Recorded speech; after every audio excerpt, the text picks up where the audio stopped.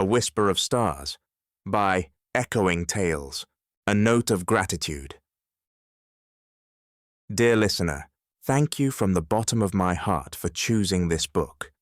In a world filled with countless stories vying for attention, I'm truly honored that you've decided to spend your precious time with these pages.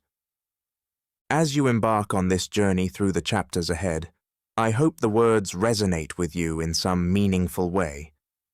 Every sentence has been crafted with care, hoping to transport you to another world, spark your imagination, or perhaps offer a new perspective. If you find yourself enjoying this story, I would be incredibly grateful if you might consider sharing it with others who might appreciate it too. Books find their way into the right hands through the kindness of readers like you who pass along recommendations to friends, family, or fellow book lovers.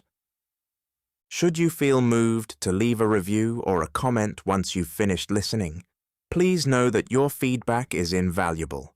Reviews help other potential readers discover this book and provide me with the encouragement to continue writing. Your honest thoughts, whether shared online or through word of mouth, help independent authors like myself reach new audiences in ways that would otherwise be impossible. Thank you again for your support.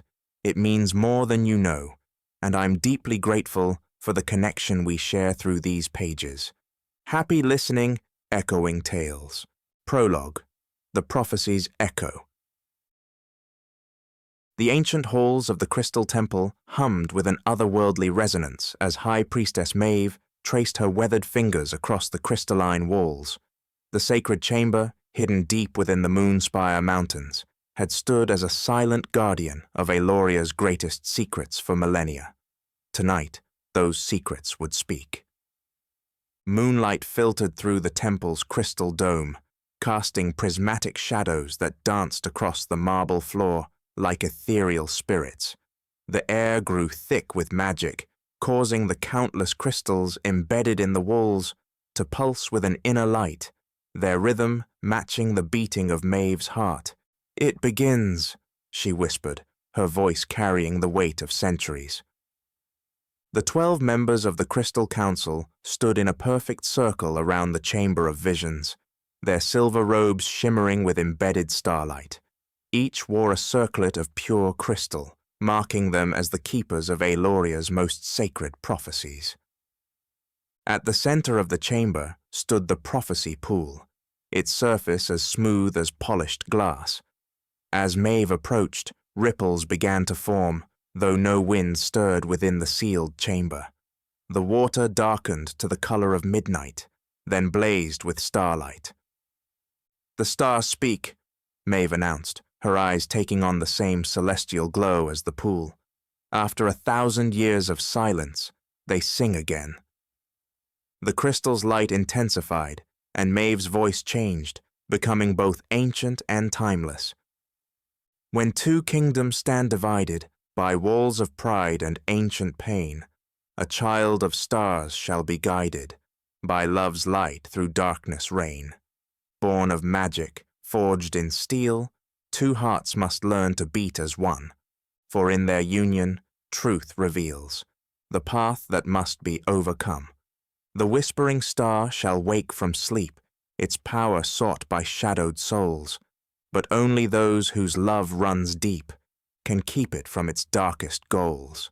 Through sacrifice and sacred vow, through battles fought both sword and spell, the realms shall either bend or bow to heaven's grace or darkness hell. When crystal sings and steel rings true, when magic flows twixt heart and hand, the prophecy shall then come due to heal or break this fractured land." As the last words echoed through the chamber, the crystal lights dimmed and the prophecy pool returned to its natural state. Maeve's shoulders sagged, the weight of the vision taking its toll. Elder Theron, the youngest of the council at 60 winters, stepped forward. "High Priestess, what does this mean for Aeloria?" Maeve's eyes, now returned to their natural azure, held both hope and concern. "It speaks of a union, Theron, a union between the kingdoms of Eldorian and Ravenwood, though not in the way their rulers might expect. "The Whispering Star," another council member whispered, fear evident in her voice. "It hasn't been seen since the Age of Shadows." "And now it shall return," Maeve confirmed, her gaze distant. "The prophecy is clear. The fate of our realm will rest in the hands of two hearts, bound by love rather than duty. They must choose wisely, or all we know will fall to darkness." The council members exchanged worried glances. The kingdoms of Eldorian and Ravenwood had maintained an uneasy peace for generations, their differences in culture and beliefs keeping them apart despite their shared borders. "We must inform the royal families," Elder Theron suggested, but Maeve raised her hand in protest. "Number, the prophecy must unfold naturally. To interfere would be to risk its failure. We shall watch, we shall guide from the shadows when needed, but we must not direct. The stars have chosen their vessels. We must trust in their wisdom." As the council departed, Maeve remained in the chamber, her eyes fixed on the now quiet pool. In its depths, she caught fleeting glimpses.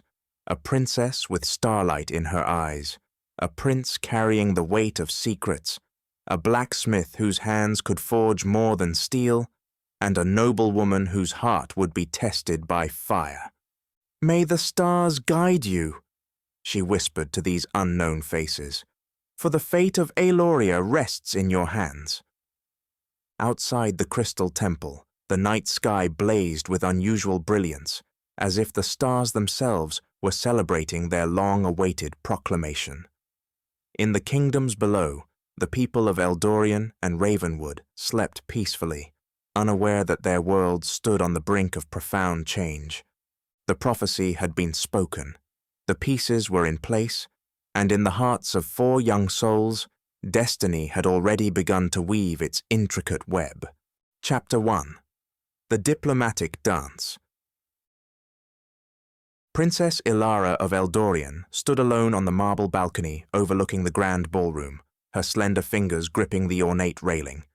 Below her, the diplomatic gathering was in full splendor, a sea of silks and jewels moving beneath hundreds of floating orbs of magical light. The enchanted flowers adorning every pillar shifted from deep crimson to royal purple as the orchestra changed its melody. But Elara's sapphire eyes were fixed on only one figure, Prince Kael of Ravenwood. He stood tall among his countrymen, his midnight blue formal attire setting him apart from the warmer colors favored by the Eldorian court. Even from this distance, she could see the ceremonial sword at his hip, a reminder that Ravenwood valued strength above all else. "So that's him," she whispered to herself, studying his confident posture and the way others seemed drawn to him. "The warrior prince who will be my husband." The thought sent an uncomfortable shiver down her spine. This marriage was not of her choosing, merely a political necessity to strengthen the fragile peace between their kingdoms. For generations, Eldorian and Ravenwood had maintained an uneasy truce, their differences in culture and beliefs keeping them perpetually at odds. "Princess?" Lady Adeline's voice came from behind her. "It's time. Your father is asking for you." Adeline's expression softened. "You look like the future queen you were born to be." The ballroom fell silent as King Thaddeus of Eldorian raised his hands. The floating lights dimmed slightly, focusing attention on the royal dais. "Honored guests," the king's voice resonated through the chamber. "Today marks a historic moment for our realms. For too long, Eldorian and Ravenwood have stood apart, divided by old grievances and misunderstandings. Today we begin to heal those wounds." From her position beside her father, Elara maintained a perfect diplomatic smile, though her heart hammered against her ribs. Across the dais stood King Alaric of Ravenwood, his battle-scarred face solemn.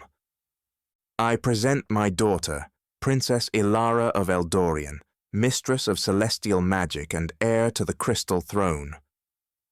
King Alaric nodded approvingly before turning to the crowd. "And I present my son, Prince Kael of Ravenwood, Master Swordsman and Commander of the Iron Guard. By the ancient traditions," both kings spoke in unison, "we announce the betrothal of our children, to be wed when the twin moons align in 6 months' time. Now," King Thaddeus announced, "let us witness the dance of unity, performed by our betrothed as is tradition." Elara's breath caught. The dance of unity was an ancient ritual, combining magic and swordplay in a choreographed display meant to symbolize the strengths of both participants. She had practiced for weeks, but never with her intended partner. Prince Kael stepped toward her, extending his hand. "Princess Elara," he said, his voice deeper than she had imagined, "shall we show them what our kingdoms can accomplish together?" She placed her hand in his, feeling an unexpected warmth. "Let us hope we don't kill each other in the process, Prince Kael." The orchestra began a haunting melody as they took their positions in the center of the ballroom. The guests formed a wide circle around them, and the magical lights dimmed further, leaving only a soft glow illuminating the dance floor. Kael drew his ceremonial sword, its polished blade catching the light. Elara raised her hands, summoning her celestial magic.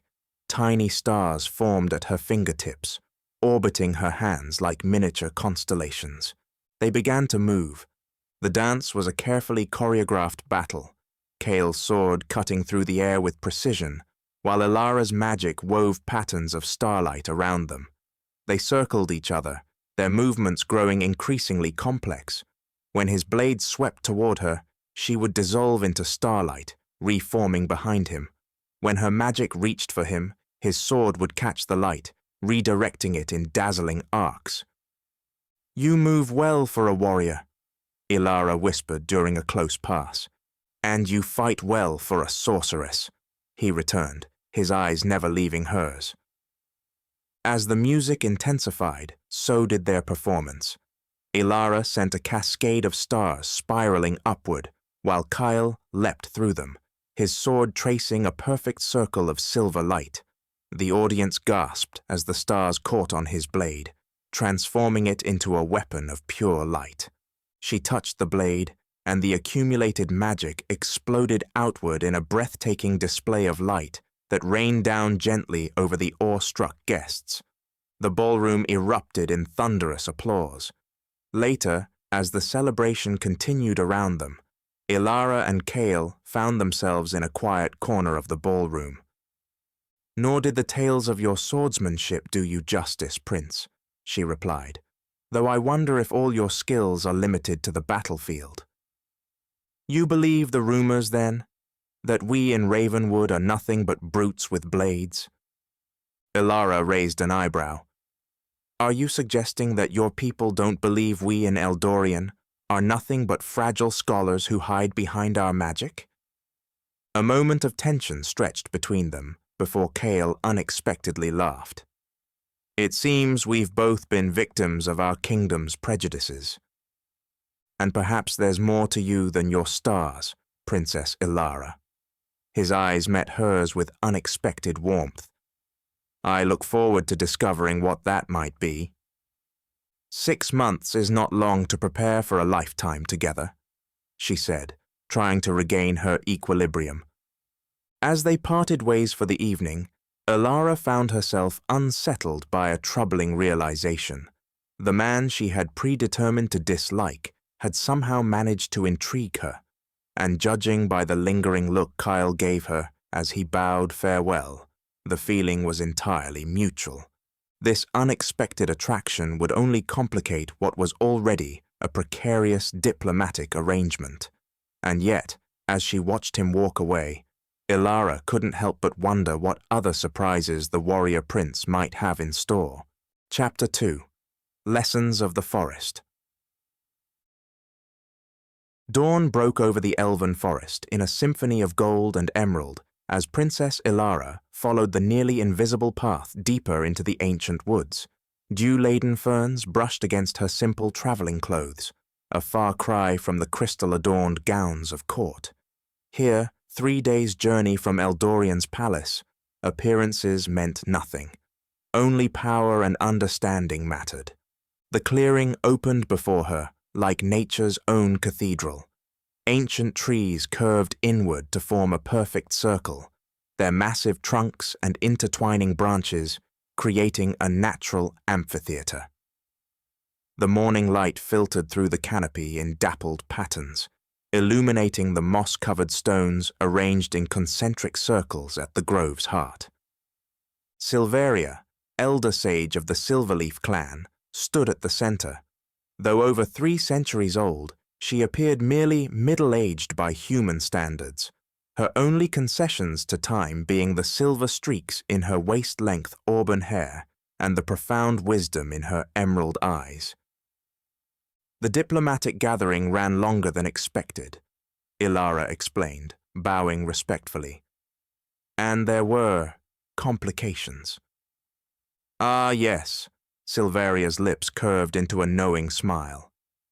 Your betrothal to the Ravenwood Prince, the forest whispers of little else these days.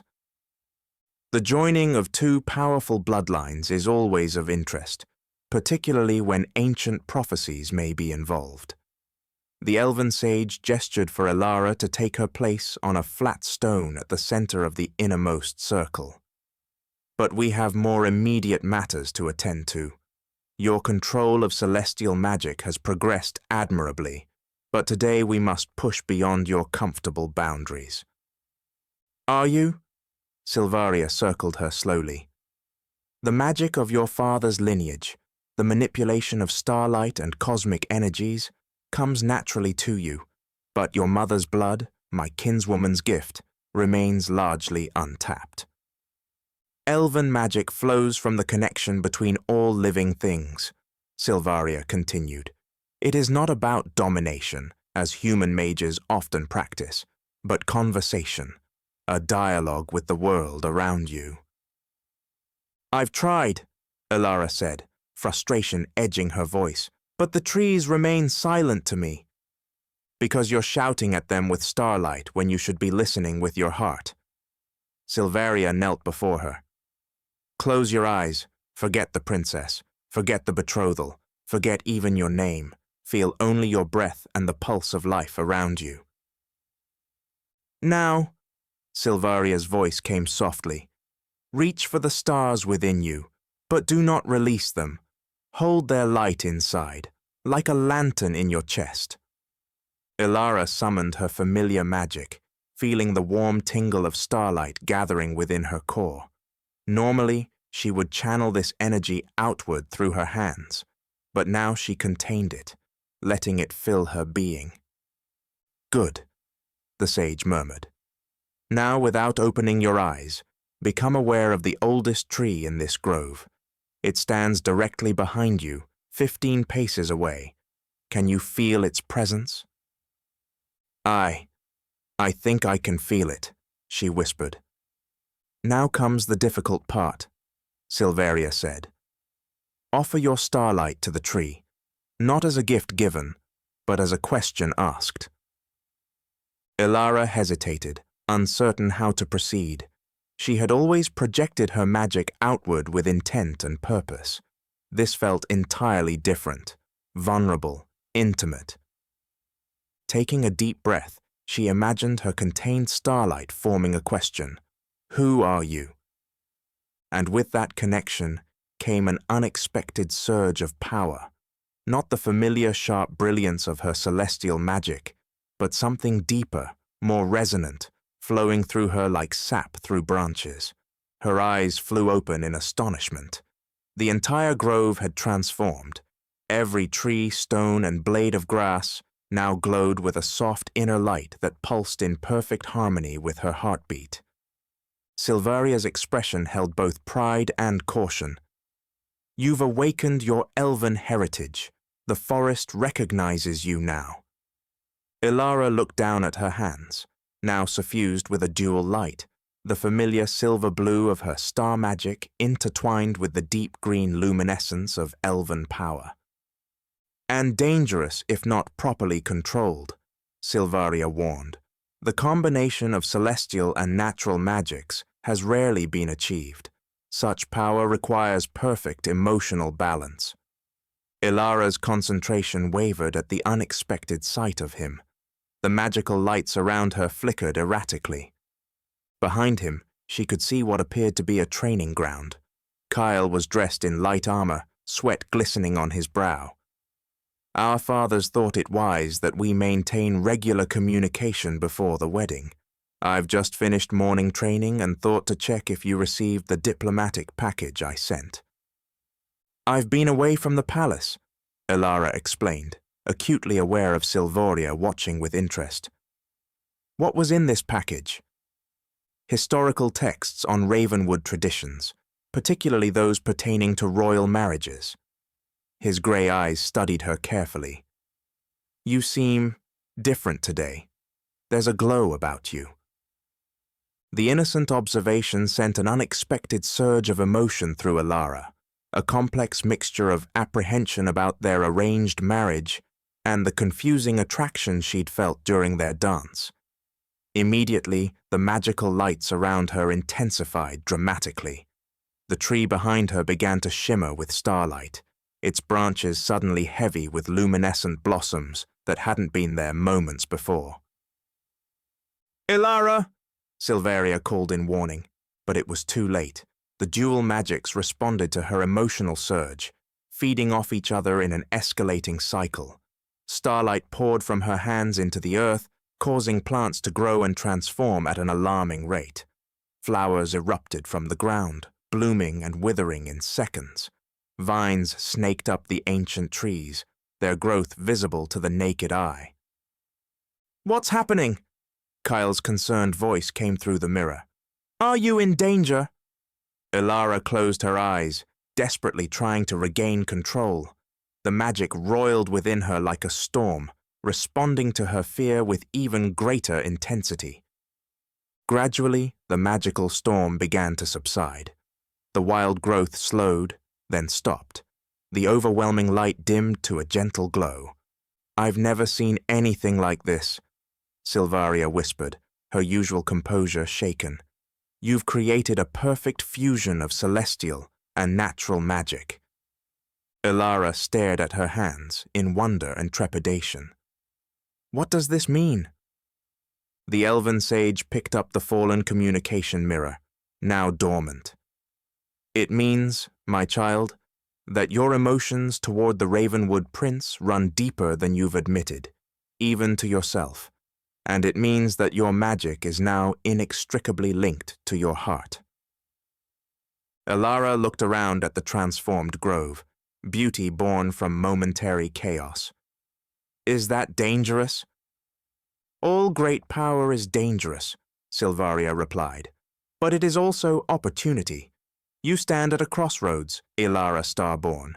The magic you now command could heal the rift between kingdoms, or deepen it beyond repair. We have much work to do, she said finally, rising to her feet with newfound determination. And not much time. Chapter 3. The Forge's Secret.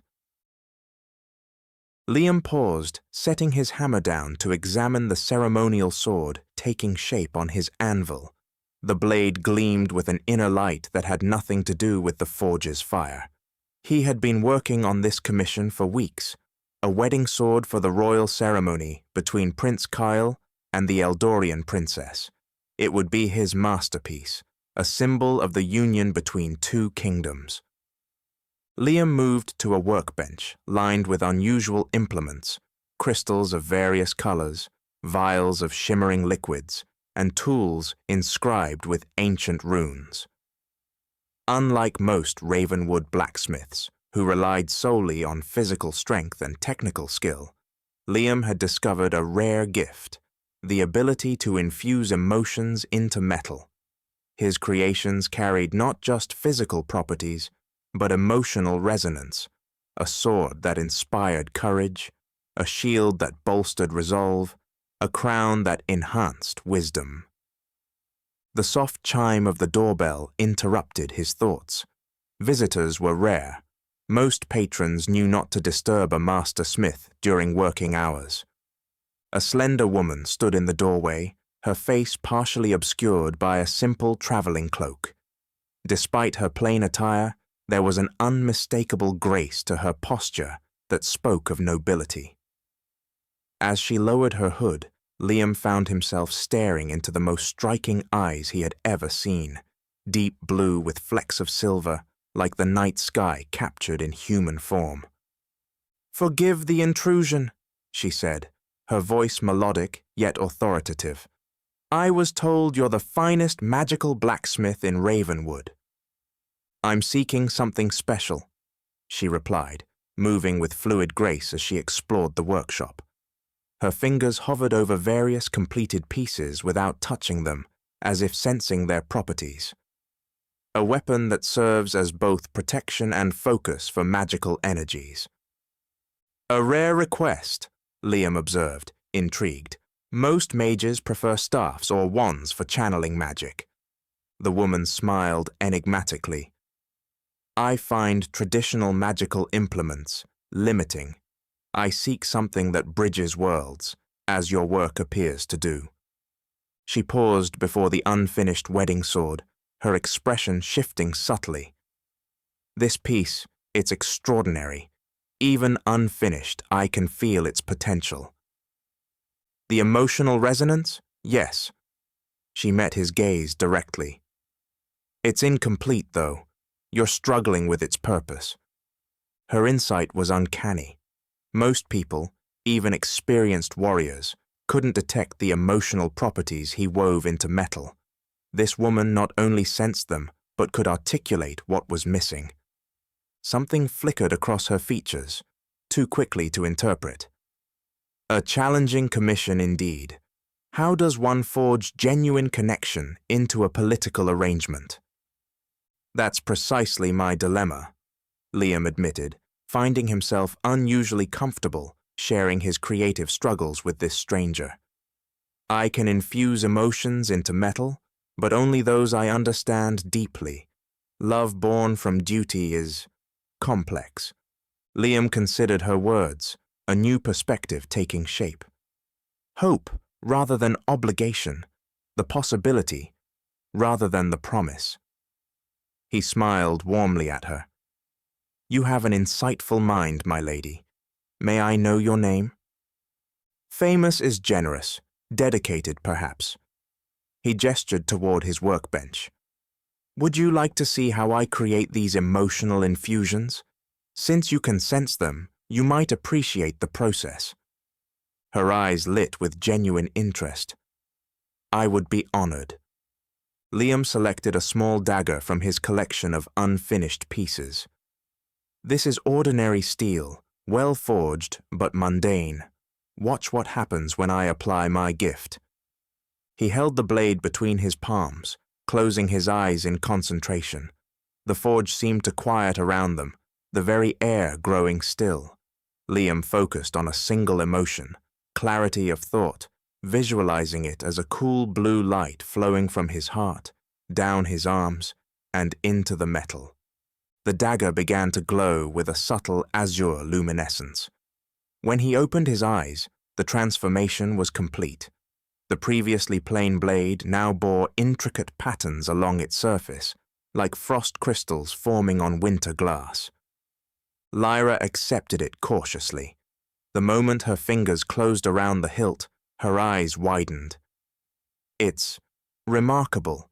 My thoughts feel sharper, more focused." She executed a precise flourish with the blade, its path cutting the air with mathematical precision. "How is this possible?" "I don't fully understand it myself," Liam admitted. "My mother was from Eldorian, with a trace of elven blood. My father was a traditional Ravenwood smith. Perhaps their union gave me this ability to bridge physical craft with emotional magic. A perfect embodiment of what the royal marriage could represent," Lyra observed, returning the dagger. Their fingers brushed momentarily, sending an unexpected warmth through Liam's hand. "What kind of weapon were you seeking?" he asked, trying to ignore the strange flutter in his chest. Liam's eyebrows rose. "Celestial magic is rare, even in Eldorian. You must be exceptionally gifted." A smile played at the corners of her mouth. "Let's say I have a particular connection to the stars." "Extraordinary," Liam whispered, watching her face illuminated by the metal's glow. In that moment, with starlight dancing across her features, she looked almost otherworldly in her beauty. Her expression softened. "You would prioritize my request over a royal command?" "Some projects speak to a craftsman's heart," Liam replied honestly. "This is one of them." They spent the next hour discussing designs, their heads bent close together over sketches and material samples, their hands occasionally brushed, each contact sending that same inexplicable warmth through Liam's body. He found himself captivated not just by her beauty, but by her mind, her deep understanding of magical theory, her appreciation for his craft, the way her eyes lit up when discussing the properties of celestial energy. As afternoon light began to fade, Lyra reluctantly gathered her cloak. "I must return before I'm missed.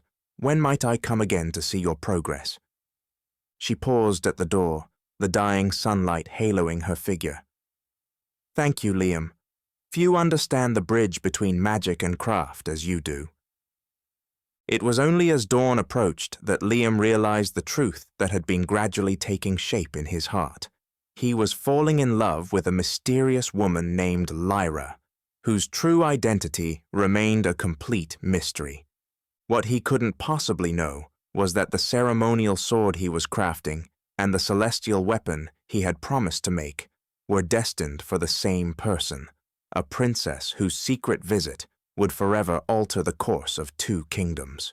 Chapter 4. Letters in Starlight. Princess Elara's private study was a sanctuary few were permitted to enter. Unlike the grand, formal spaces of the Eldorian palace, this circular tower room reflected her true nature, a perfect balance of scholarly precision and magical wonder. Star charts covered the domed ceiling, enchanted to shift with the actual night sky. Bookshelves lined the walls, interspersed with alcoves housing rare magical artifacts. A massive crystal window overlooked the kingdom, designed to capture and refract moonlight into prismatic patterns across the marble floor. Tonight, Elara sat at her rosewood desk, a single enchanted lamp casting a soft glow over the scattered parchments before her. Her fingers traced the royal seal of Ravenwood on the latest letter from Prince Kael. This would be his 5th message since their first meeting at the diplomatic ball 3 weeks ago. With a subtle gesture, she summoned her celestial magic. Tiny stars formed at her fingertips, dancing across her palm as she broke the seal. Instead of reading the parchment conventionally, she cast the starlight across the letter. The ink absorbed the magical light, then rose from the page, the words reforming in the air before her in glowing script. The letter continued, the diplomatic formalities gradually giving way to more personal observations. "The ceremonial sword for our wedding is being crafted by Ravenwood's finest magical blacksmith. I visited his forge yesterday to check on its progress. The craftsmanship is extraordinary. I believe even an Eldorian mage would approve of its magical properties. I find myself wondering if you would appreciate the balance of tradition and innovation in its design. Perhaps this represents what our union might achieve, the strength of Ravenwood and the magical insight of Eldorian, creating something neither could accomplish alone." Elara's thoughts drifted to her secret visit to Liam's forge. She had been drawn there after hearing of his unique abilities, curious whether such a weapon might help her control her newly awakened dual magic. She hadn't intended to commission anything, but their conversation had inspired her. The memory of Liam's earnest enthusiasm brought a smile to her face, though it was tinged with guilt at her deception. Her attention returned to Kael's floating words as they shifted to a more personal tone. "I've been reflecting on our dance at the diplomatic ball. There was a moment when our magic and swordplay merged that I felt something unexpected, a harmony I've never experienced in battle or ceremony. I wonder if you felt it too." The words pulsed gently, as if awaiting her response. Elara closed her eyes, allowing herself to revisit that moment. The memory was vivid, Kael's sword catching her starlight, their movements perfectly synchronized, the surprising trust she had felt when he had knelt before her with the glowing blade. Opening a drawer, she withdrew the previous letters she had received from Kael. With another gesture, she sent her starlight into them all simultaneously. Dozens of glowing passages rose into the air, arranging themselves chronologically around her, like a constellation of their evolving relationship. In turn, her replies had gradually revealed more of herself, her fascination with ancient celestial magic, her secret garden where she cultivated rare night-blooming flowers, her dreams of uniting the best aspects of both their kingdoms. The latest letter continued, the words now glowing with a warmer hue. "There is something I must confess, Princess. When our fathers first proposed this arrangement, I viewed it merely as a political necessity. I expected to meet a delicate court sorceress with little understanding of the realities facing our kingdoms. Instead, I found a woman of remarkable strength, intelligence, and power. I find myself thinking of you not as a diplomatic obligation, but as someone I genuinely wish to know better." Rising from her desk, she moved to the center of the room where a small pedestal held her most prized possession, a communication mirror far more sophisticated than the simple one she had used in the elven forest. This ancient artifact, passed down through generations of Eldorian royalty, allowed not just visual communication, but a deeper magical connection. She placed her hands on either side of the mirror's silver frame and whispered, "Show me Prince Kael of Ravenwood." The mirror's surface rippled like disturbed water. When it cleared, Kael appeared, seated at his own desk in what appeared to be his private chambers. Unlike the formal attire he had worn at their meeting, he was dressed simply in a dark tunic, his hair slightly disheveled as if he had been running his hands through it in thought. He was writing by candlelight, his expression one of deep concentration. Elara hesitated, suddenly uncertain. Was she ready to speak with him directly, without the safe distance of written words? "Princess Elara," he said, his voice coming clearly through the magical connection. "I didn't expect. That is, I'm honored by your call." A smile warmed his features. "I agree completely." An awkward silence stretched between them, both clearly having more to say, but uncertain how to proceed. "Your study is remarkable," Kael finally offered, his eyes taking in what he could see of her surroundings. "Those star charts, are they enchanted? They seem to be moving." "Yes, they mirror the actual night sky," Elara explained, grateful for the neutral topic. "A gift from my mother on my 16th birthday." "Yet you appreciate beauty," Elara observed. "Your descriptions of the ancient forests surrounding your kingdom were quite poetic." Kael looked momentarily embarrassed. "My tutors would be shocked. They always claimed I had no patience for poetry or prose." "Perhaps you simply needed the right subject to inspire you," she suggested, immediately regretting the potentially flirtatious implication. The letters still floating around her study pulsed brighter in response to her emotional shift. Kael's eyes tracked the movement, his expression curious. "It helps me see patterns, connections," she explained, then added more honestly, "I was noticing how our exchanges have evolved." "Yes." The floating letters began to pulse more intensely, responding to the heightening emotion in the room. Suddenly, passages from Elara's unsent replies, drafts she had written but deemed too personal to send, rose from her desk and joined the constellation of text. "What's happening?" Kael asked, leaning closer to his mirror. To her horror, Elara realized her magic was responding to her emotions, revealing thoughts she had never intended to share. "I find myself thinking of our dance each night before sleep claims me. Your understanding of duty balanced with personal desire mirrors my own internal conflict. I fear I am developing feelings that complicate our arrangement." With tremendous effort, she regained control, the swirling emotions condensing back into simple starlight before fading entirely. She stood breathless, mortified by the unintended revelation. "I should make a confession of my own," he continued. "I've written and burned at least a dozen letters too personal to send. It seems your magic has more courage than I do." "Or perhaps it simplifies them," he countered.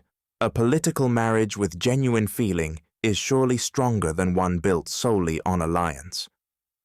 "And more dangerous," she added. "Emotions make us vulnerable." As they gazed at each other through the magical mirror, Elara realized they had crossed a threshold. What had begun as a diplomatic arrangement was transforming into something neither of them had anticipated, something that could either strengthen their kingdom's alliance immeasurably or complicate it beyond repair. Kael smiled, the warmth reaching his eyes. "I already have the words in mind." As the mirror's connection faded, Elara remained standing in the center of her study, surrounded by the faint remnants of starlight. The political landscape hadn't changed. They were still a princess, and prince bound by duty to their kingdoms.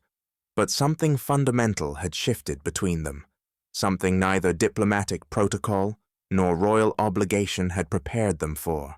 They were falling in love. Chapter 5. Secrets of the Heart.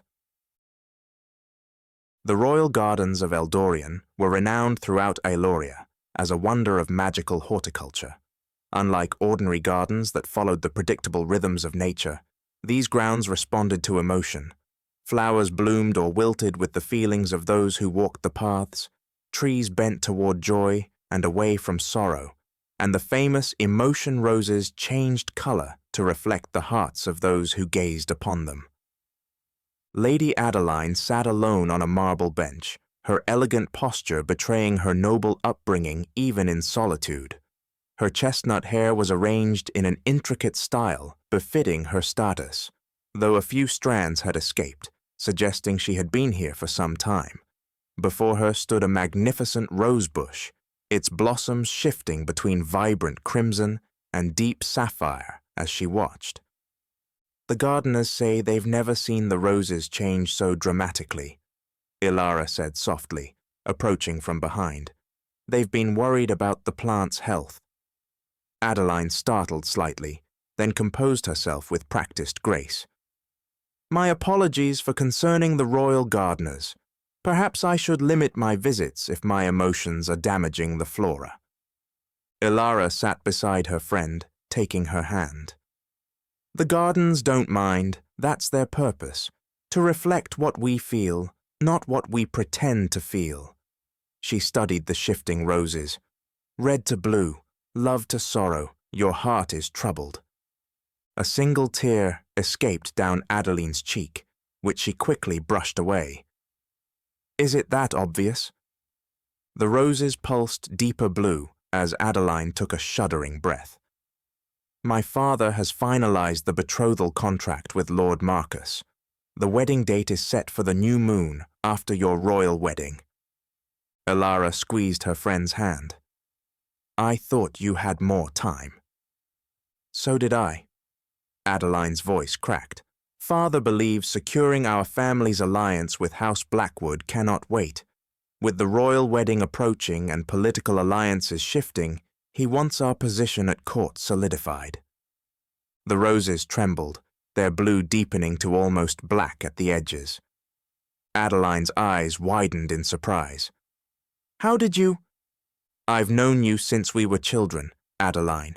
I've seen how you've changed these past months, the distant looks, the excuses to accompany diplomatic missions to Ravenwood, the way you touch that pendant you always wear beneath your gown. It's beautiful, Elara said. His work? Adeline nodded, a bittersweet smile touching her lips. He made it the night we met, the Autumn Harvest Festival in Ravenwood, almost a year ago now. The roses shifted slightly, red bleeding back into the blue as Adeline's expression softened with the memory. I had slipped away from the diplomatic entourage, she continued, her voice taking on a dreamy quality. The formal ceremonies were suffocating, all those stiff warriors and nobles watching our every move. I disguised myself as a common merchant's daughter and wandered into the town festival. There was a contest, Adeline continued, blacksmiths from across Ravenwood competing to forge the most beautiful ceremonial dagger before sunset. I was drawn to one forge in particular, not the largest or most impressive, but there was something about the smith himself. He worked differently than the others, with a kind of reverence for the metal. Yes, while the other smiths hammered aggressively, he seemed to be having a conversation with his creation. Adeline's fingers caressed the silver star pendant. When the judging began, his dagger wasn't the most elaborate or decorated, but when the head judge held it, his entire demeanor changed. He described feeling a sense of perfect clarity and purpose. Emotional infusion, Elara murmured. Liam's special gift. Adeline looked up sharply. You know of his abilities. Elara hesitated, then decided on honesty. I've visited his forge, incognito like you. I was curious about the magical blacksmithing techniques of Ravenwood. The roses flickered momentarily with a flash of yellow, surprise, before returning to their red-blue oscillation. After he won the contest, Adeline continued, I approached to congratulate him. We talked until the stars emerged. He showed me his techniques, explaining how he channels emotions into metal. When I finally admitted I needed to return to my diplomatic party, he asked for something to remember me by. I gave him my handkerchief, a simple thing with my initial embroidered in the corner. By morning, he had transformed a scrap of it into this star. Her voice softened. He said it would always point me toward my heart's true desire.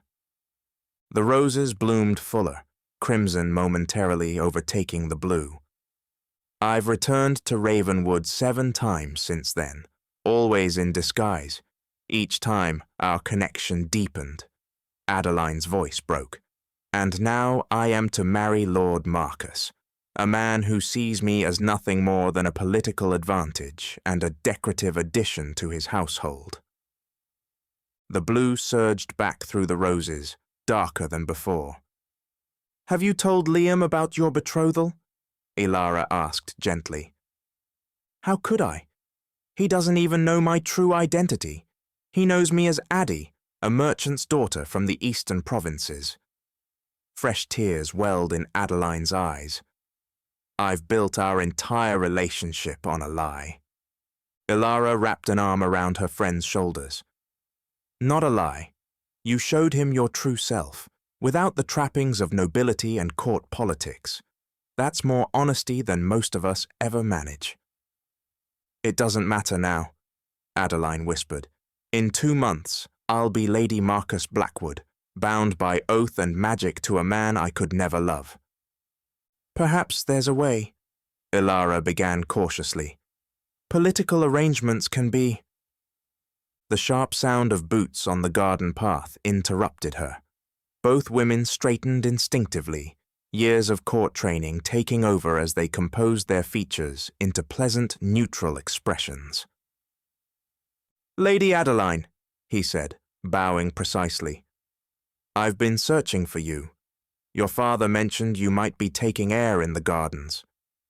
His gaze shifted to Elara, and he dropped into a deeper bow. Your Highness, I apologize for interrupting. Lord Marcus, she acknowledged with a regal nod. No apology necessary. Lady Adeline and I were just discussing wedding preparations. Indeed? His thin smile didn't reach his eyes. I'm pleased to hear it. Perhaps you might offer my betrothed some insight, given your own upcoming nuptials. He turned to Adeline, extending his hand. My dear, the royal dressmaker has arrived for your gown fitting. We mustn't keep her waiting. Adeline rose with practiced grace, her face a perfect mask of polite deference. Only Elara could see the slight trembling of her fingers as she placed her hand in Lord Marcus's. Of course, my lord. Your Highness, if you'll excuse me. Lord Marcus's expression tightened almost imperceptibly. Surely another lady-in-waiting could assist with such a task. Lady Adeline's schedule is quite full with preparations for our own union. The subtle reminder of her royal authority had the desired effect. Lord Marcus inclined his head in acquiescence. As you wish, Your Highness. Perhaps tomorrow morning would be suitable. I can rearrange the dressmaker's appointment. Perfect, Elara smiled. I'll have her returned to you by midday. When Lord Marcus had departed, Adeline released a shaky breath. Thank you, she whispered. Even a day's reprieve is a gift.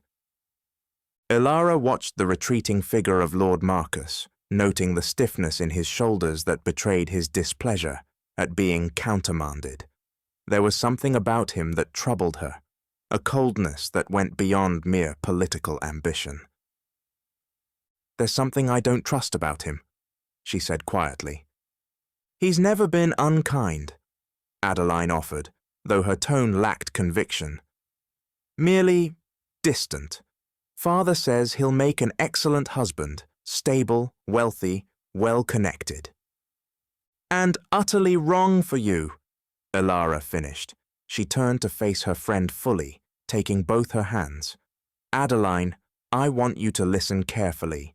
As your princess, I could order you to fulfill your family's arrangement. As your friend, I'm asking you to trust me. What are you saying? Adeline asked, her voice barely audible. My father would never. Leave your father to me, Elara interrupted gently. And Lord Marcus as well. For now, say nothing. Continue with the preparations as planned, but know that I am working on your behalf. I've never seen that color before, Adeline whispered in awe. The path ahead would be challenging, particularly with her own wedding approaching and the complexities of her growing feelings for Kael. But as princess and future queen, Elara possessed something powerful, the authority to change what had always been for what could be. As the two friends left the garden, neither noticed Lord Marcus watching from the shadows of a nearby cypress grove, his cold eyes fixed on the unusual rose that continued to bloom with unprecedented vigor. Chapter 6. Blood and Roses. The Grand Cathedral of Eldorian stood as a testament to the kingdom's mastery of magical architecture. Soaring crystal spires reached toward the heavens, their translucent surfaces capturing and amplifying the morning light into prismatic beams that danced across the marble floors. For centuries, the cathedral had witnessed the most significant royal ceremonies, coronations, funerals, and weddings that shaped the kingdom's destiny. Today, it would host the most important diplomatic union in a generation.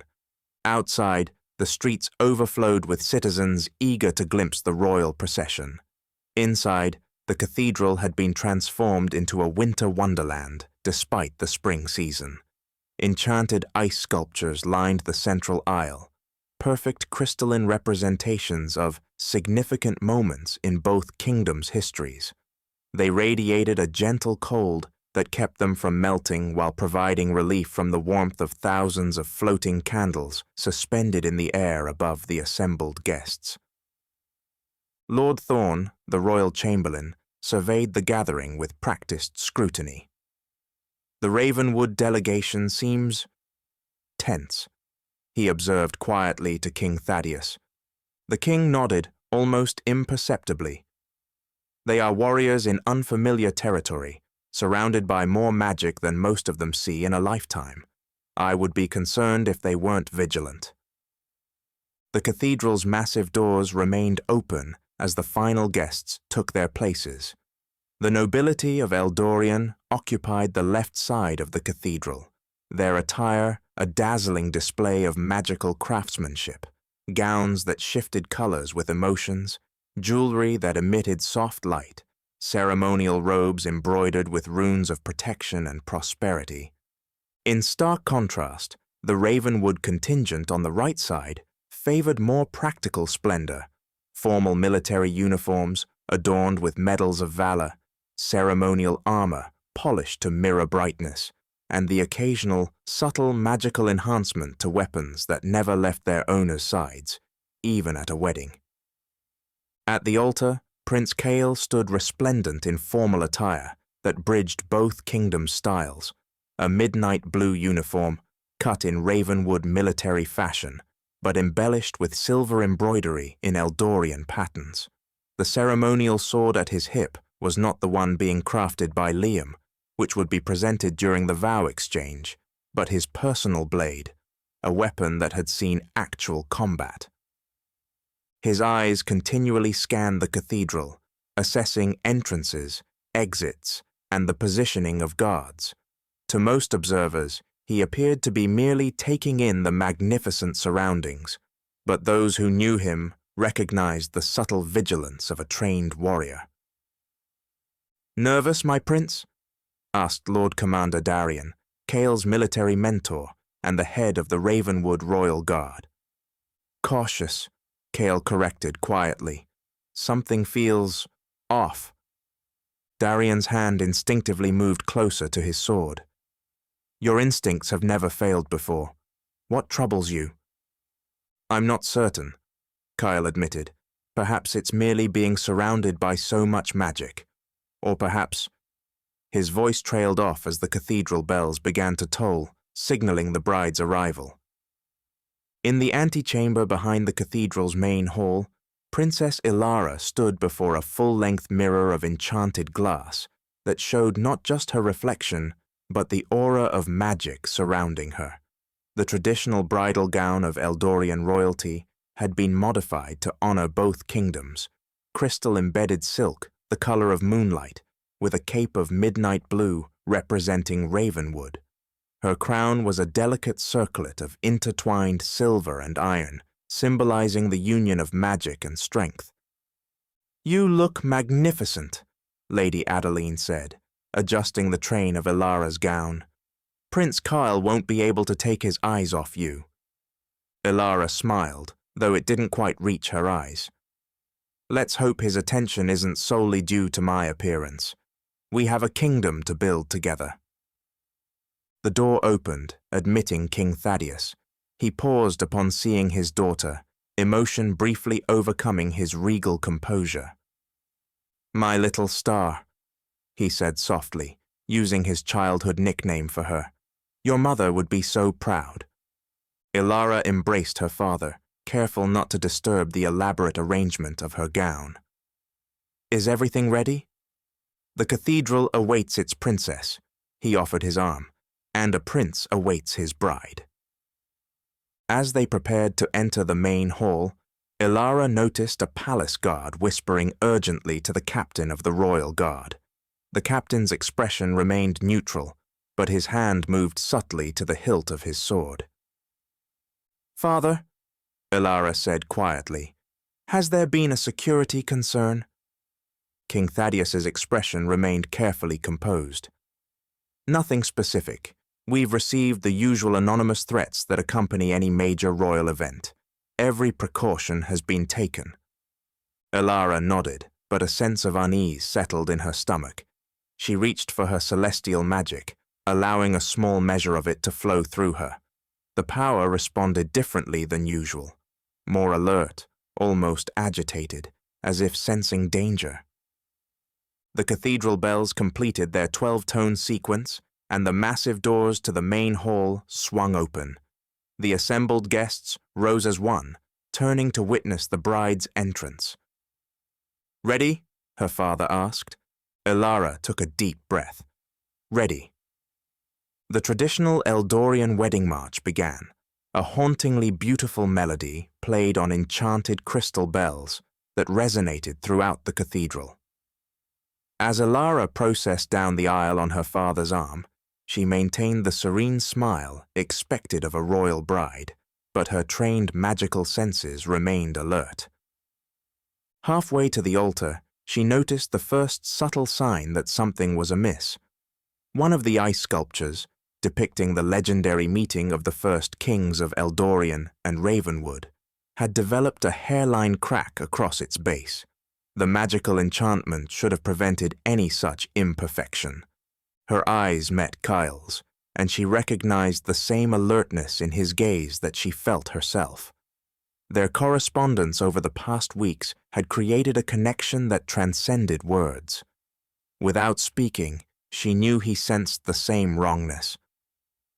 As she reached the altar, King Thaddeus placed her hand in Kael's. The prince's fingers were warm and steady around hers, offering reassurance through the simple contact.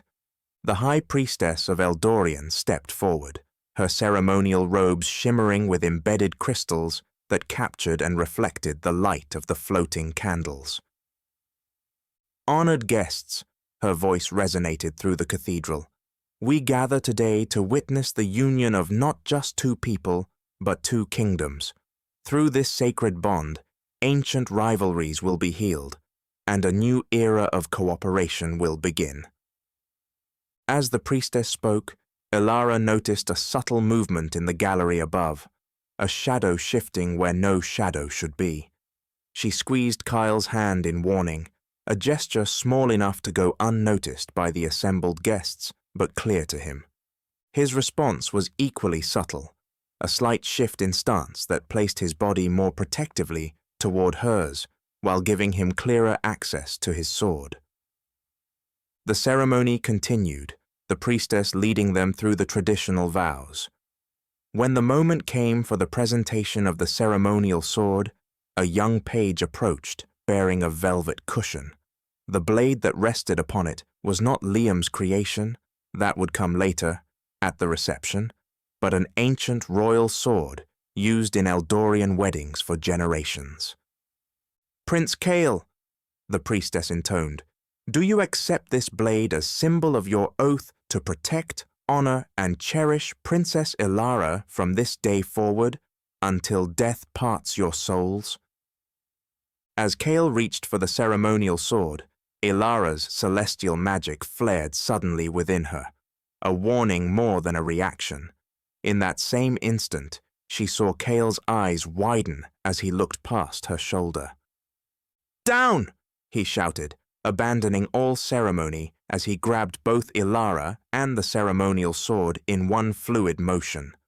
The world seemed to slow as Kael pulled her to the ground, his body shielding hers as a crossbow bolt whistled through the space where she had stood a heartbeat before. The projectile struck one of the ice sculptures, shattering it in an explosion of frozen shards. Chaos erupted in the cathedral. Guests screamed and ducked for cover as more bolts rained down from the gallery above. The Ravenwood guards moved with military precision, forming protective positions around their king and nobles, while the Eldorian royal guard rushed to secure the royal family. But Kael was already moving. With a grace that belied his formal attire, he leapt to his feet, ceremonial sword in hand. "Stay down," he commanded Elara, before sprinting toward a side staircase that led to the upper gallery. 3 black-clad figures had emerged from hiding places around the cathedral's upper level, each armed with crossbows. 2 continued firing into the crowd below, while the third took careful aim directly at Elara, who remained partially exposed despite the guards attempting to shield her. What happened next left the assembled guests in awe.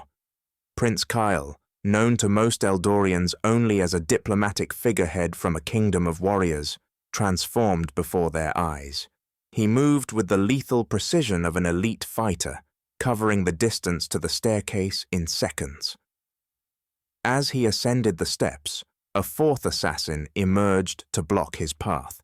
The clash was brief but spectacular. The assassin wielded twin daggers with obvious skill, but Kael's swordsmanship was on another level entirely. He parried the first strike, sidestepped the second, and with a move of breathtaking complexity, disarmed the attacker while simultaneously driving the ceremonial sword through the assassin's shoulder, pinning him to the wooden banister. Without pausing, Kael vaulted over the wounded assassin and continued his charge toward the gallery. Below, Elara had not remained passive. Drawing on her celestial magic, she created a shield of starlight around herself and her father, deflecting another bolt that would have struck the king. With her free hand, she sent a surge of power toward the floating candles above the remaining assassins, causing them to flare blindingly bright. The momentary distraction was all Kael needed. He reached the first archer as the man was still blinking away the spots in his vision. A precise strike rendered the assassin unconscious. The second proved more challenging, recovering quickly enough to loose one more bolt, this one grazing Kael's arm, before the prince closed the distance between them. Their combat was a blur of strikes and counters, the assassin revealing training that matched Kael's own. For a moment it seemed the prince might be outmatched as the assassin landed a kick that sent him staggering backward, but Kael used the momentum to his advantage, feigning greater injury than he'd sustained before launching a devastating counterattack. The assassin fell, and in one fluid motion, Kael tore the mask from his face, revealing features that caused him to freeze momentarily in shock. "Impossible," he whispered. Below, order was gradually being restored.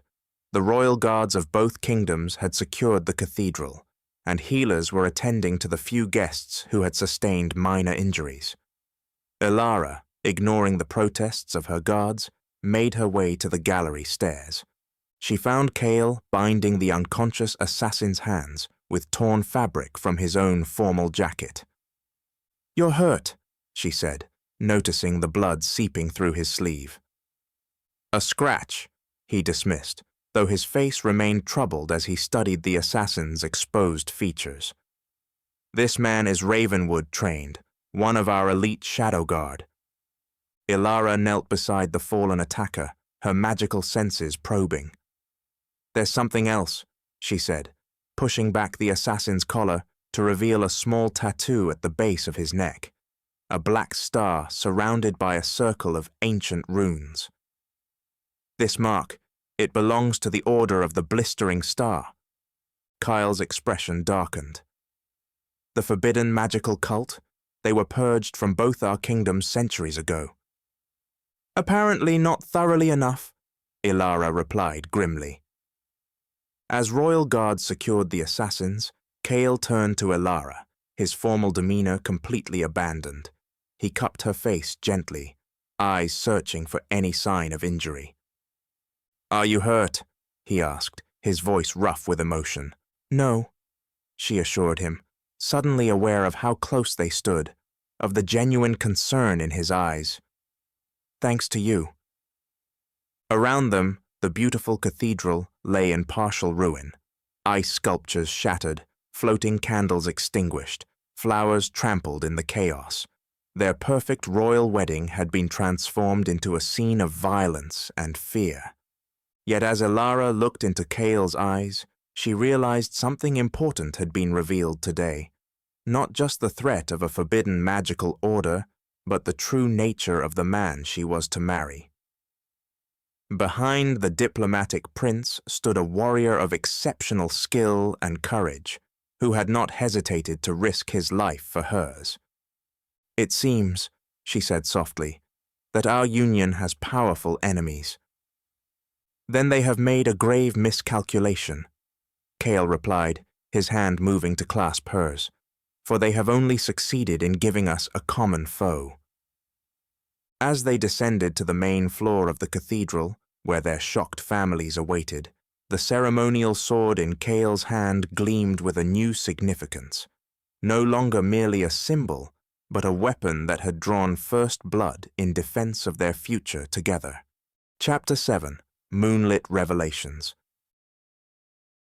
The Ancient Library. Tower of Eldorian stood as a silent sentinel at the eastern edge of the royal palace grounds. Unlike the gleaming crystal spires that characterized most of the kingdom's architecture, the tower was built of dark stone, weathered by centuries of magical experiments. Its windows glowed with a perpetual soft blue light, a protective enchantment that preserved the thousands of irreplaceable tomes within. Few were permitted entry to the tower's upper levels, where the most dangerous and powerful magical knowledge was sequestered. Even Princess Elara required special dispensation to access certain sections, a fact that had frustrated her scholarly pursuits on more than one occasion. Tonight, however, she moved through the tower with purpose, a small crystal orb floating above her palm, providing illumination as she climbed the spiraling staircase. Behind her followed Prince Kael, his footsteps nearly silent despite his unfamiliarity with the tower's layout. "Are you certain we won't be discovered?" he asked, voice barely above a whisper. The guards seemed particularly vigilant after today's events. "The regular patrols won't come to this section until dawn," Elara replied, "and I've placed a minor misdirection charm on the lower entrance. Anyone passing by will suddenly remember urgent business elsewhere." Kael raised an eyebrow, impressed. Convenient skill for a princess who presumably always follows the rules. A small smile played at the corners of Elara's mouth. Even princesses occasionally need privacy for their studies. They reached a heavy oak door banded with iron and inscribed with warning runes. Elara pressed her palm against an inlaid crystal at its center, channeling a small measure of her celestial magic. The runes glowed briefly before the door swung open with a low groan. "The restricted archives," she explained, leading him into a vast circular chamber. "Texts deemed too dangerous or controversial for general access." Kael surveyed the room with quiet amazement.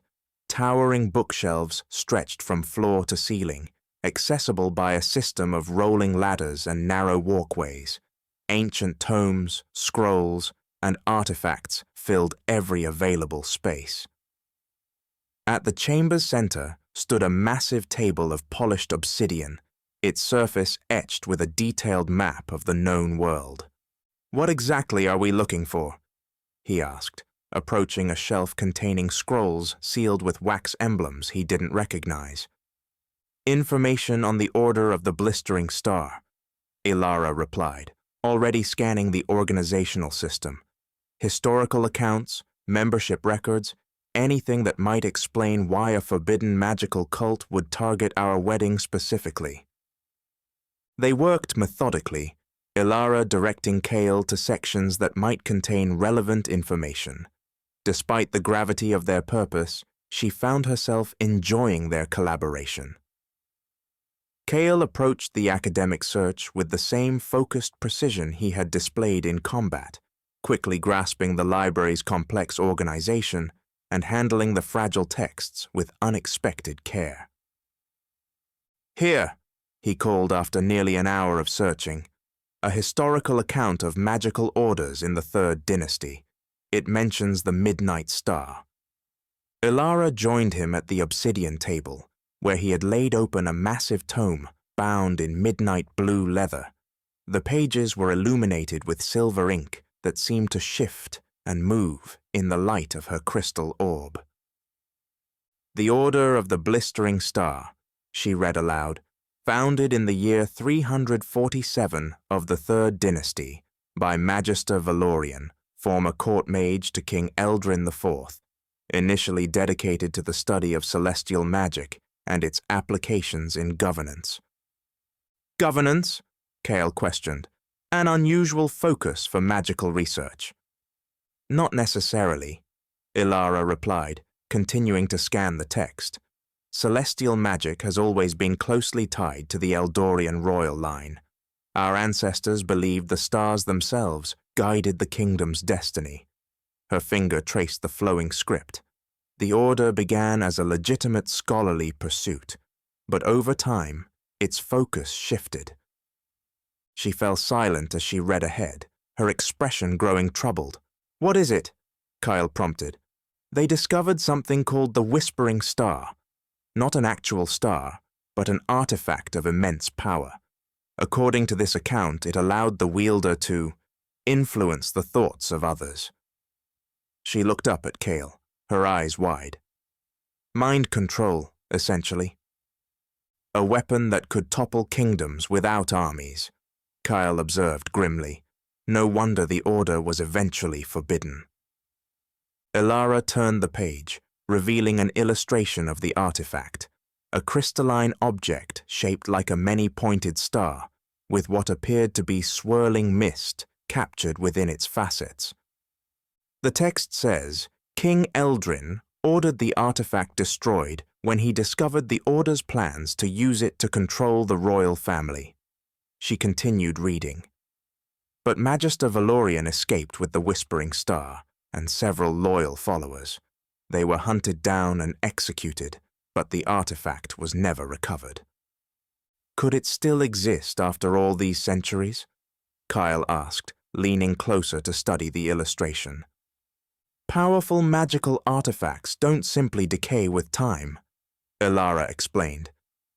If it wasn't destroyed, it could very well remain intact and functional. Kael straightened, his expression thoughtful. That still doesn't explain the connection to our wedding. Why attack now, after centuries of inactivity? Elara moved to another shelf, selecting a genealogical record of the royal family. Perhaps there's something about the union of our bloodlines specifically that threatens them. She laid the heavy tome on the table, flipping through pages of family trees and portraits. My mother's lineage included elven blood, which strengthened the celestial magic of the Eldorian line. Your family carries the ancient warrior magic of Ravenwood. A sudden noise from the stairwell outside interrupted her. Footsteps were approaching, multiple sets by the sound of it. Guards! Kael whispered, instantly alert. I thought you said they wouldn't patrol until dawn. They shouldn't be, Elara replied, quickly extinguishing her light crystal. Something must have changed the schedule. The footsteps grew louder, accompanied now by the distinctive jingle of armor and weapons. Voices became audible, two guards discussing the increased security measures following the assassination attempt. We can't be discovered here, Elara whispered urgently. The political implications would be disastrous, a secret midnight meeting before our rescheduled wedding. Kael's eyes scanned the chamber, assessing options with military efficiency. There, he said, pointing to a narrow gap between two massive bookshelves. Is that a passage? Elara nodded. A maintenance alcove for the archivists. Quickly! They gathered the most crucial texts and slipped into the narrow space just as the heavy door began to swing open. The alcove was barely large enough for one person, let alone two. Kael pressed himself against the back wall, pulling Elara against him to minimize their profile. Her back was flush against his chest, his arms encircling her protectively as they both held their breath. Light flooded the main chamber as two royal guards entered, conducting a thorough inspection of the room. The archivist reported unusual activity in the tower tonight, one guard said. Magical sensors detected someone accessing the restricted section. Probably just another scholar forgetting to log their research properly, the second guard replied, moving methodically between the shelves. Happens all the time with these academic types.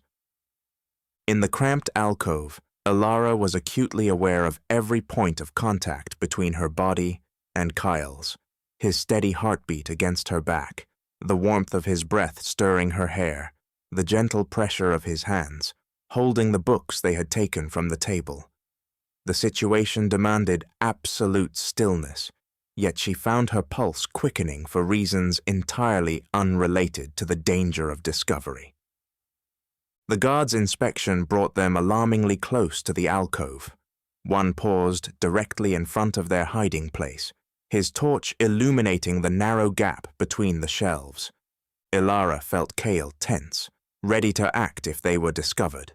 She reached for her magic, preparing a distraction spell, but hesitated. Using magic would leave a trace that could be detected later. Just as the guard began to step toward the alcove, his companion called from across the room. "Look at this! Someone left books on the central table." The guard turned away, joining his colleague to examine the tomes they hadn't had time to return to their shelves. The genealogy records and, what's this? Historical accounts of forbidden magical orders? The guard's voice grew suspicious. "This requires investigation. We should report this immediately." "Agreed. Let's secure these texts and inform the captain."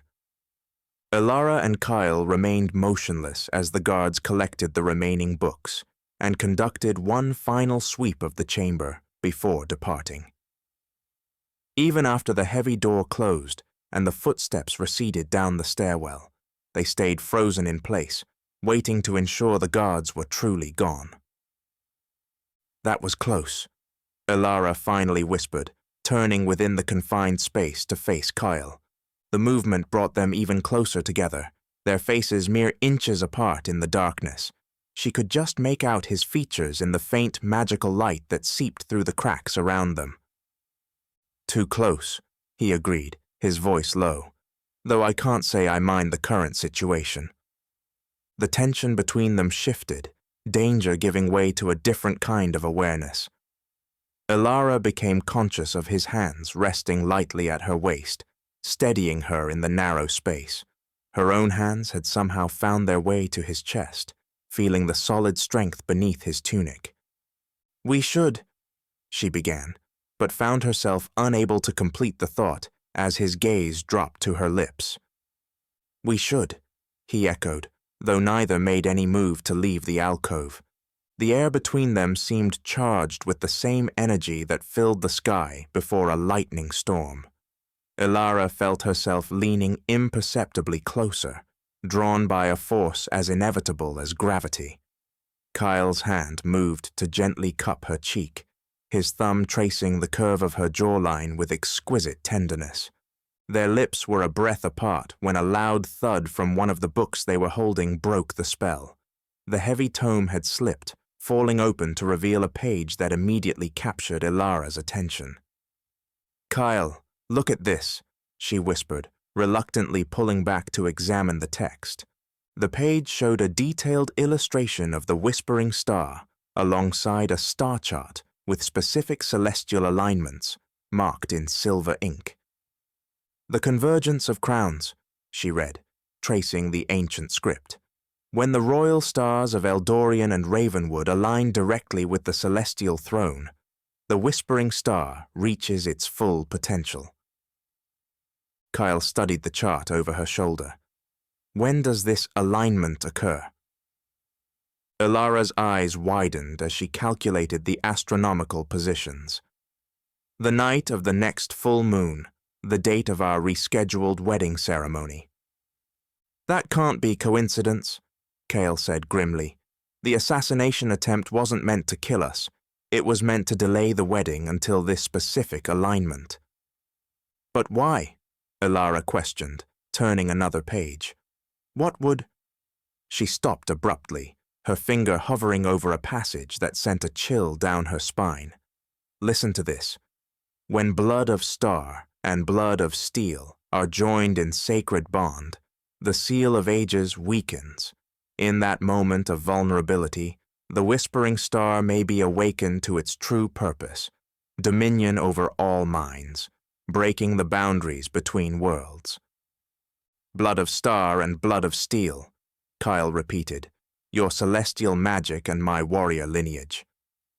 "Our wedding isn't just a political alliance," Elara realized.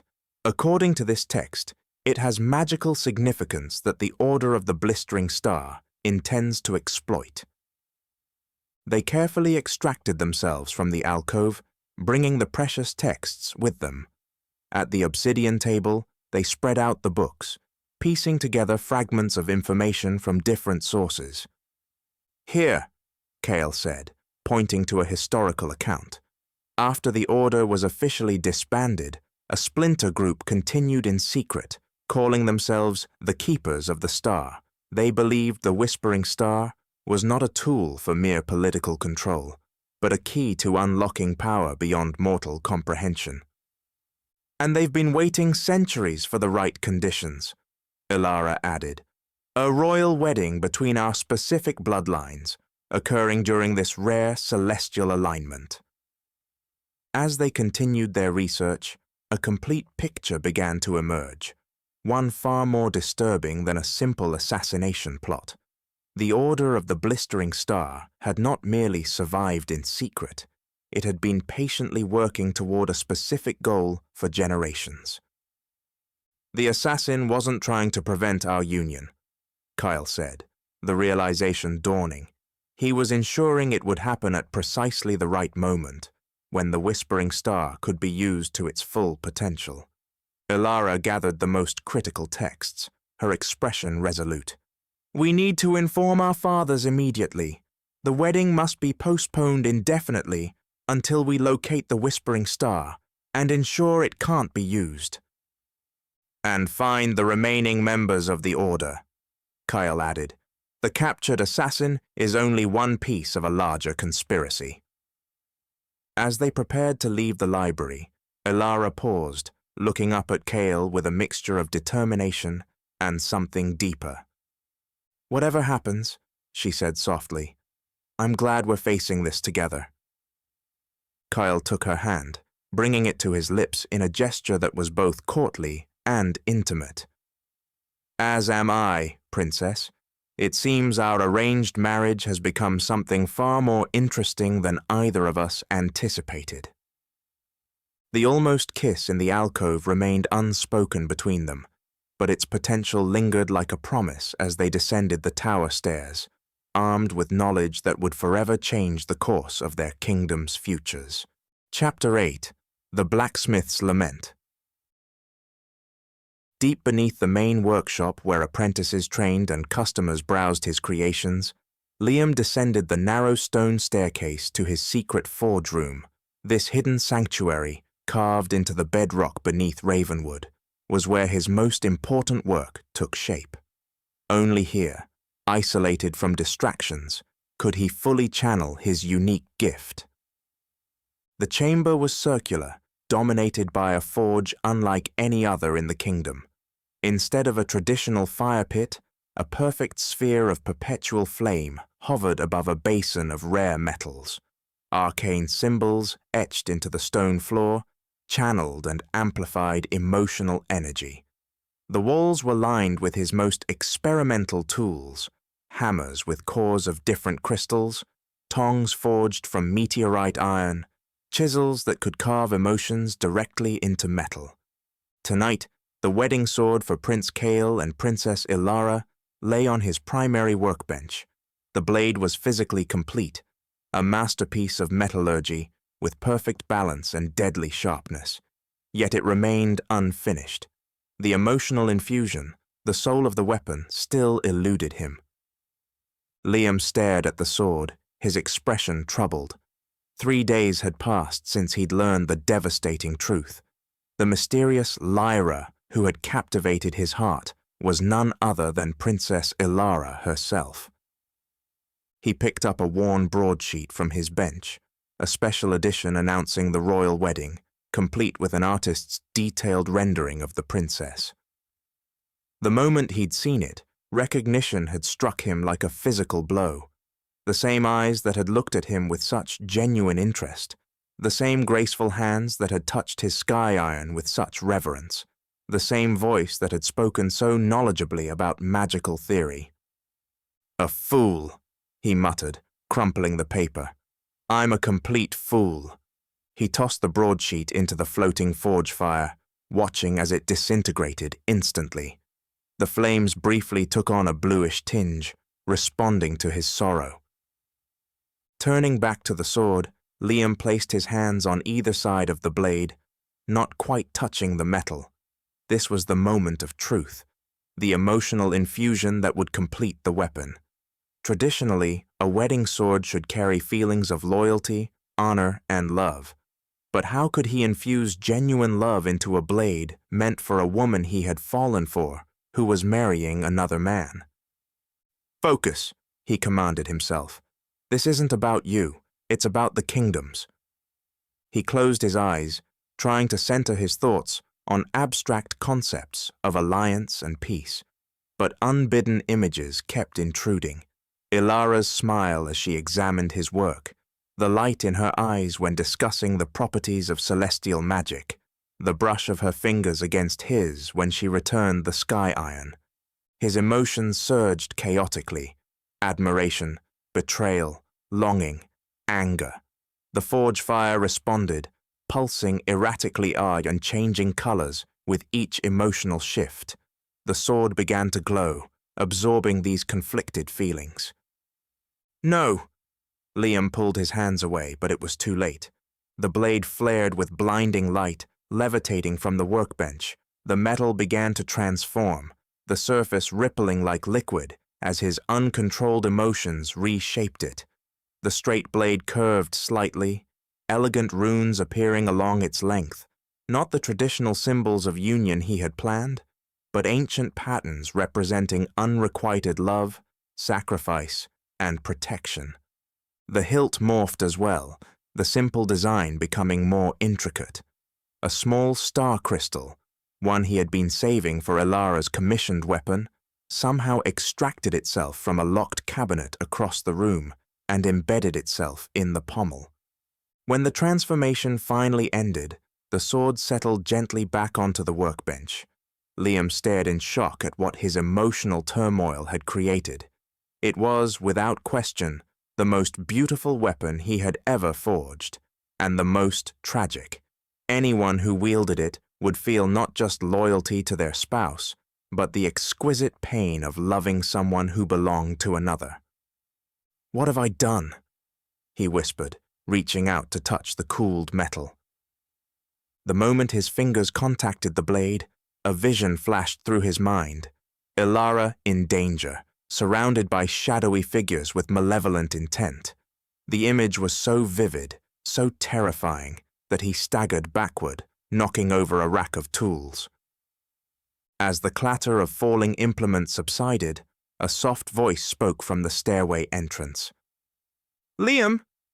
He whirled around to find Adeline, his Addie, standing hesitantly at the threshold of his secret forge. She wore a simple traveling cloak over a dress far too fine for a merchant's daughter, her chestnut hair partially concealed by a hood.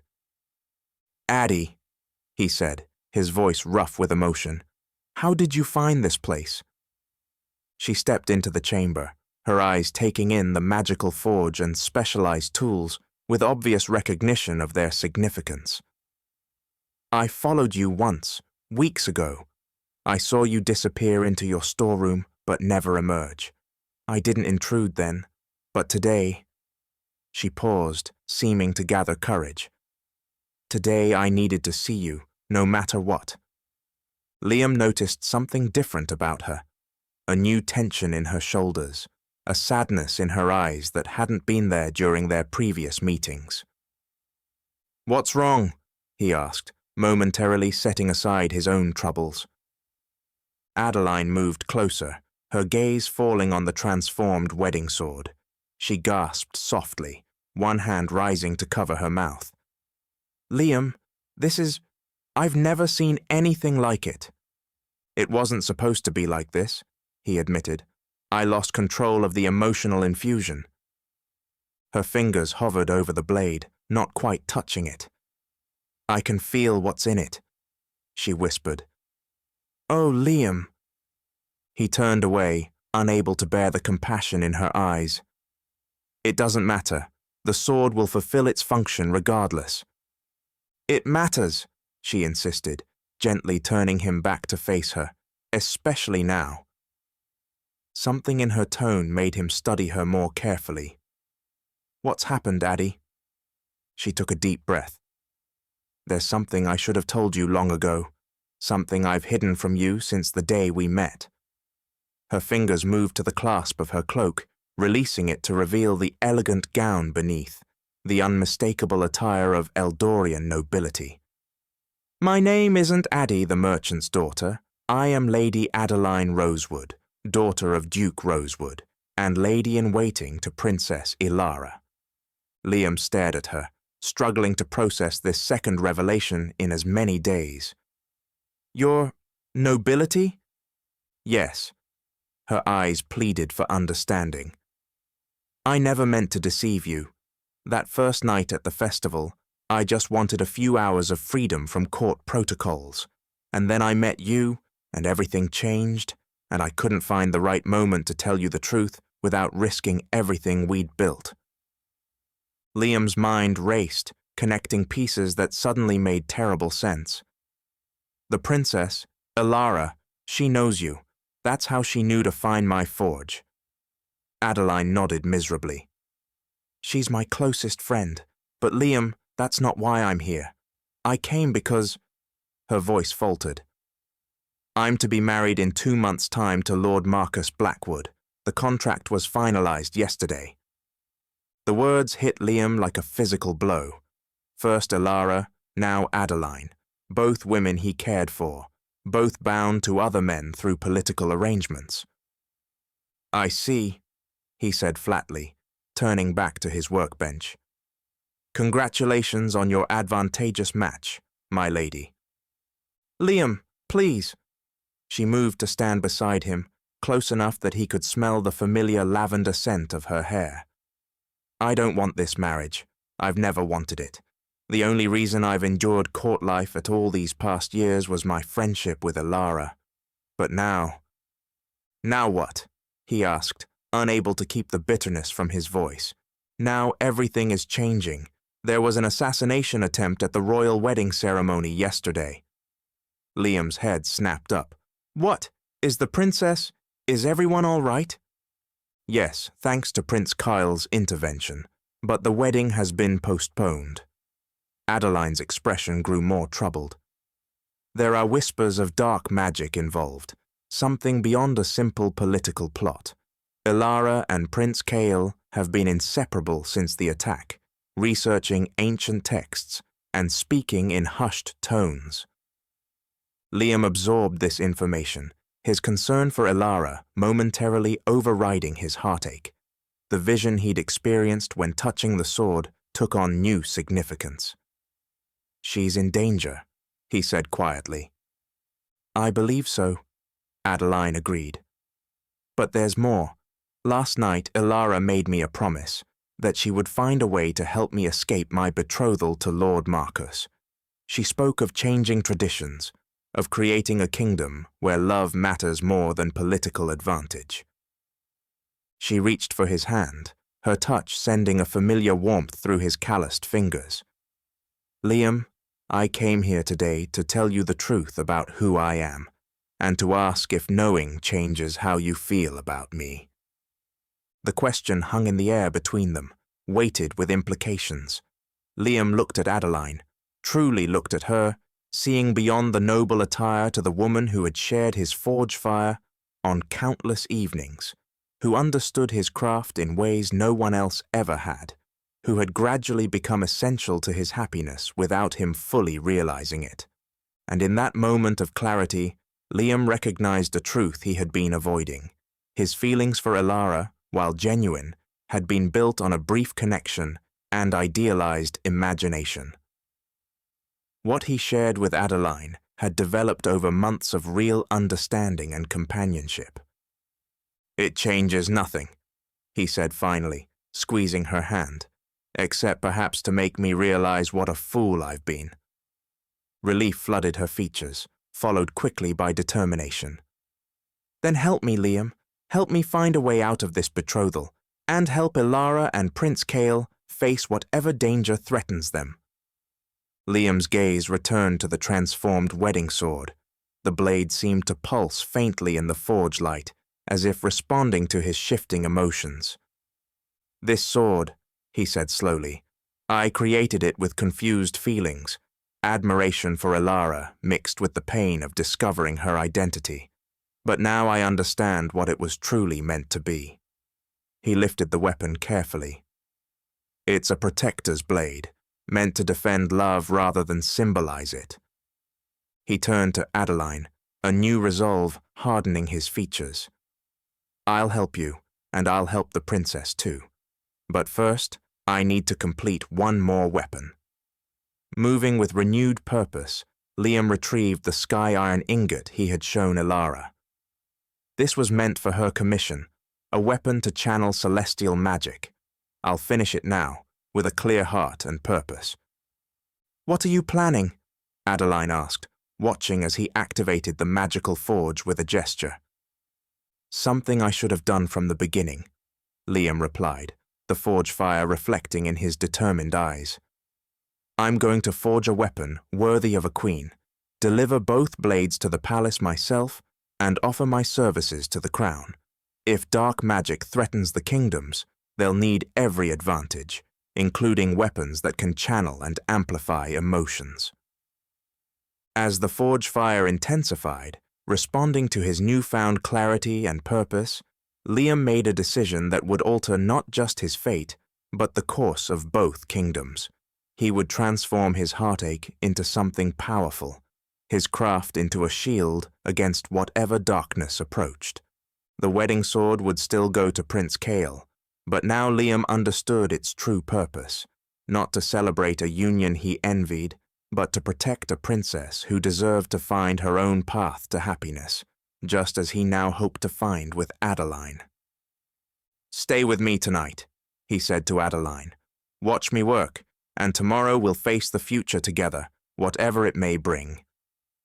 As Adeline nodded, her eyes shining with both tears and hope, Liam turned to his forge with renewed purpose. The metal began to sing beneath his hammer, no longer a lament, but a declaration of intent. The blacksmith who could forge emotions into steel had finally forged clarity from his own heart's confusion.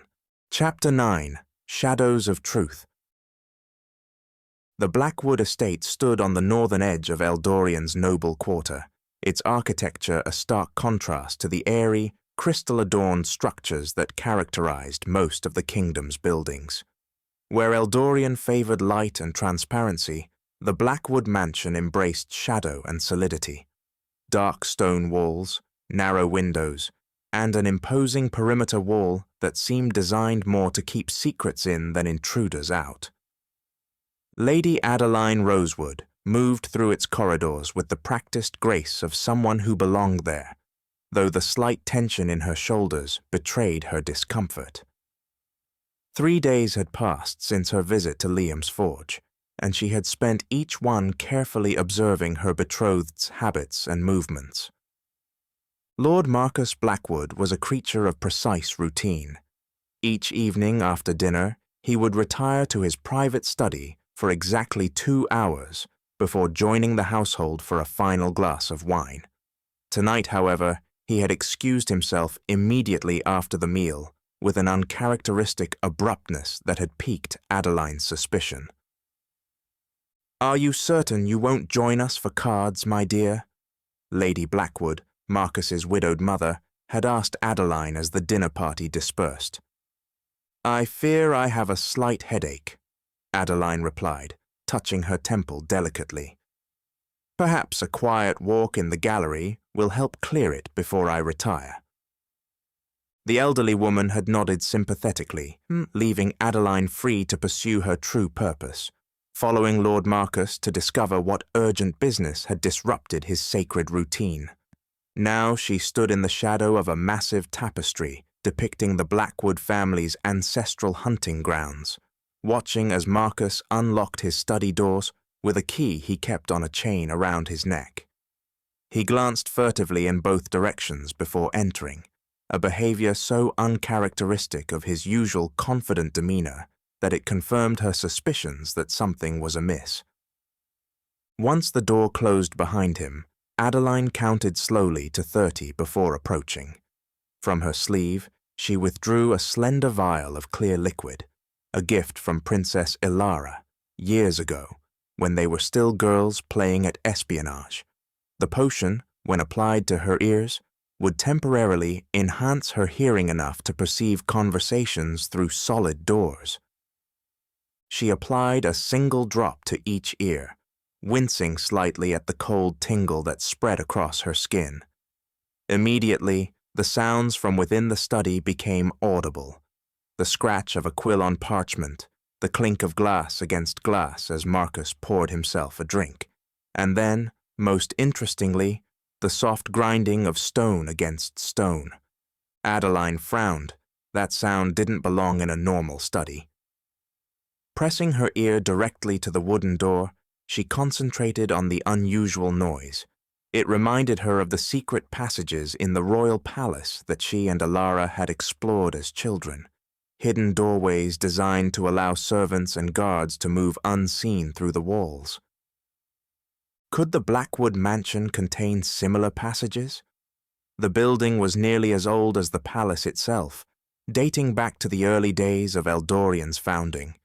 The grinding sound ceased, replaced by footsteps descending what must be a staircase. Marcus was going somewhere, and Adeline was certain it wasn't part of his normal evening routine. She bit her lip, weighing her options. Following him through his study was too risky. If he returned unexpectedly, she would be trapped. But if the Blackwood mansion truly did contain servant passages, like the palace, there might be another way to discover where he was going.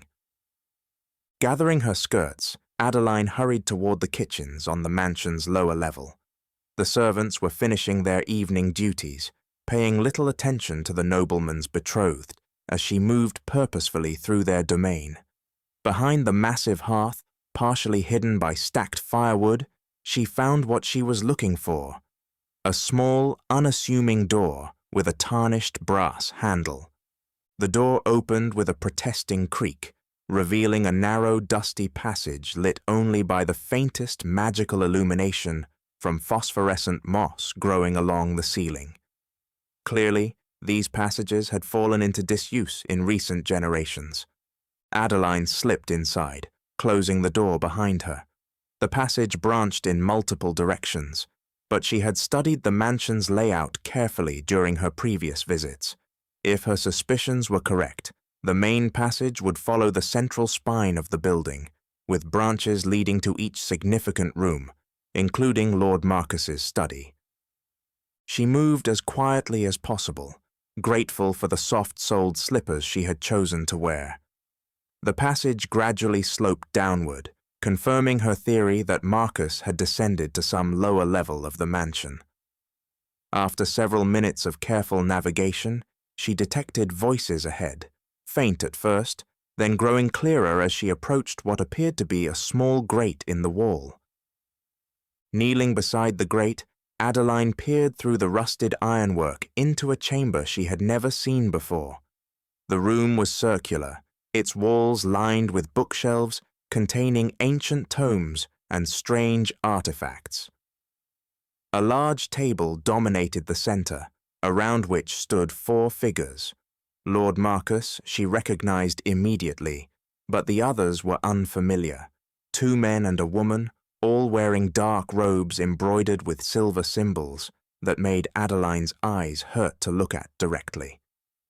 "Absolutely unacceptable," Marcus was saying, his normally controlled voice tight with anger. The assassination attempt was premature and poorly executed. Now they're on guard.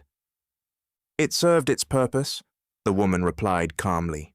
Her silver hair was pulled back severely from a face that might once have been beautiful, but now held the cold hardness of marble. "The wedding has been postponed to the exact date we require." "At what cost?" Marcus demanded. 3 of our brothers captured, the princess and prince now actively investigating the order, and increased security throughout the palace. How exactly does this improve our position? The order. Adeline's blood ran cold. Princess Elara had mentioned this word in hushed tones when discussing the assassination attempt, some ancient magical cult thought long disbanded. "Your concern is noted, Brother Marcus," said the taller of the two unknown men. His voice carried the refined accent of Eldorian nobility, though Adeline couldn't place his identity. "But unnecessary. The captured assassins cannot reveal what they do not know. Only we four are aware of the full plan." "And what of the Whispering Star?" Marcus asked. "Has it been located?" "The Keeper has confirmed its position," the woman replied. "It remains secure in the Elven Forest, just as it has for centuries. Once the celestial alignment is perfect, we will retrieve it." "And the ritual preparations?" The second unknown man spoke for the first time, his voice surprisingly young. Marcus moved to a cabinet, withdrawing a crystal vial containing what appeared to be a swirling silver substance, neither liquid nor gas, but something in between. "I have acquired the final ingredient, blood of the royal line, taken during the confusion of the assassination attempt." Adeline stifled a gasp.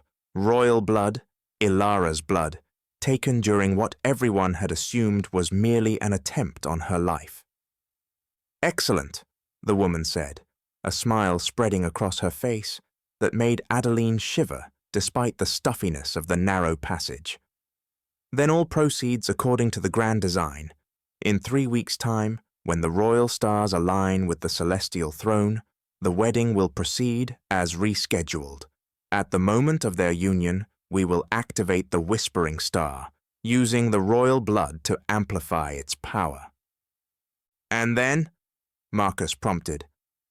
"Then," the woman continued, her voice taking on an almost reverent quality, "the minds of every noble and ruler in both kingdoms will be ours to command. The order of the blistering star will no longer hide in shadows, but will guide Aeloria into a new age of perfect order." "What of my betrothal?" Marcus asked. "Lady Adeline is close to the princess. If her loyalty remains with Elara—" "Your marriage proceeds as planned," the woman interrupted. "Once the star is activated, your bride's mind will be as malleable as any other. You may shape her into whatever kind of wife you desire." The casual cruelty in her tone made Adeline's stomach turn. She shifted slightly to better see the conspirators, but her movement dislodged a small piece of mortar from the ancient wall. It fell with a tiny but distinct sound against the stone floor of the passage. The conversation in the chamber ceased abruptly. "What was that?" the younger man asked, his hand moving to a dagger at his belt. "The passages," Marcus said, his eyes narrowing as he looked directly toward the grate where Adeline hid. "Someone is watching." Adeline didn't wait to hear more. Abandoning stealth for speed, she scrambled to her feet and began running back the way she had come. Behind her, she heard Marcus shouting orders, followed by the grinding of stone. They were entering the passage in pursuit. Her heart pounding, Adeline tried to recall the layout of the servant corridors. The main passage would lead back to the kitchens, but that was surely where they would expect her to go. Instead, she took a branching path that she hoped would lead toward the guest wing where her chambers were located. The passage narrowed further, forcing her to turn sideways at certain points. Cobwebs clung to her hair and dress, and the magical moss provided barely enough light to avoid tripping over the uneven floor. Behind her, she could hear multiple sets of footsteps and voices calling to each other as they organized their search. "Check the eastern branch. She can't have gone far. Seal the exits!" Adeline's lungs burned as she pushed herself to move faster. She had to reach her room, retrieve the communication crystal Elara had given her, and somehow escape the mansion to warn the princess of the plot. Finally, the passage opened into a small junction with a ladder leading upward. Adeline climbed as quickly as her trembling limbs allowed, emerging through a hidden panel into what she recognized as the guest bathing chamber adjacent to her bedroom. She didn't dare light a lamp. Moving by memory and the faint moonlight filtering through the window, she hurried to the ornate jewelry box on her dressing table. Beneath a false bottom lay the small crystal Elara had enchanted, a magical communication device that would allow her to contact the princess directly. Her fingers had just closed around the crystal when the bedroom door burst open. Lord Marcus stood in the doorway, his normally composed features twisted with cold fury. Behind him stood the silver-haired woman and several household guards. "My dear Lady Adeline," Marcus said, his voice terrifyingly calm, "it seems you've developed an unfortunate habit of wandering where you don't belong." Adeline straightened, the communication crystal clutched tightly in her palm. "And you, Lord Marcus, have developed an unfortunate habit of treason." "Treason?" He raised an eyebrow, stepping into the room. "I prefer to think of it as foresight. The Order of the Blistering Star sees beyond the petty politics of the present to a future of perfect harmony." "Mind control is not harmony," Adeline replied, backing away until she felt the window ledge behind her. "It's slavery." The silver-haired woman moved forward, her cold eyes assessing Adeline with clinical detachment. "She knows too much, Brother Marcus. The plan is compromised if she reaches the princess." "She won't," Marcus assured her, his gaze fixed on Adeline's clenched fist. "What are you holding, my dear?" Adeline's mind raced. The window behind her was her only possible escape route, but they were 3 floors above the ground. Even if she survived the fall, the guards would capture her before she could reach the gates. In a desperate gamble, she raised the crystal to her lips and whispered the activation phrase Elara had taught her. "Starlight finds starlight." The crystal flared with brilliant light, momentarily blinding everyone in the room. Adeline used the distraction to dash toward the door, hoping to break past the disoriented guards. She almost made it. Her fingers had just brushed the doorframe when she felt Marcus's hand close around her wrist with bruising force. The crystal fell from her grasp, skittering across the floor where one of the guards quickly retrieved it.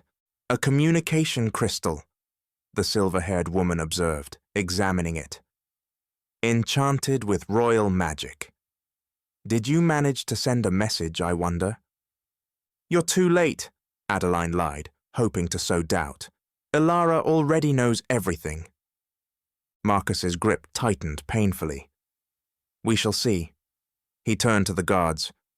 "Take her to the warding chamber in the east wing. No one is to speak with her or enter without my express permission." As the guards moved to obey, the silver-haired woman approached Adeline, her cold fingers lifting the young noblewoman's chin. "Such a pretty face," she murmured. "Such a shame it houses such a troublesome mind. But soon enough, child, your thoughts will be as orderly as they should be." Adeline jerked her face away. "Princess Elara and Prince Kael will stop you." The woman's laugh was like ice cracking. "My dear, they are the centerpiece of our plan. By the time they realize the truth, their minds will no longer be their own." The guards dragged Adeline from her chambers, down winding corridors to a part of the mansion she had never seen before. They stopped before a heavy iron door inscribed with magical runes that glowed with a sickly purple light. "The warding chamber," one guard explained, almost apologetically. "No magic can enter or leave. Not even a royal communication crystal could reach you here."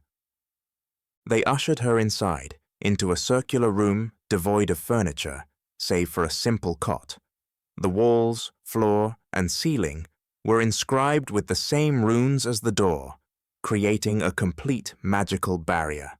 As the door closed behind her with a final sounding clang, Adeline sank onto the cot, her mind racing. The communication crystal had activated, but she hadn't had time to speak a message. Would Elara understand that something was wrong? Would she investigate? Or would the princess dismiss it as an accidental activation?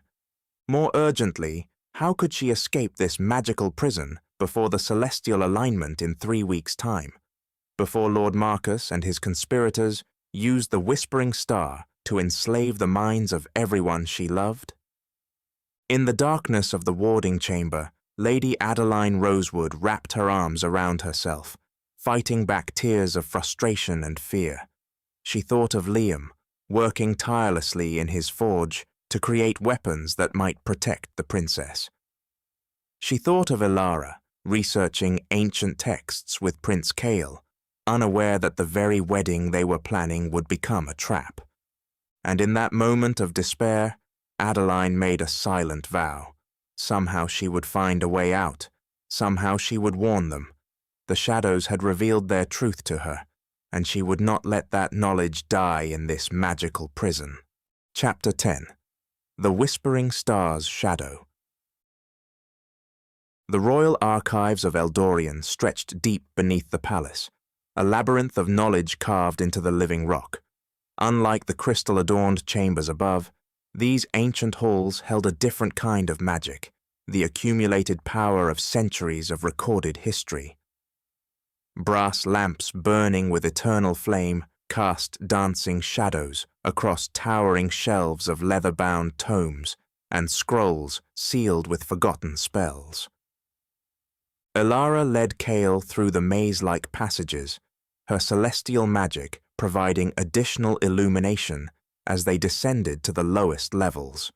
Here, the most dangerous and powerful secrets of the kingdom were kept under magical lock and key. "The vault we seek should be ahead," she whispered, approaching a circular door marked with warning runes. According to the records we found in the library tower, the original documents about the Order of the Blistering Star were sealed here after their attempted coup. Kael studied the door's intricate magical defenses. "These wards are complex. How do we bypass them?" "We don't," Elara replied, pressing her palm against a crystal embedded in the door's center.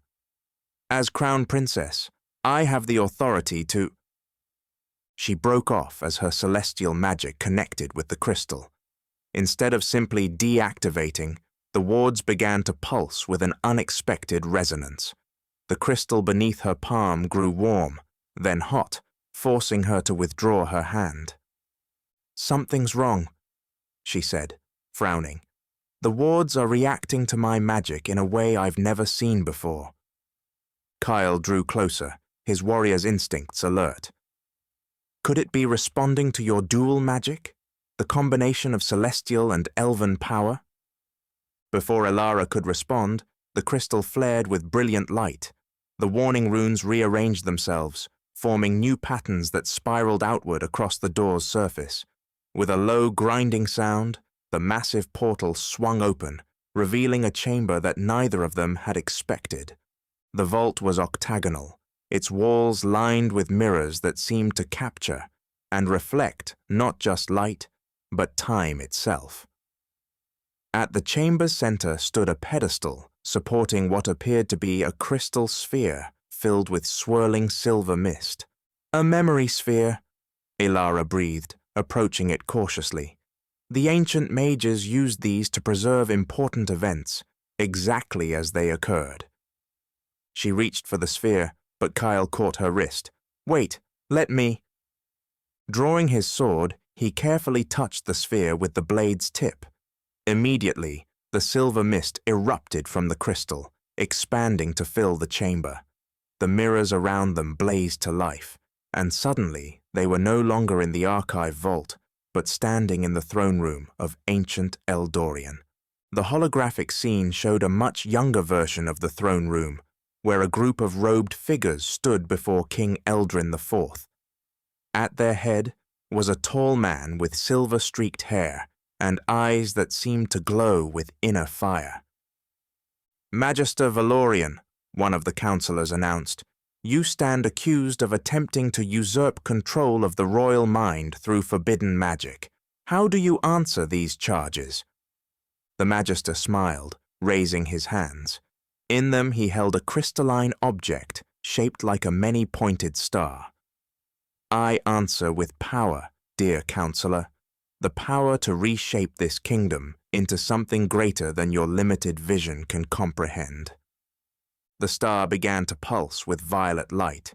As it did, the expressions of those in the throne room grew vacant, their eyes taking on the same violet glow as the artifact. "Behold the whispering star," Valorian proclaimed. "With it, I can touch not just one mind, but hundreds, thousands, every noble, every ruler, every person of influence, all guided by a single, perfect will." Only King Eldrin seemed unaffected, protected by some kind of magical barrier. He rose from his throne, his voice thundering with authority. "You fool! That artifact was sealed away for a reason. Its power comes with a price that could destroy us all." The scene shifted, showing a devastating battle between loyal mages and Valorian's followers. The Whispering Star's power grew more unstable with each passing moment, its violet light becoming a maelstrom that threatened to tear reality apart. Just as it seemed the artifact would destroy everything, a group of elven mages appeared, combining their power with the king's to contain the star's energy. The final image showed the artifact being taken into the depths of the elven forest, where it was hidden away in a secret sanctuary. The hologram faded, leaving Elara and Kael standing once again in the vault, but they were no longer alone. "Most enlightening," came a voice from the shadows. "We've been searching for confirmation of the star's location for centuries. How kind of you to do the work for us." 6 figures melted out of the darkness, wearing masks carved with the same runes they had seen on the captured assassin. Their leader, a woman with silver hair visible beneath her hood, held a curved dagger that seemed to drink in the light. "Step away from the memory sphere," she commanded. "We'll be taking that, along with any other records you've discovered about the star." Kael moved smoothly into a defensive stance, placing himself between Elara and the cultists. "I count 6 of them," he murmured. "Can you reach the door?" "Not without them intercepting us," Elara replied, gathering her magic. "But I have another idea." The silver-haired woman raised her dagger. "Kill the prince. Take the princess alive. We'll need her blood for the ritual." The cultists attacked as one, but Elara was ready. She released a burst of celestial magic that collided with the nearest mirror, which amplified and reflected it to the next, creating a chain reaction. The vault filled with dazzling light that momentarily blinded their attackers. Kael took advantage of their disorientation, his sword moving in lethal arcs as he engaged 3 cultists at once. His blade sang through the air, parrying strikes and finding gaps in their defense with surgical precision. Elara focused on defense, using her dual magic to create barriers of starlight reinforced with natural energy. When 2 cultists tried to flank her, she pulled power from the archive's own magical reserves, causing several nearby scrolls to unravel and wrap around their attackers like serpents. The silver-haired woman proved to be the most dangerous opponent. Her dagger seemed to cut through magical barriers as if they were mist, and she moved with inhuman speed. "Your blood will open the way," she hissed, lunging at Elara. "The star will awaken, and all minds will know perfect unity." "The only thing you'll know is defeat," Kael growled, disengaging from his opponents to intercept the woman's attack. Their weapons met in a shower of sparks, magical energy crackling between them. Elara seized the moment to snatch the memory sphere from its pedestal. "Kael, close your eyes!" Without hesitation, the prince dropped and rolled away from his opponent. Elara crushed the sphere in her hands, releasing all its stored magical energy at once. The resulting explosion of light and power was devastating, sending their attackers crashing into the vault's walls. When the dust settled, the cultists lay unconscious or groaning on the floor, but the silver-haired woman was gone, leaving only her mask behind, its runes still pulsing with violet light. "They'll be after the star now," Kael said grimly, checking the fallen cultists for signs of life. "We have to reach the elven forest before they do." Elara nodded, her expression determined as she gathered the most crucial documents they had discovered. "The celestial alignment is in 3 weeks. Whatever ritual they're planning, it must happen then. Then we have 3 weeks to find the star's sanctuary and prevent them from unleashing its power," Kael replied. He paused, looking at her intently. "Are you ready for what that might mean, facing the full power of the Order of the Blistering Star?" Elara met his gaze, her dual magic shimming around her like a cloak of starlight and shadow. "Together," she said firmly, "we're ready for anything." As they hurried from the vault, leaving the palace guards to secure the captured cultists, both knew that their greatest challenge still lay ahead. The race to find the Whispering Star had begun, and the fate of both kingdoms hung in the balance. Chapter 11. Heart's Promise. The elven forest had changed since Elara's last visit, where once the ancient trees had welcomed her with gentle whispers and dappled sunlight. Now they stood watchful and wary, their massive trunks seeming to shift subtly to obscure the path ahead. Even the air felt different, heavier, charged with anticipation, as if the forest itself sensed the approaching conflict. "The trees don't trust us," Elara explained to Kael as they navigated through a particularly dense thicket. 3 days had passed since the attack in the archives, and they had traveled without rest, knowing the Order of the Blistering Star had a head start. The elven guardians must have heightened the forest's natural defenses. Kael ducked beneath a low-hanging branch that seemed to deliberately drop lower as he approached. "Can you communicate with them? Explain our purpose?" "I'm trying." Elara placed her palm against the silvery bark of an ancient oak. She closed her eyes, reaching for the elven magic that had awakened within her during her training with Silvaria. "They sense my dual nature, but there's interference. Something is disrupting the forest's natural harmony."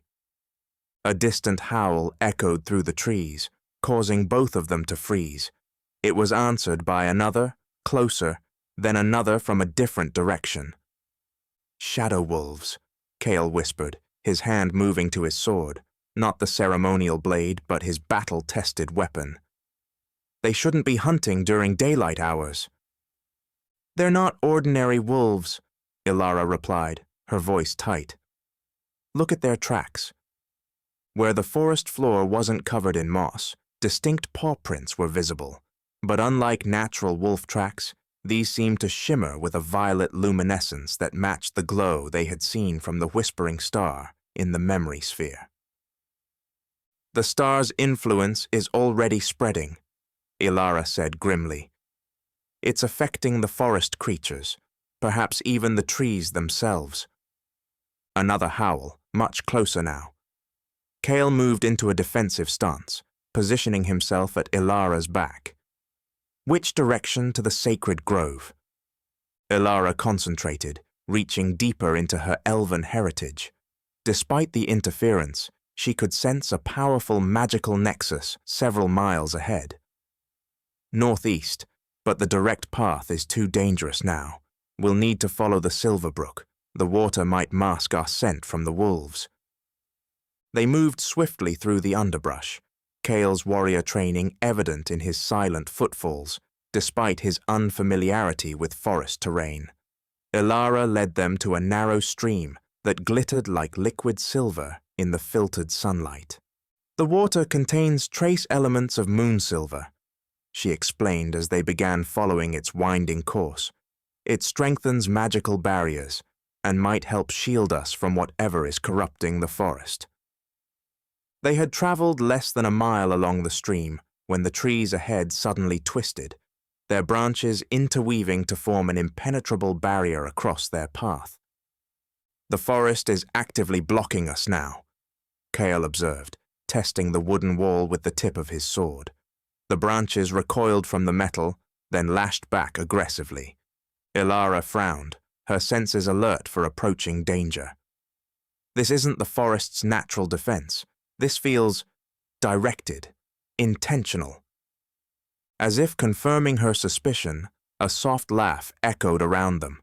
The sound seemed to come from everywhere and nowhere at once. "Clever princess," came a melodic voice that somehow managed to be both beautiful and terrifying. But not clever enough. A figure materialized before them, an elf, but unlike any Elara had encountered before. His features were perfect, almost crystalline in their beauty, but his eyes glowed with the same violet light as the wolf tracks. Silver patterns spiraled across his skin like living tattoos. "Guardian Tharival," Elara gasped, recognizing the legendary elven protector from ancient texts. "You're supposed to be a defender of the forest, not its corruptor." The elf's smile was cold. "I defend the forest against all threats, including those who would disturb powers better left dormant." His gaze shifted to Kael, a Ravenwood warrior in the heart of elven territory. "How predictable. Your ancestors always did prefer force over wisdom." Kael remained steady, his sword neither raised in threat nor lowered in submission.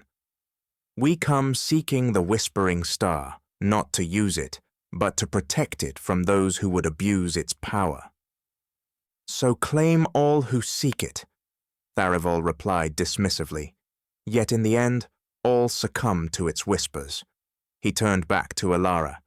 "Even those with elven blood are not immune to its temptation." "The Order of the Blistering Star has already breached the forest's outer defenses," Elara said urgently. "They seek to use the artifact during the celestial alignment to control the minds of both our kingdoms." Something flickered in Tharival's expression, a moment of uncertainty quickly masked. "The star is secure in its sanctuary. It has been for centuries." "Then why are shadow wolves hunting by day?" Kael challenged. "Why does the forest feel corrupted? Why do your own eyes carry the star's violet light?" The Guardian's face contorted with sudden rage. "Enough!" He raised his hands, and the trees around them came alive, branches whipping toward them like tentacles. Kael moved with lightning speed, his sword slicing through the nearest branches while simultaneously pulling Elara behind him. But for every branch he severed, 3 more appeared. "We can't fight the entire forest," he shouted as a thorned vine lashed his arm, drawing blood.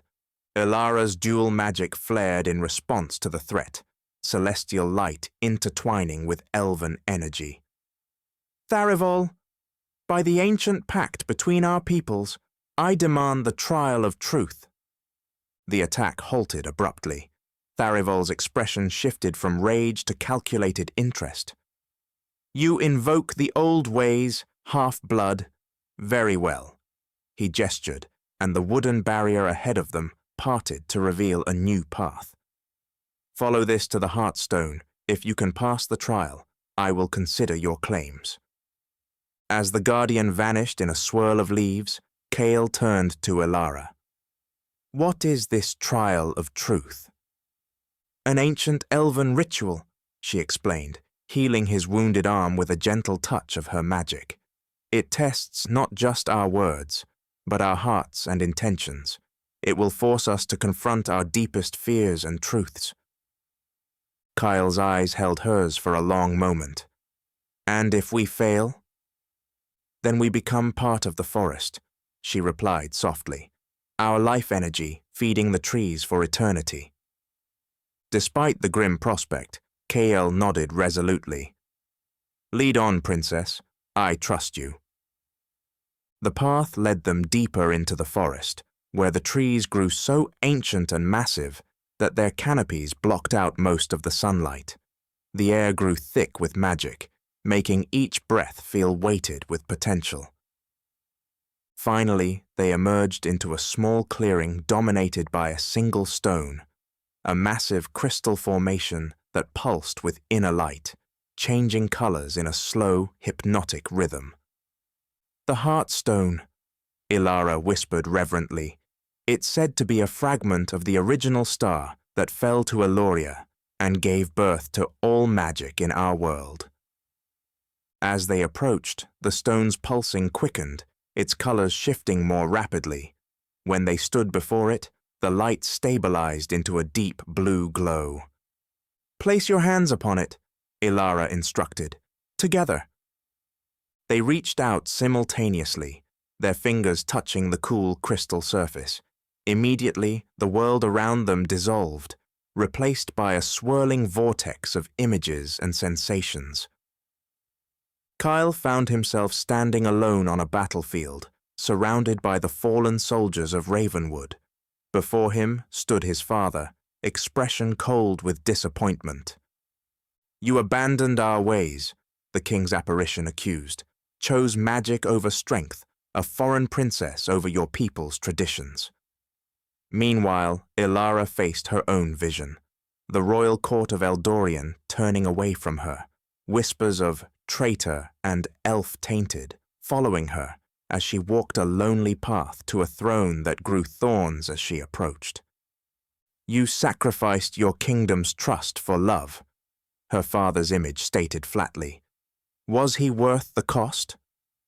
Both visions were testing them, forcing them to confront the potential consequences of choosing personal feelings over royal duty. But something felt wrong about the test. The visions were too cruel, too absolute in their judgment. "This isn't truth," Kael suddenly called out, his voice reaching Elara across the magical divide. "This is fear, our fear given form." His realization broke through the illusion's power. The visions wavered, and suddenly they could see each other across the magical landscape. "Kael!" Elara reached for him, fighting against the illusion trying to separate them. "The trial is corrupted. The star's influence has tainted even this sacred test." Understanding flashed between them. Without words, they knew what they must do. Instead of fighting the visions separately, they fought to reach each other, pushing through the magical barriers with sheer determination. When their hands finally clasped, their combined power, Kael's warrior strength and Elara's dual magic, created a shockwave that shattered the false trial. The visions dissolved, and they found themselves back in the clearing, still touching the Heartstone, which now glowed with a pure white light. "You have passed the true test," came Tharivol's voice as he materialized before them. The violet glow had faded from his eyes, replaced by their natural emerald green. "Forgive me. The star's influence had clouded my judgment, twisted my purpose." "Then you believe us now?" Elara asked. "I do." The Guardian's expression was grave. "The sanctuary was breached 3 days ago. I tried to stop them, but their leader, a woman with silver hair and power, unlike any human I've encountered, she used some kind of blood magic to bypass the ancient wards." "Then we're too late," Kael said, his voice tight with frustration. "Not necessarily," Tharivol replied.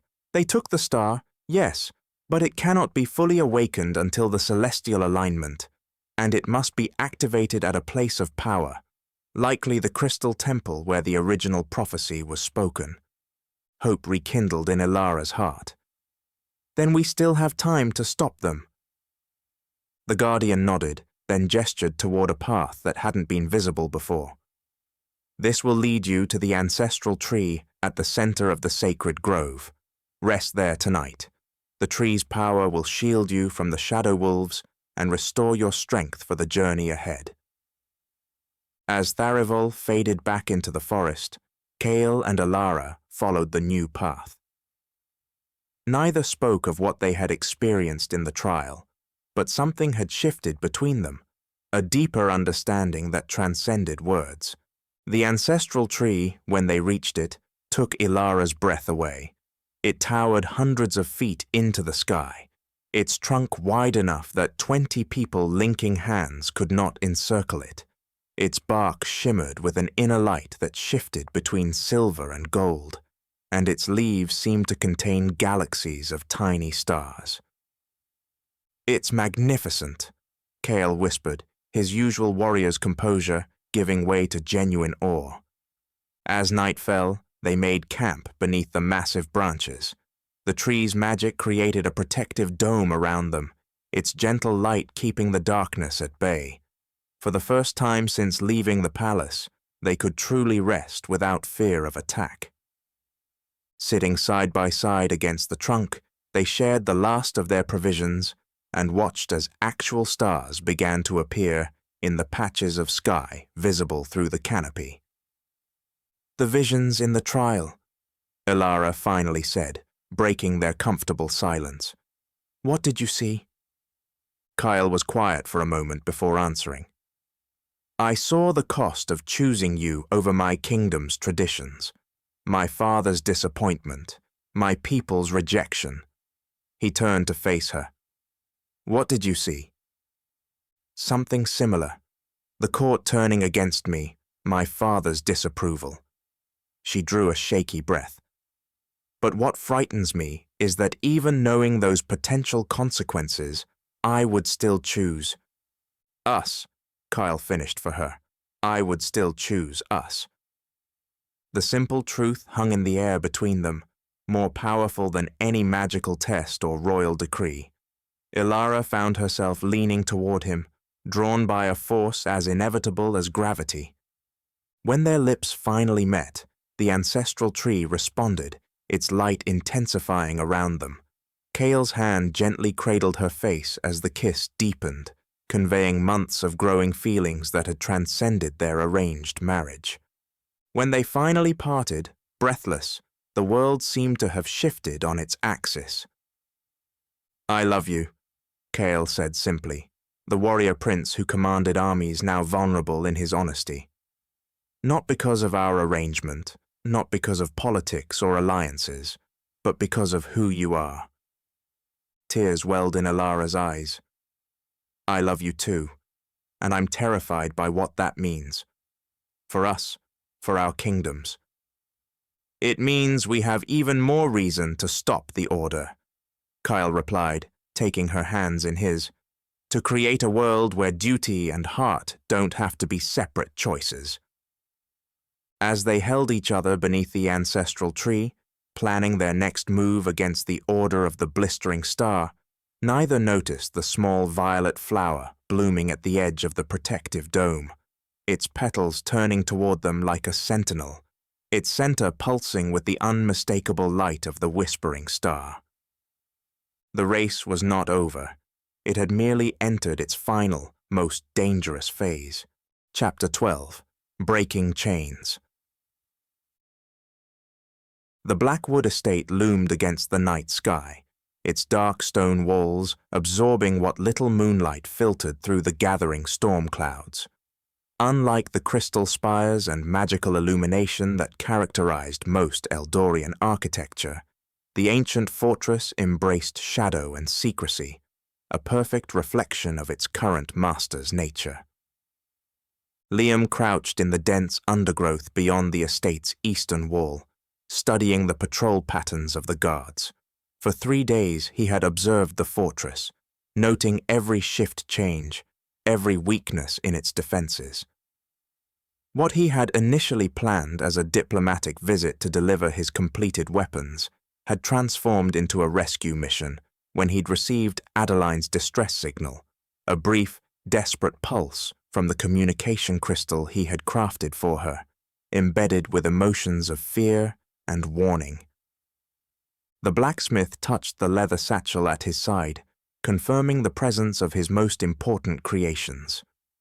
Inside lay 3 weapons of unprecedented power: the transformed wedding sword meant for Prince Kael, a celestial dagger designed specifically for Princess Elara's magic, and a 3rd weapon he had forged in secret, a slender blade infused with his deepest protective instincts, made with Adeline in mind. A distant clock tower struck midnight. Right on schedule, the guards at the eastern postern gate rotated positions, creating a brief 30-second window when the entrance stood unwatched. Liam moved swiftly, his normally heavy blacksmith's tread now silent thanks to enchanted boots he had crafted specifically for this mission. The lock on the postern gate would have challenged even the most skilled thief, but Liam wasn't planning to pick it.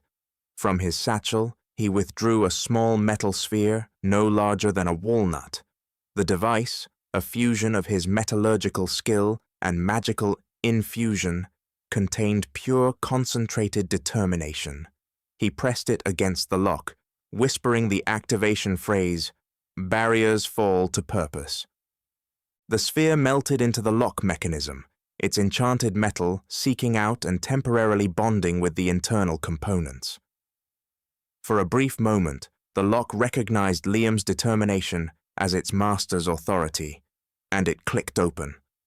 Slipping inside, Liam navigated through the servants' areas, avoiding the main halls, where magical wards would detect unauthorized presence. According to the architectural plans he had studied, borrowed from a royal engineer who owed him a favor, the eastern wing contained a special chamber used for magical containment. If Adeline was being held prisoner, that's where she would be. As he approached the main house from the kitchen gardens, Liam encountered his first real obstacle, a shimmering field of magical energy blocking the servants' entrance. Unlike the simple mechanical lock at the postern gate, this barrier would require more than clever metallurgy to bypass. Drawing the celestial dagger he had crafted for Elara, Liam focused on the emotions he had infused into the blade: clarity, insight, and revelation. The weapon began to glow with a soft blue light, revealing the complex pattern of the magical barrier. Where most would see only a uniform field of energy, Liam could now perceive its structure, a lattice of interconnected spells with distinct nodes and vulnerabilities. "Thank you, Princess," he murmured, grateful for the knowledge of magical theory Elara had shared during her visits to his forge. Carefully, he used the dagger's tip to trace a specific pattern in the air before the barrier.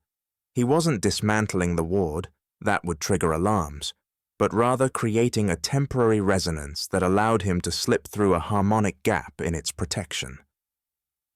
The interior of the Blackwood mansion was oppressively dark, with only occasional magical lamps casting pools of sickly green light at major intersections. Liam moved from shadow to shadow, guided by his memorized floor plan and the emotional resonance of Adeline's communication crystal.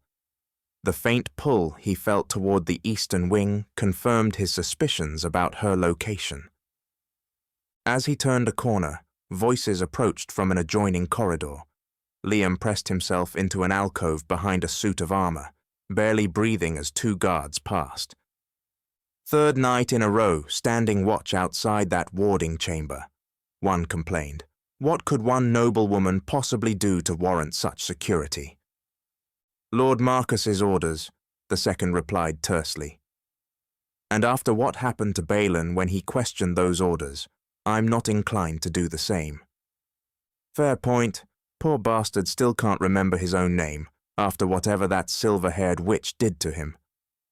Their voices faded as they continued their patrol, but Liam had gained crucial information. The warding chamber was indeed being used, and Lord Marcus wasn't working alone.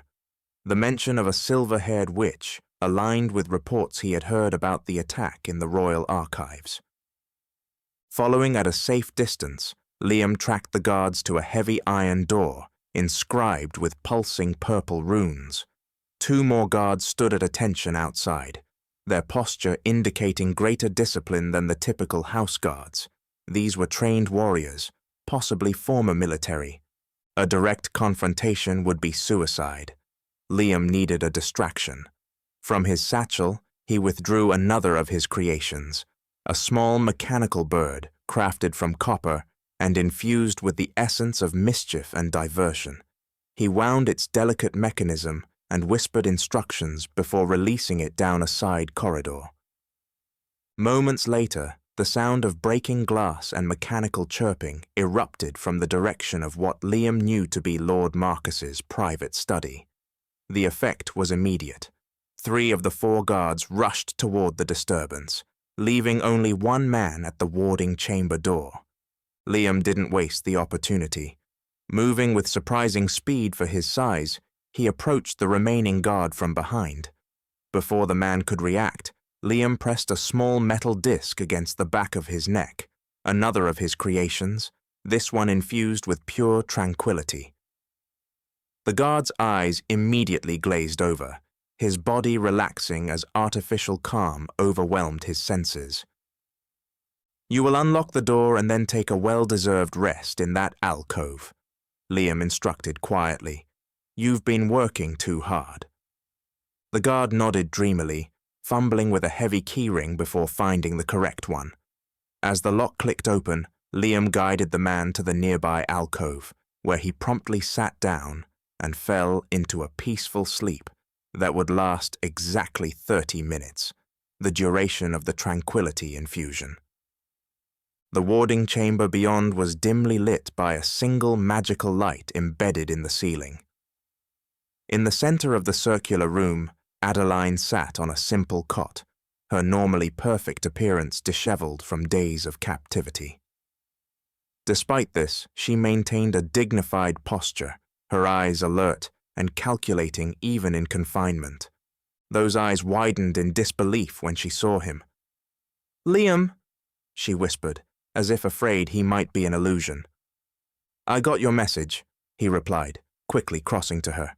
"Well, not your message exactly, but the crystal's activation. I felt your fear." She rose shakily to her feet. "How did you find me? How did you get past the wards?"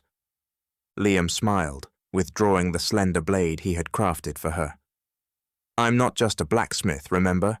I specialize in solving magical problems with metallurgical solutions."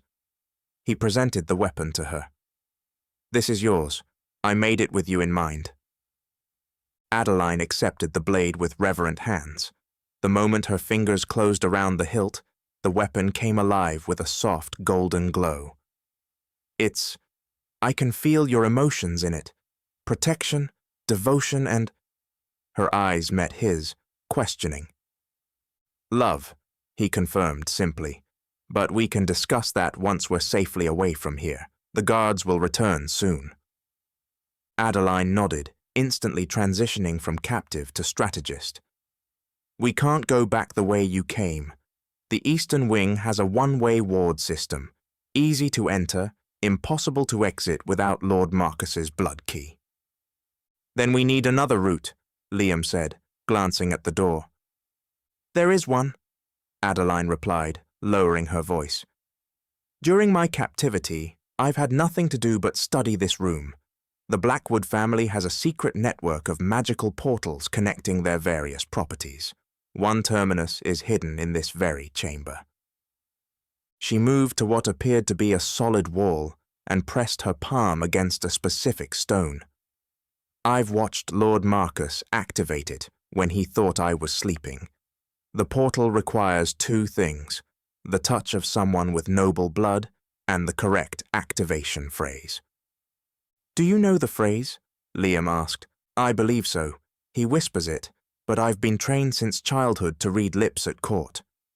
Her expression darkened. "The problem is, the portal likely leads to another Blackwood property, possibly even more heavily guarded than this one." Liam considered this. "We don't have much choice. The alarm will sound soon enough." As if summoned by his words, a distant clanging began to echo through the fortress. The mechanical bird had apparently caused more chaos than intended. "Quickly!" Liam urged. Adeline pressed her palm firmly against the stone and spoke clearly. "Midnight rises, shadows reign, blood of Blackwood flows again." For a moment, nothing happened. Then, with a low grinding sound, the wall began to reconfigure itself, stones shifting and realigning to reveal a swirling vortex of dark energy. Ladies first, Liam suggested with a grim smile. Adeline gripped her new weapon tightly. Together, she countered, extending her free hand to him. Hand in hand, they stepped into the portal. The sensation was disorienting, like being simultaneously compressed and stretched, their bodies reduced to pure energy, traveling through channels established centuries ago by Blackwood mages. When reality reasserted itself, they found themselves standing in what appeared to be an ancient study. Unlike the oppressive darkness of the Blackwood mansion, this room was well lit by floating orbs of magical light. Bookshelves lined the walls, filled with ancient tomes and scrolls. A massive desk dominated the center, covered with maps, diagrams, and magical implements. "Where are we?" Liam whispered, scanning for immediate threats. Adeline frowned, taking in their surroundings. "I don't recognize this place from any Blackwood property I've visited. But look." She pointed to a family crest carved above the fireplace.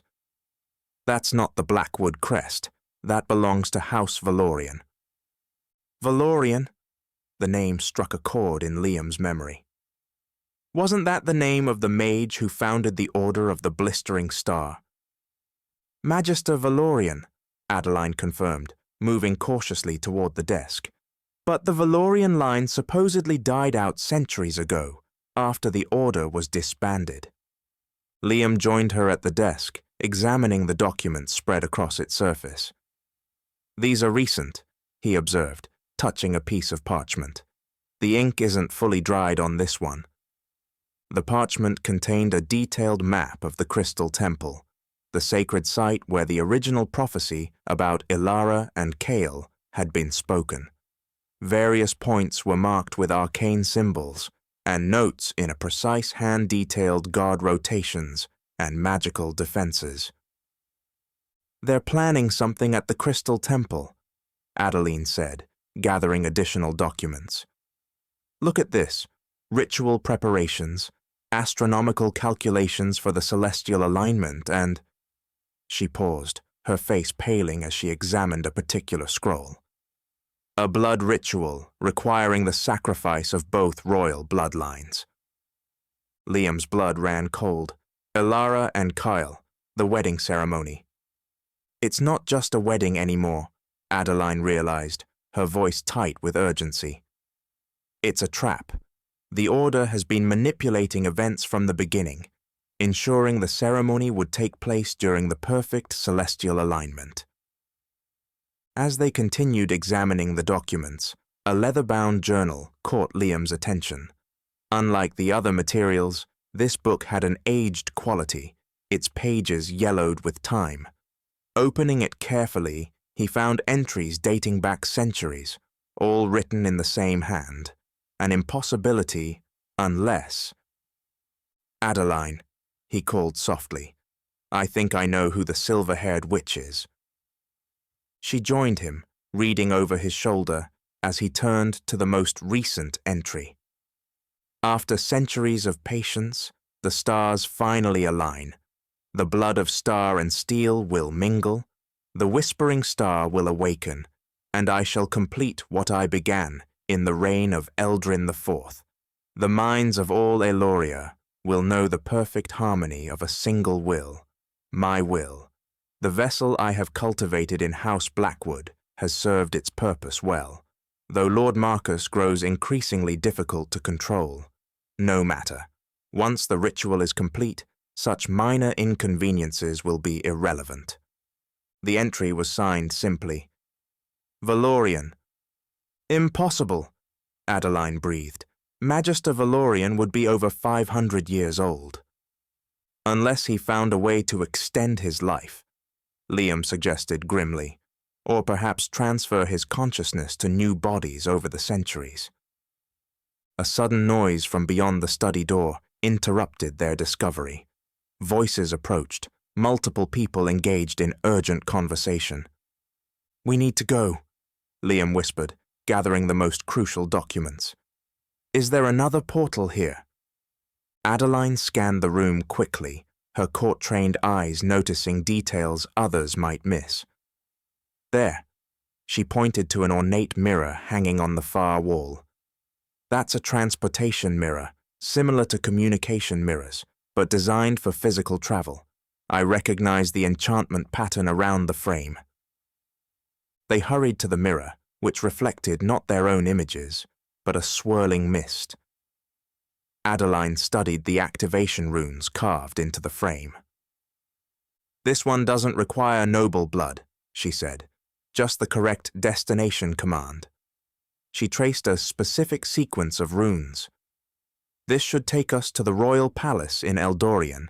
It's the standard emergency return for all noble transportation devices." The door handle to the study began to turn. Without further hesitation, Liam wrapped his arm around Adeline's waist, and together they stepped into the mirror's misty surface. The transportation was instantaneous, far smoother than the Blackwood portal. They emerged in a small antechamber adjacent to the palace's main receiving hall, startling a young servant who dropped the tray of goblets she had been carrying. "Lady Adeline!" the girl gasped, recognizing the noblewoman despite her disheveled appearance. "You've been missing for days. The princess has been beside herself with worry." "Where is Princess Elara now?" Adeline asked urgently. The servant's expression fell. "She and Prince Kael departed 3 days ago for the Elven Forest. Something about researching ancient magic for the rescheduled wedding ceremony." Liam and Adeline exchanged alarmed glances. If Elara and Kael were in the Elven Forest, they might already be walking into the Order's trap. "We need to speak with King Thaddeus immediately," Adeline declared. "The royal wedding is not what it seems, and both kingdoms are in grave danger." As palace guards were summoned and the alarm raised about Lady Adeline's return, she turned to Liam, her expression a mixture of determination and tenderness. "You came for me," she said softly, touching his cheek. "Even after discovering the truth about Elara, even knowing I had deceived you about my identity, you still came." Liam covered her hand with his own. "I realized something important while forging your blade. What I felt for Elara was admiration for a beautiful stranger. What I feel for you—" He paused, searching for words. "It's built on something real, on understanding and trust, despite the deceptions we both maintained." Before she could respond, the doors to the antechamber burst open and royal guards flooded in, followed by court officials demanding explanations. The moment of intimacy was broken, but the understanding that had passed between them remained.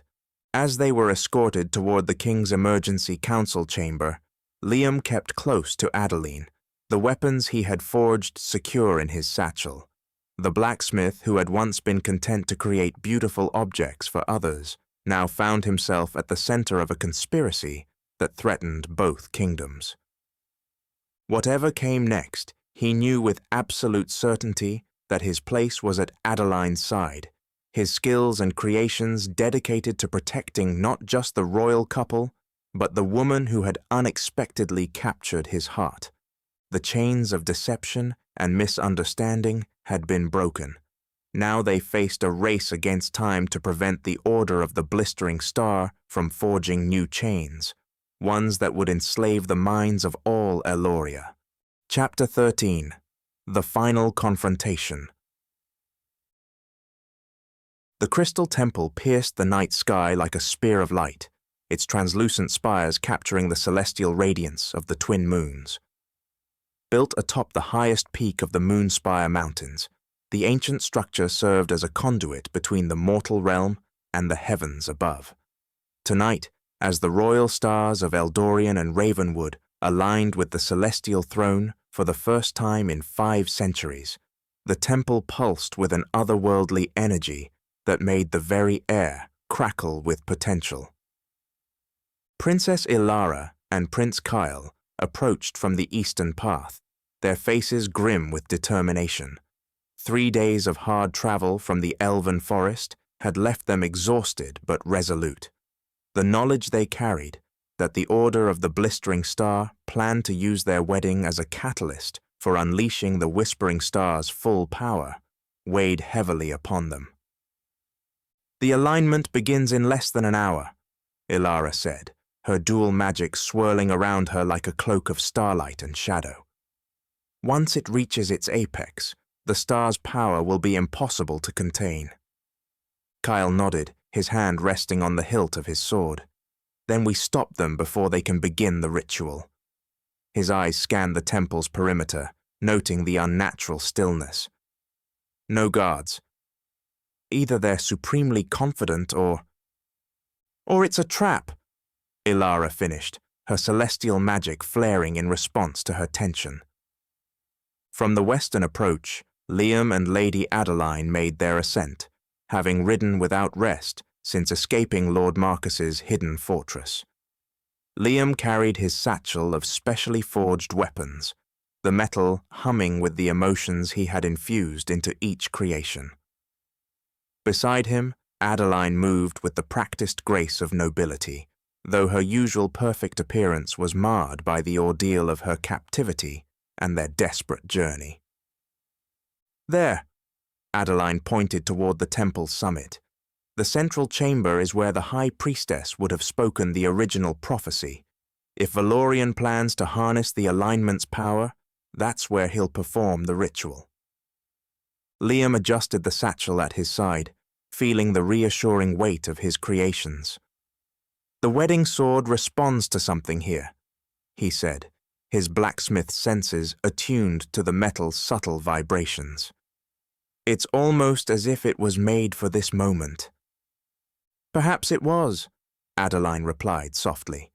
"The emotions you infused into it, they may be exactly what we need to counter the star's influence." As the four approached the temple from different directions, none noticed the violet flowers that bloomed in their wake, turning to follow their movements like silent sentinels. The central chamber of the Crystal Temple was a marvel of ancient magical architecture. 12 massive crystal pillars surrounded a circular platform, each aligned with a different celestial house. The domed ceiling above was enchanted to reflect the night sky in perfect detail, allowing the priests to track the movements of the stars with unprecedented accuracy. Tonight, however, the chamber had been transformed. Dark symbols had been carved into the crystal floor, forming a complex ritual circle that pulsed with violet energy. At the center stood a silver-haired woman, her ageless face beautiful and terrible as she made the final preparations. Beside her, Lord Marcus Blackwood stood rigid, his eyes glowing with the same violet light as the symbols at his feet, and floating above the ritual circle, suspended in a cage of pure magical energy, was the Whispering Star, a crystalline artifact shaped like a many-pointed star, its facets swirling with mist that seemed to whisper promises of power to any who gazed upon it. "The time approaches, Marcus," the silver-haired woman said, her voice carrying the weight of centuries. "Are the blood samples prepared?" Lord Marcus gestured to 2 crystal vials resting on a small altar. "The princess's blood, taken during the assassination attempt, and a sample from Prince Kael, obtained from the royal physician under the guise of wedding preparations." "Excellent." The woman smiled, the expression never reaching her cold eyes. "With their royal blood as a catalyst and the celestial alignment as our amplifier, the Whispering Star will finally achieve its true potential. Every noble mind in both kingdoms will bend to our will, and the Order of the Blistering Star will rule as it was always meant to." A sudden commotion at the chamber's entrance interrupted her satisfaction. 4 temple guards were thrown bodily through the massive doorway, landing in crumpled heaps on the crystal floor. Prince Kael stepped through the opening, his battle-tested sword gleaming in the magical light. "I believe you're planning a ceremony without the bride and groom," he called out, his voice echoing through the vast chamber. "Rather poor etiquette, wouldn't you say?" The silver-haired woman turned slowly, unsurprised. "Prince Kael of Ravenwood, right on time." Her gaze shifted as Elara appeared beside him, dual magic swirling around her hands. "And Princess Elara, how convenient that you've delivered yourselves to us willingly." "Magister Valorian, I presume," Elara said, recognizing the woman from the historical accounts they had studied. "You're supposed to be dead for 5 centuries. The woman laughed, the sound like ice cracking. "Death is merely an inconvenience to those who understand the true nature of power, Princess. My body may have perished, but my essence lived on, passing from vessel to vessel through the centuries." She gestured to her current form. "This body has served me well for nearly 50 years, though I find I must change vessels more frequently these days." As she spoke, 2 more figures entered the chamber from side entrances, Liam and Adeline, their expressions hardening at the sight of Lord Marcus. "Ah, the final players arrive," Valorian observed with cold amusement. "The blacksmith with his magical metals, and the noble lady who refused her proper place. How touching that you've all come together for the grand finale." Lord Marcus's face contorted with rage at the sight of Adeline. "You escaped," he snarled, taking a step toward her before Valorian's raised hand stopped him. "Patience, Marcus. They cannot stop what has already begun."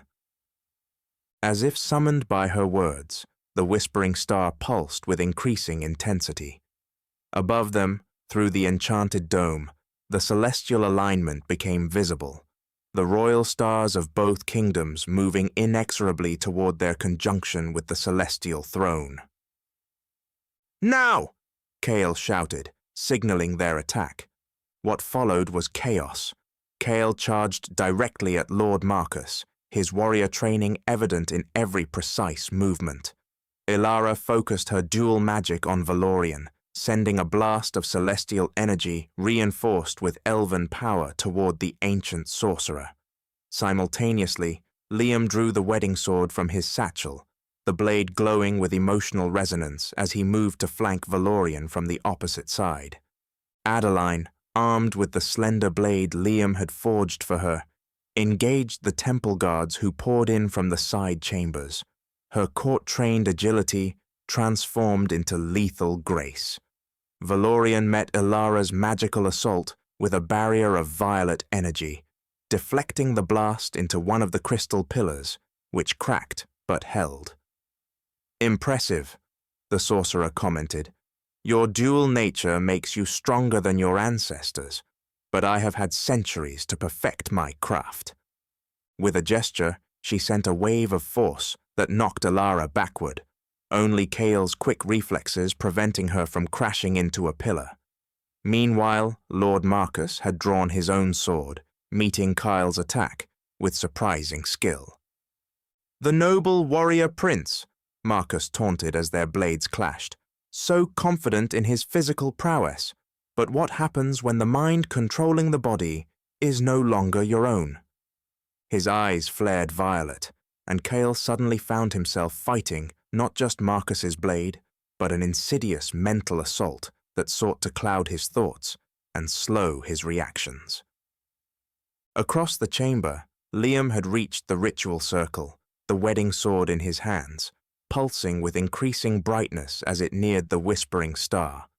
Valorian noticed his approach and snarled, "The blacksmith thinks his emotional infusions can counter my power? Fool!"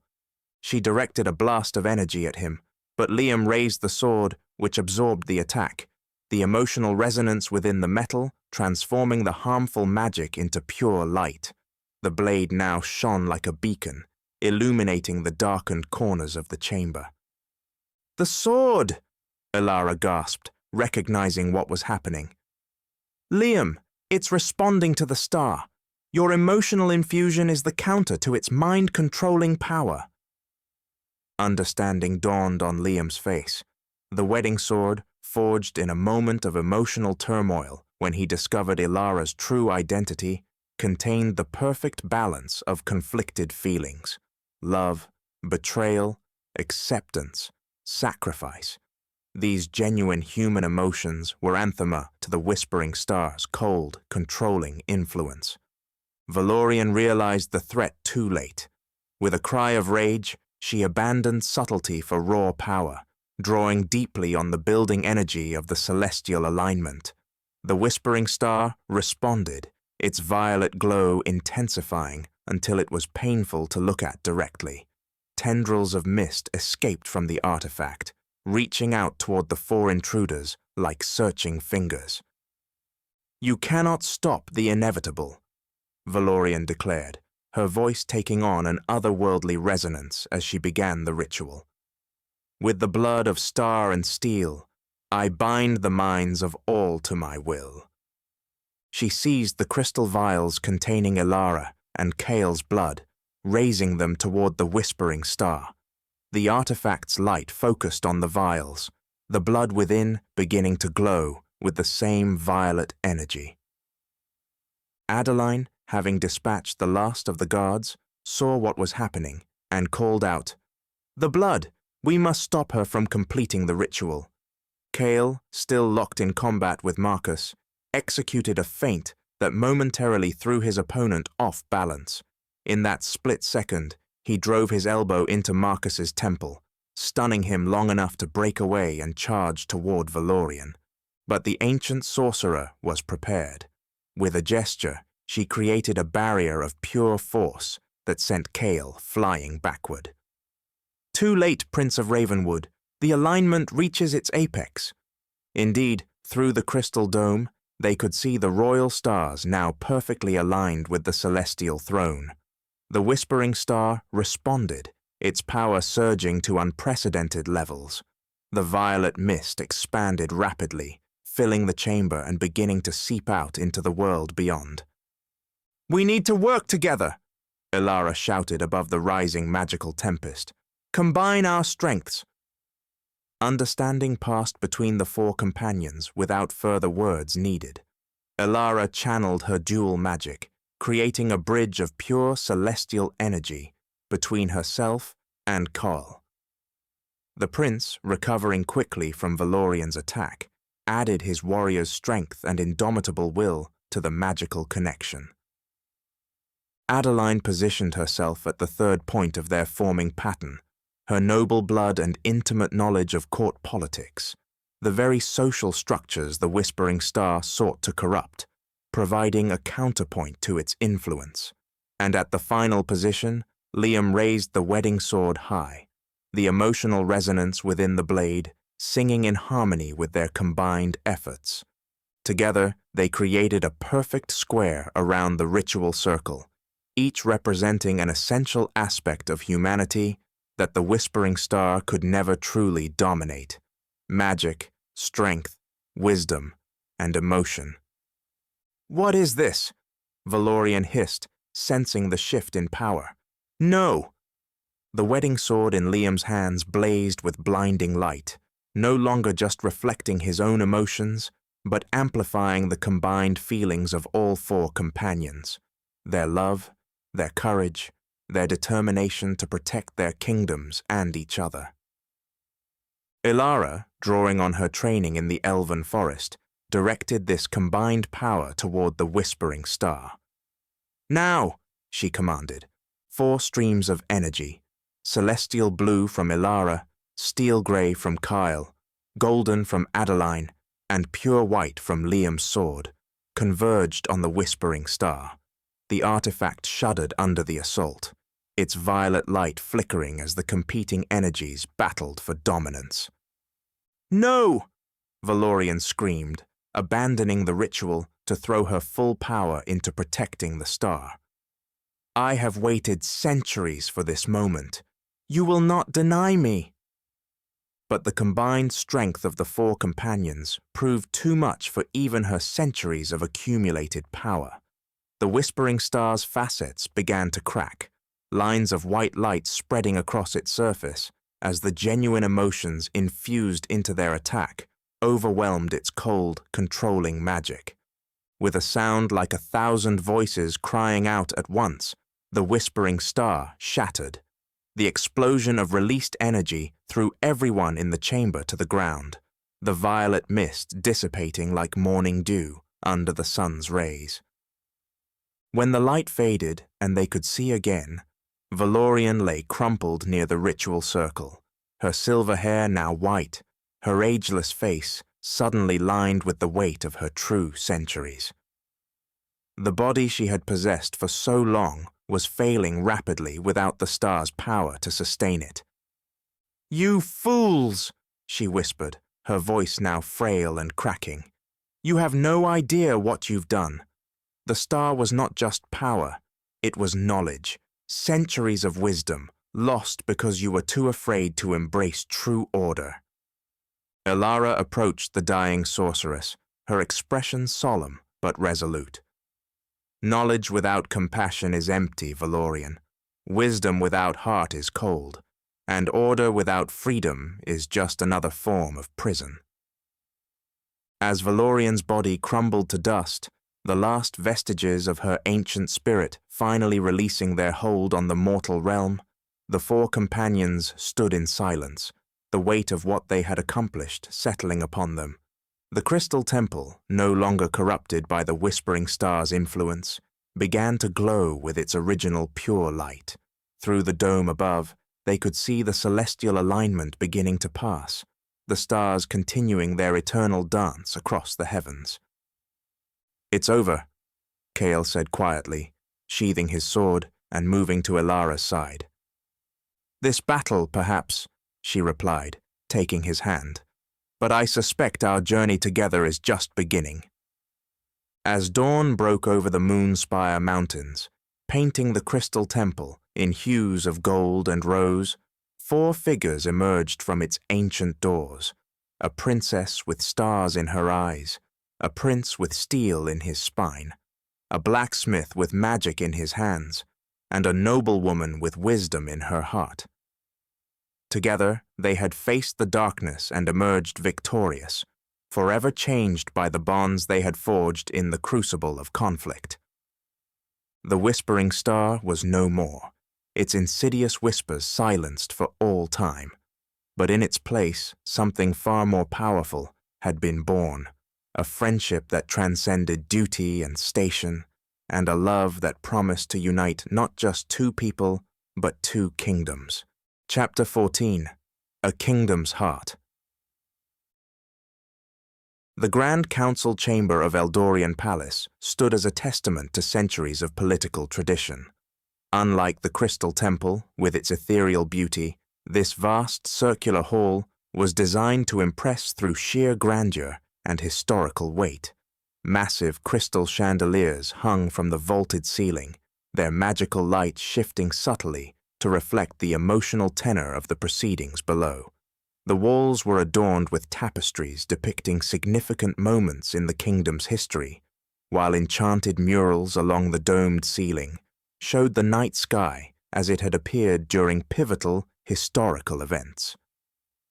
At the center of the chamber stood a circular table of polished moonstone, large enough to seat 50 counselors. Today, it accommodated not only the full Eldorian Royal Council, but also their counterparts from Ravenwood, an unprecedented joint session that had required the hasty addition of extra chairs and the rearrangement of the chamber's traditional layout.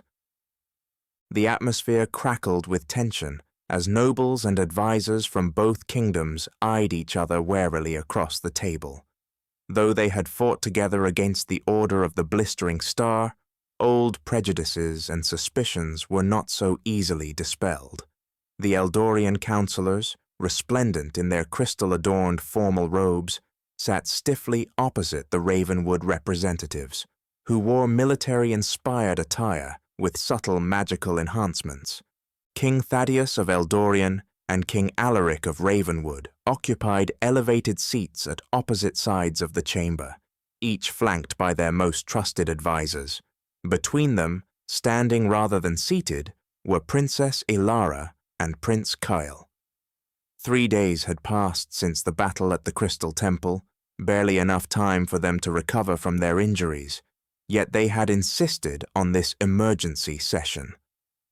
"The Order of the Blistering Star has been defeated," Elara stated, her voice carrying clearly through the chamber. "But the threat they represented, the divisions between our kingdoms that they sought to exploit, remains." "With respect, Your Highness," Lord Valen, Eldorian's elderly Minister of Traditions, interjected, "the arranged marriage between yourself and Prince Kael was meant to address those very divisions. Now that the immediate danger has passed, we can proceed with the ceremony as planned." "That is precisely what we wish to discuss," Kael replied, his warrior's bearing softened by the diplomatic tone he had cultivated during their correspondence. "The marriage as originally conceived, a political arrangement to secure peace between our kingdoms." Murmurs rippled through the assembled councillors. Lady Merrin of Ravenwood, a battle-scarred veteran who served as military advisor to King Alaric, leaned forward. "Are you suggesting the marriage be cancelled, Your Highness, after all the negotiations and preparations?" "Not cancelled," Elara clarified. "Transformed." She moved to stand directly before the moonstone table, her dual magic manifesting as a subtle aura that lent weight to her presence. "For generations, our kingdoms have viewed each other with suspicion and mistrust. Eldorian has seen Ravenwood as brutish warriors lacking refinement and magical understanding. Ravenwood has viewed Eldorian as weak scholars hiding behind magical barriers rather than facing challenges directly." "These perceptions," Kael continued, moving to stand beside her, "have persisted despite ample evidence to the contrary. My journey with Princess Elara has shown me the courage and strength that exists within Eldorian, just as I hope she has witnessed the wisdom and depth that exists within Ravenwood." Elara nodded, her hand finding Kael's, in a gesture that did not go unnoticed by the councillors. "Our marriage was arranged to forge an alliance between our kingdoms, but true alliances cannot be built on political convenience alone. They must be founded on mutual respect, understanding, and—" She paused, gathering courage. "Love." The word hung in the air, causing several councillors to shift uncomfortably in their seats. Political marriages were common among nobility. Love was considered a pleasant but unnecessary bonus. "Love?" Lord Commander Darian of Ravenwood repeated skeptically. "With all due respect, Your Highness, kingdoms are not built on such fleeting emotions." "Are they not?" Kael challenged, his voice firm but respectful. "What defended our kingdoms against the Order of the Blistering Star? Was it political calculation, diplomatic maneuvering? Number it was the courage, sacrifice, and love of individuals willing to risk everything to protect what they valued." He gestured toward the chamber doors, where Liam and Adeline stood as witnesses. A blacksmith with extraordinary gifts, a noblewoman with unshakable loyalty. Their actions were not motivated by political advantage, but by something far more powerful. King Alaric stirred in his seat, his battle-scarred face unreadable. "You speak eloquently, my son, but pretty words do not change the practical realities of governance. Our kingdoms have been at odds for centuries. One battle fought together does not erase generations of mistrust." "You are right, Father," Kael acknowledged, "which is why we propose something more substantial than pretty words." Elara stepped forward, addressing both kings directly. "We still intend to marry, but not as political pawns moved across a diplomatic board. We wish to marry as equals who have chosen each other, who have fought side by side, and who share a vision for our kingdom's future." "And what vision is that?" King Thaddeus asked, speaking for the first time since the session began. Elara's expression softened as she looked at her father. "A vision of true partnership, not Eldorian absorbing Ravenwood or Ravenwood dominating Eldorian, but two distinct kingdoms with their own strengths and traditions, working together as equals." "We propose a Grand Council," Kael explained, "with equal representation from both kingdoms. Major decisions affecting both realms would require approval from this council, while each kingdom would maintain sovereignty over its internal affairs." The chamber erupted in overlapping voices as councillors from both sides reacted to this unprecedented proposal. Some expressed outrage at the suggestion of sharing power, while others cautiously acknowledged the potential benefits. King Thaddeus raised his hand for silence, which gradually fell across the chamber. "You ask us to discard centuries of tradition based on your feelings for each other?" "No, Father," Elara replied steadily. "We ask you to build upon those traditions, to evolve them to meet the challenges of our time.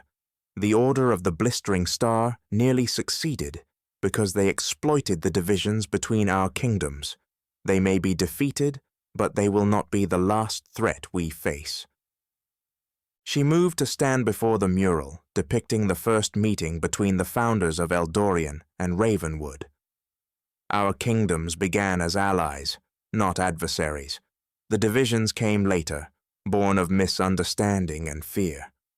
As she spoke, Elara's mind drifted back to her first meeting with Kael at the diplomatic ball, how they had both arrived with preconceptions about each other. She remembered their dance, the surprising harmony they had found despite their differences. The memory of their correspondence followed, formal letters gradually transforming into heartfelt exchanges as they discovered the person behind the title. "When Prince Kael and I first met," she continued, "we viewed each other through the lens of our kingdom's prejudices. I expected to find an arrogant warrior with no appreciation for magic or diplomacy. He expected a delicate court sorceress disconnected from the realities of leadership." Kael smiled slightly at the memory. "Instead, I found a woman of remarkable strength, intelligence, and power, someone who challenged my assumptions and expanded my understanding. And I discovered a man of wisdom, compassion, and principle," Elara added, "someone who valued duty, but recognized that true duty sometimes requires us to question tradition rather than blindly follow it." She recalled their journey through the elven forest, the trials they had faced together, the moment under the ancestral tree when they had finally acknowledged their feelings for each other. These private memories gave her strength as she faced the skeptical gazes of the assembled councillors. "Our journey together has shown us what is possible when our kingdoms truly cooperate," Kael said. "The defeat of the Order was not accomplished by Eldorian alone, nor by Ravenwood, but by representatives of both kingdoms working in harmony, each contributing their unique strengths." Lord Valen cleared his throat. "A compelling narrative, Your Highnesses, but governance is not a romantic tale. The practical challenges of such a radical restructuring can be addressed through careful planning and gradual implementation," Elara interjected. "We are not suggesting an overnight transformation, but rather a clear vision toward which we can work together." King Alaric exchanged a long look with King Thaddeus across the chamber. Decades of rivalry and cautious diplomacy lay between them, yet something in their children's words had struck a chord. "You saved both our kingdoms," King Alaric acknowledged gruffly. "That earns you the right to be heard. But this council you propose, how would it function in practice?" For the next hour, Elara and Kael outlined their vision in detail, answering questions and addressing concerns from both sides. They proposed a phased approach, beginning with joint committees focused on specific areas of cooperation, trade, magical research, defense, before expanding to the full Grand Council structure. Throughout the discussion, the initial skepticism gradually gave way to cautious interest. Even the most traditional councillors found it difficult to dismiss the practical benefits of genuine cooperation between the kingdoms. As the debate continued, King Thaddeus rose from his seat and crossed the chamber to stand before his daughter. The council fell silent, watching this unexpected movement. "You have always been stubborn," he said, his voice carrying a mixture of exasperation and pride. "Even as a child, you questioned everything, never satisfied with 'because I said so' as an answer." Elara smiled slightly. "I learned from you, father. You taught me that a ruler must seek truth, not comfort." "So I did." He studied her face for a long moment. "Your mother would be proud of the woman you've become. She always believed our kingdom's greatest strength lay not in our magic, but in our capacity to evolve." He turned to face Kael, assessing the prince with a father's scrutiny. "And you, Prince of Ravenwood, do you love my daughter enough to stand beside her through the challenges this path will bring? The resistance you will face from traditionalists on both sides?" "I do," Kael answered without hesitation. "Not just for her sake, but because I believe in the vision we share. Our kingdoms are stronger together than apart." King Thaddeus nodded slowly, then turned to face his counterpart. "Alaric, we have been rivals for decades, occasionally allies of convenience, but never true partners. Perhaps it is time we learned from our children's example." King Alaric rose and approached, his warrior's gait betraying old battle wounds. "They remind me of us, Thaddeus, before politics and responsibility hardened our hearts. Do you remember when we were young princes, meeting at the border negotiations? We had such ideas then. Ideas our fathers dismissed as impractical idealism," King Thaddeus recalled with a faint smile. "And now we have become our fathers." King Alaric looked at his son and future daughter-in-law. "Perhaps it is time we remembered what it was to be young and bold." The two kings faced each other, decades of complicated history between them. Then, in a gesture that sent a ripple of shock through the chamber, King Alaric extended his hand. "To a new beginning," he said, "not just a marriage between our children, but a true partnership between our kingdoms." King Thaddeus clasped the offered hand. "To the Grand Council of Eldorian and Ravenwood, may it guide our realms toward a future brighter than either could achieve alone." As the two kings sealed their agreement, Elara felt Kael's hand tighten around hers. They had done it, taken the first step toward transforming their arranged marriage into something far more meaningful, a union built on choice, respect, and genuine love. The Grand Council chamber, which had witnessed centuries of political maneuvering and careful diplomacy, now bore witness to something new. The birth of an alliance founded not on political necessity, but on the recognition that true strength comes from unity freely chosen. As the session concluded and plans were made for formal announcements to both kingdoms, Elara and Kael stood together at the center of the chamber, surrounded by the gradual merging of two courts that had long stood apart. The path ahead would not be easy, but they would walk it together, hand in hand, heart to heart. The kingdom's hearts, like their own, were beginning to beat as one. Chapter 15. Love's Promise. The enchanted gardens of Unity had not existed 1 month ago. Where once stood an unused tract of land between the Eldorian Palace and the diplomatic quarter, now flourished a botanical wonder that symbolized the new relationship between the two kingdoms. Crystal-clear streams from Eldorian's magical springs, intertwined with the robust ironwood saplings of Ravenwood, creating a harmonious landscape that honored both traditions while forming something entirely new. At the garden's heart stood a circular pavilion crafted from living trees and magical crystal, their branches and facets growing together in a perfect dome. Beneath this canopy, where dappled sunlight filtered through leaves and crystal to create patterns of light and shadow on the moss-covered ground, The final preparations for the royal wedding were underway. Lady Adeline moved through the organized chaos with practiced efficiency, directing servants and checking details against her meticulous plans. As the ceremony's official organizer, a position she had earned through both her friendship with Elara and her innovative vision for the event, she had spent weeks creating a celebration that would honor tradition while embracing change.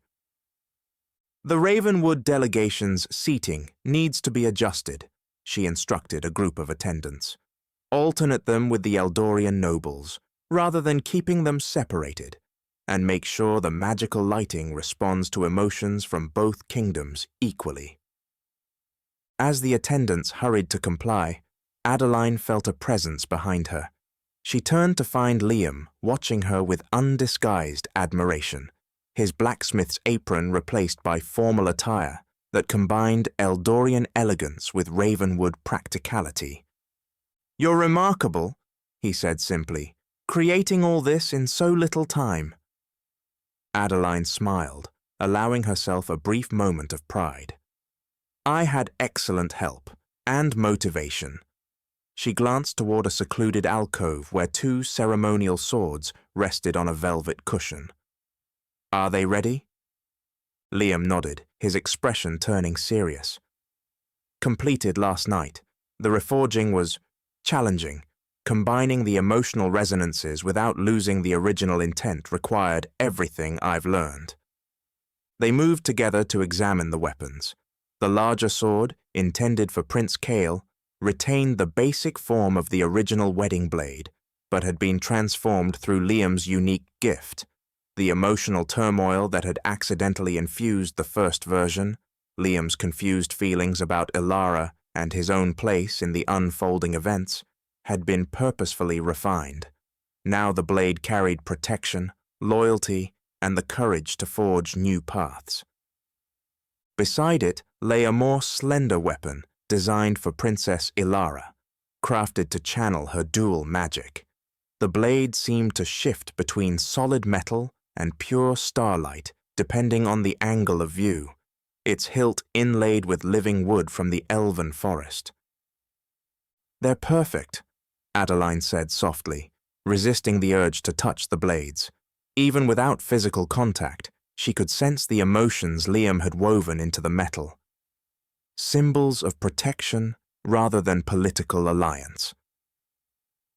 "As requested by the royal couple themselves," Liam replied. His hand found hers, their fingers intertwining naturally. "Speaking of which, have you given any more thought to their offer?" Adeline's expression softened. After the defeat of the Order of the Blistering Star and Lord Marcus's subsequent imprisonment, Elara had offered Adeline a new position as royal liaison to the Grand Council, a role that would allow her to utilize her diplomatic skills and knowledge of both courts. Simultaneously, Kael had approached Liam about establishing a joint academy of magical metallurgy, where his unique gifts could be studied and taught to apprentices from both kingdoms. "I have," she answered, "and I think we should accept, but—" She hesitated, a hint of vulnerability showing through her composed exterior. "Only if we can do so together." Liam's face broke into a radiant smile. "I was hoping you'd say that." From his pocket, he withdrew a small object wrapped in silk. "I made this for you. Not as grand as a royal wedding gift, but—" Adeline unwrapped the silk to reveal a ring unlike any she had seen before. The band was formed from intertwined strands of silver and iron, while the setting held not a traditional gemstone, but a perfect miniature star that seemed to float and pulse with gentle light. "It's infused with promise," Liam explained, his voice low with emotion. "Not just my promise to you, but the promise of what we might build together." Tears welled in Adeline's eyes as she slipped the ring onto her finger. The metal warmed instantly, adjusting to fit her perfectly. "Yes," she whispered, "to everything. The positions, the future, us." Their moment was interrupted by the arrival of the first guests. Adeline quickly composed herself, though the radiant joy in her eyes remained as she returned to her duties, the ring catching the light with every movement of her hand. By midday, the enchanted gardens had filled with dignitaries, nobles, and honored citizens from both kingdoms. Unlike traditional royal weddings, where strict hierarchies determined seating and participation, today's ceremony deliberately interspersed guests from both realms. Eldorian mages sat beside Ravenwood warriors, merchant representatives mingled with scholars, and children from both kingdoms played together among specially created magical butterflies that changed color when touched. In a secluded preparation chamber, formed by a circle of crystal-infused willows, Princess Elara stood before a magical mirror, watching as her wedding attire adjusted itself to her emotions. The gown, a revolutionary creation combining Eldorian crystal weaving with Ravenwood's enchanted metallurgy, shifted subtly between flowing elegance and practical strength as her thoughts wandered. "Nervous?" came a familiar voice as Adeline entered the chamber. "Not about marrying Kael," Elara replied with a smile, "but about what comes after. We're attempting something unprecedented, Adeline, transforming centuries of tradition in both kingdoms." Adeline approached, adjusting a crystal flower in Elara's intricately braided hair. "That's precisely why it will succeed, because it isn't being imposed through political maneuvering but growing organically from genuine connection." She stepped back to admire the complete effect. "You look like the future itself, Elara, not just a bride or a princess, but a vision of what our kingdoms can become together." The gown shimmered in response to the compliment, tiny stars appearing and disappearing across its surface, like constellations being born and dying in accelerated time. "And you," Elara said, noticing the ring on Adeline's finger, "look like someone who has news to share." A blush colored Adeline's cheeks. "Liam asked, and I accepted, though we'll wait to make any formal announcement until after your celebration." "Nonsense," Elara declared.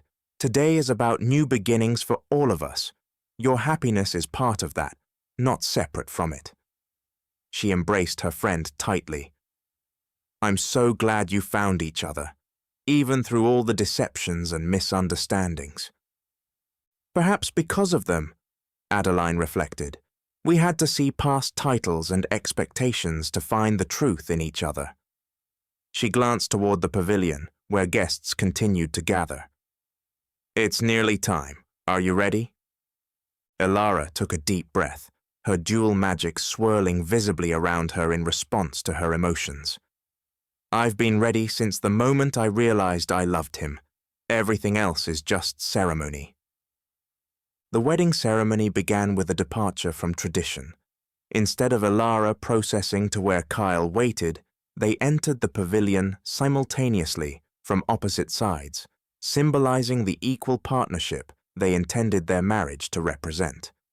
King Thaddeus and King Alaric stood together at the center, both participating in giving their children away, rather than just the bride's father. As Elara and Kael approached from different directions, the magical elements of the garden responded. Crystal formations grew and blossomed along Elara's path, while Kael's route saw ironwood trees bending respectfully, their branches forming a natural archway. Where the paths met at the center of the pavilion, the two magical influences intertwined, creating a spectacular display of light and living growth that drew gasps of wonder from the assembled guests. High Priestess Maeve of the Crystal Temple stood ready to officiate, her ancient eyes holding the wisdom of centuries. Beside her stood Lord Commander Darian of Ravenwood, representing the warrior traditions of his kingdom. Together, they would perform a ceremony that honored both realms' customs while establishing new traditions for the future. "We gather today," Priestess Maeve began, her voice carrying effortlessly through the pavilion, not merely to witness the union of two people, but to celebrate the beginning of a new era for our kingdoms. An era forged in battle and tempered in peace, Commander Darian continued, his warrior's voice complementing her mystical tones, where strength and magic stand as equals, neither dominating the other. The ceremony proceeded with elements from both traditions. Crystal bowls of enchanted water from Eldorian's sacred springs were balanced by iron rings forged in Ravenwood's ancestral fires. 11 blessings, honoring Elara's maternal heritage, were followed by ancient warrior oaths from Kael's lineage. When the time came for the presentation of the ceremonial swords, Liam stepped forward, carrying both weapons on a cushion of woven starlight, another of his magical creations. "These blades," he announced, his blacksmith's voice steady and clear, "were forged not as symbols of political alliance, but as instruments of protection and commitment. They carry within them the emotions that define true partnership: courage, loyalty, sacrifice, and love." Kael accepted his sword with a warrior's reverence, testing its perfect balance before kneeling to present it to Elara. "With this blade, I pledge to protect not just you, but the vision we share. May it never be drawn in anger, but always stand ready against those who would threaten what we build together."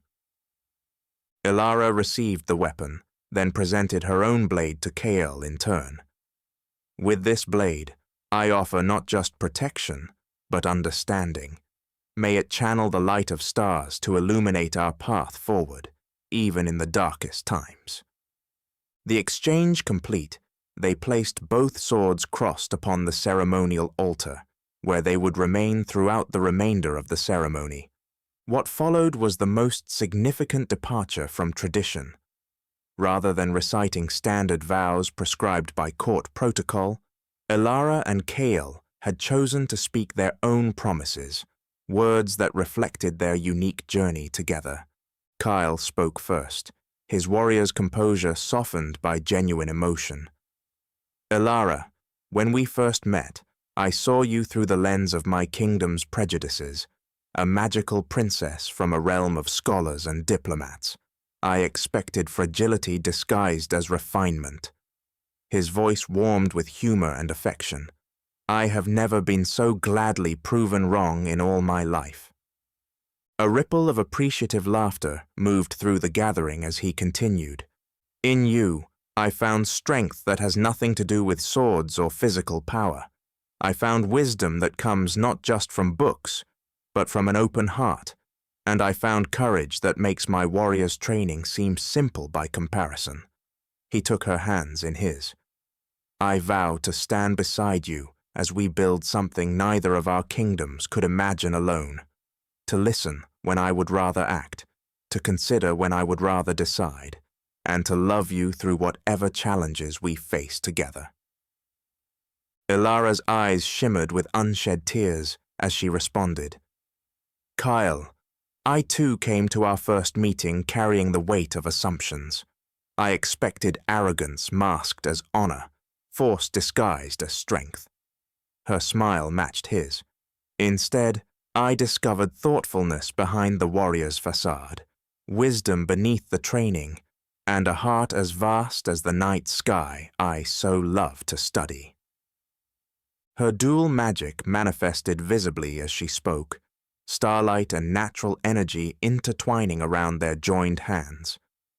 "I vow to walk with you between our worlds, bridging differences and finding harmony in diversity, to act when I would rather contemplate, to decide when I would rather consider all possibilities, and to love you with the constancy of the stars themselves." As their personal vows concluded, a remarkable phenomenon occurred. The ceremonial swords on the altar began to glow, responding to the genuine emotions expressed. Simultaneously, throughout the garden, plants and crystals that had remained separate now began to grow together, forming new hybrid species that existed nowhere else in Aeloria. High Priestess Maeve and Commander Darian exchanged glances of wonder before completing the ceremony with the traditional pronouncement spoken in unison. By the power of stars and steel, earth and sky, we declare these two united in marriage, in purpose, and in destiny. The moment Elara and Kael sealed their union with a kiss, magic erupted throughout the garden. The living dome above them blossomed with thousands of luminescent flowers, while the ground beneath their feet revealed intricate patterns of intertwined roots and crystal formations. It was as if the natural world itself celebrated their union and all it represented. As the formal ceremony concluded and the celebration began, Liam and Adeline found themselves in a quiet corner of the garden, watching as nobles and citizens from both kingdoms mingled with unprecedented ease. "It's remarkable," Adeline observed. "A month ago, these same people could barely exchange polite conversation. Now look at them." Indeed, the scene before them would have been unimaginable before the crisis that had brought them all together. Eldorian mages demonstrated minor enchantments to fascinated Ravenwood warriors, while battle-hardened veterans shared stories with scholarly diplomats. Children from both kingdoms played games that combined magical illusion with tests of skill and strength. "Love changes everything," Liam said simply, his arm around Adeline's waist. "Not just between two people, but between kingdoms, traditions, entire worldviews." "Speaking of which," Adeline said, nodding toward a secluded arbor where Elara and Kael had momentarily escaped the festivities. The royal couple stood close together, foreheads touching, sharing a private moment amidst the public celebration. "Should we tell them our news?" Liam asked. Adeline smiled, touching the ring on her finger. "They already know. Elara insisted we make it part of today's celebration." She hesitated, then added, "There's something else, though. Something I haven't told you yet." Liam turned to face her fully, concern flickering across his features. "What is it?" "The position Elara offered me, Royal Liaison to the Grand Council. It comes with a title and lands. My father has already approved the arrangement." Her eyes met his, vulnerable yet determined. "It means I can choose my own husband, without political considerations." Understanding dawned on Liam's face, followed by a joy so profound it seemed to illuminate him from within. "Adeline Rosewood, are you proposing to me?" "I believe I am," she replied, a mixture of mischief and love in her eyes. "Unless you'd prefer to maintain tradition and do the asking yourself." Liam laughed, lifting her off her feet in an exuberant embrace. "I think we've established that tradition is meant to evolve." Setting her down gently, he grew serious. "Yes, 1,000 times. Yes." As they sealed their private commitment with a kiss, neither noticed the small magical occurrence around them, the grass beneath their feet blooming with tiny star-shaped flowers, each containing a perfect miniature forge at its center. Another new species, born from the union of different worlds, different traditions, different hearts finding harmony together. Across the garden, Elara noticed the phenomenon and nudged Kael, pointing discreetly toward their friends. "Another good match," she murmured. "Indeed," he agreed, his arm tightening around her waist. "Though I must say, I prefer ours." Elara laughed, the sound pure and joyful. "As do I, my husband. As do I." As the celebration continued into evening, the enchanted gardens of unity lived up to their name.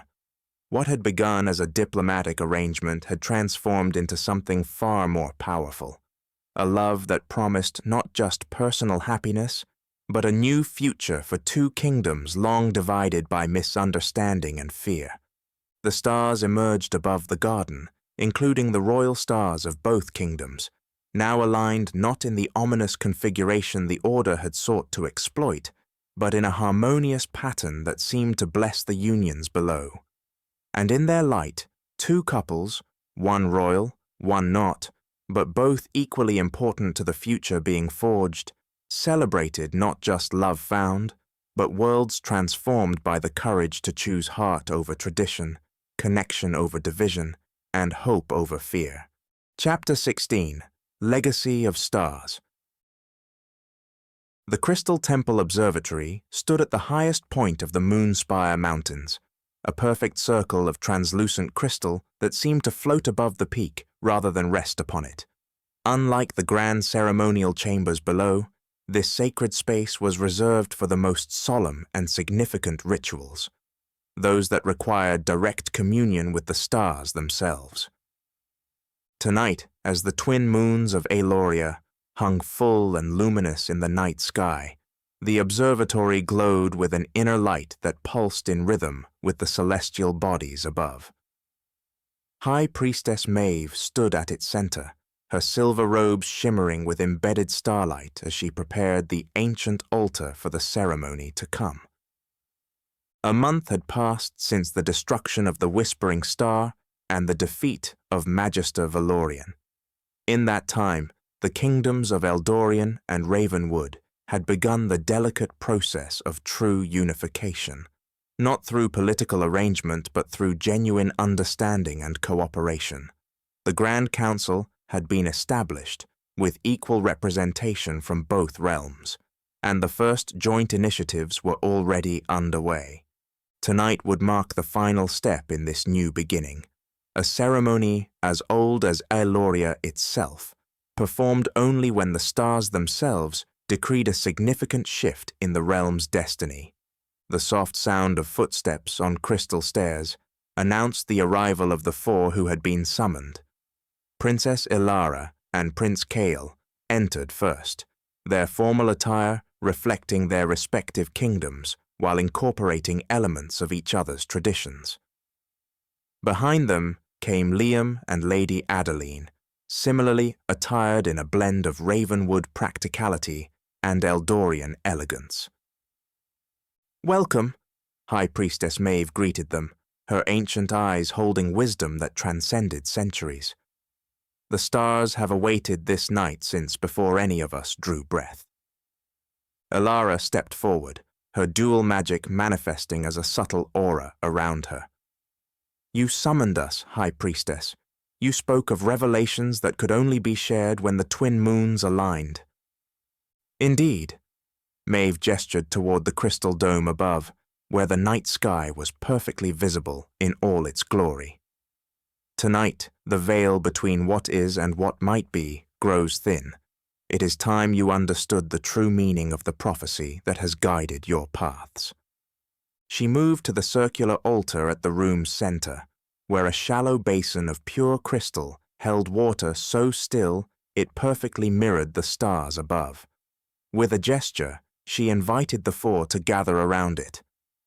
"When I first spoke the prophecy in this very temple, I saw only fragments, glimpses of what might come to pass if the right souls found each other at the right moment."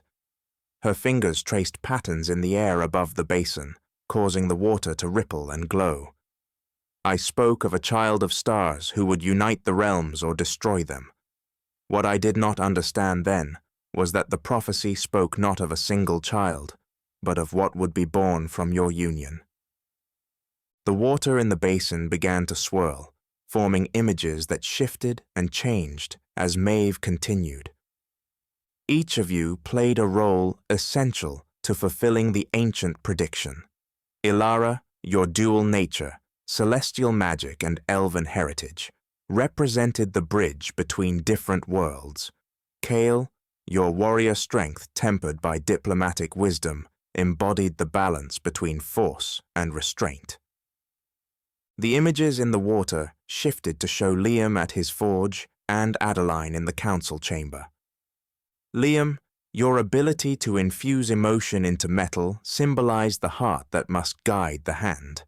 And Adeline, your understanding of both court politics and genuine human connection represented the mind that must direct the heart.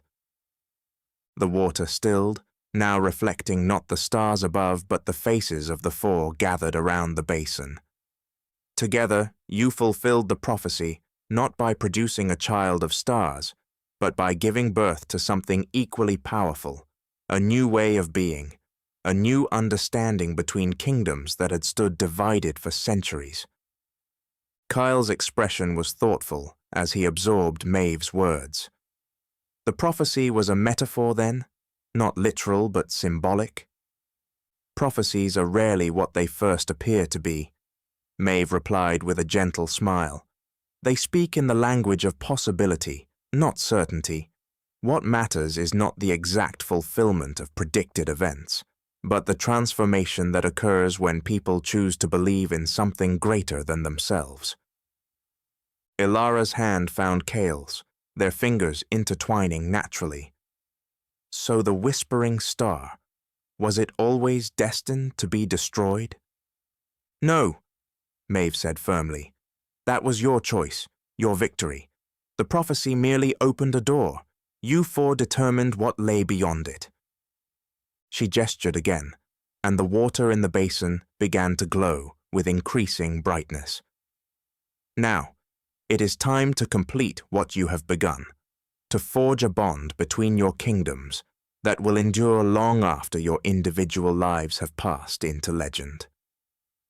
From beneath the altar, Maeve withdrew 4 crystal vials, 2 containing water that glowed with celestial light, 2 containing earth that seemed to pulse with inner strength. These elements represent the essence of your kingdoms, the celestial magic of Eldorian and the earthbound strength of Ravenwood.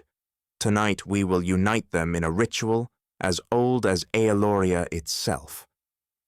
She handed 1 vial of each element to the royal couple, and the remaining 2 to Liam and Adeline.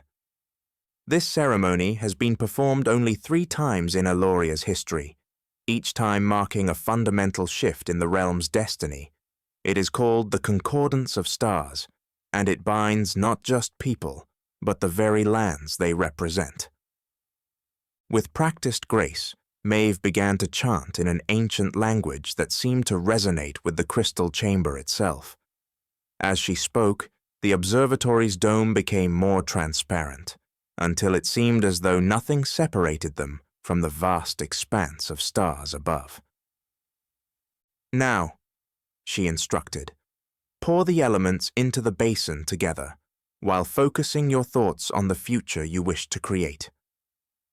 The 4 stepped forward simultaneously. Elara and Kael tipped their vials first, the glowing water and rich earth swirling together in a dance of light and shadow. Liam and Adeline followed, their elements joining the mixture with a soft luminescence. As the 4 substances combined, something remarkable occurred. Rather than simply mixing, they began to transform, coalescing into a perfect crystal sphere that rose from the basin and hovered in the air between them. Within its depths, miniature stars and landscapes formed, creating a microcosm of Aeloria itself. The concordance is complete, Maeve announced, her voice filled with solemn joy.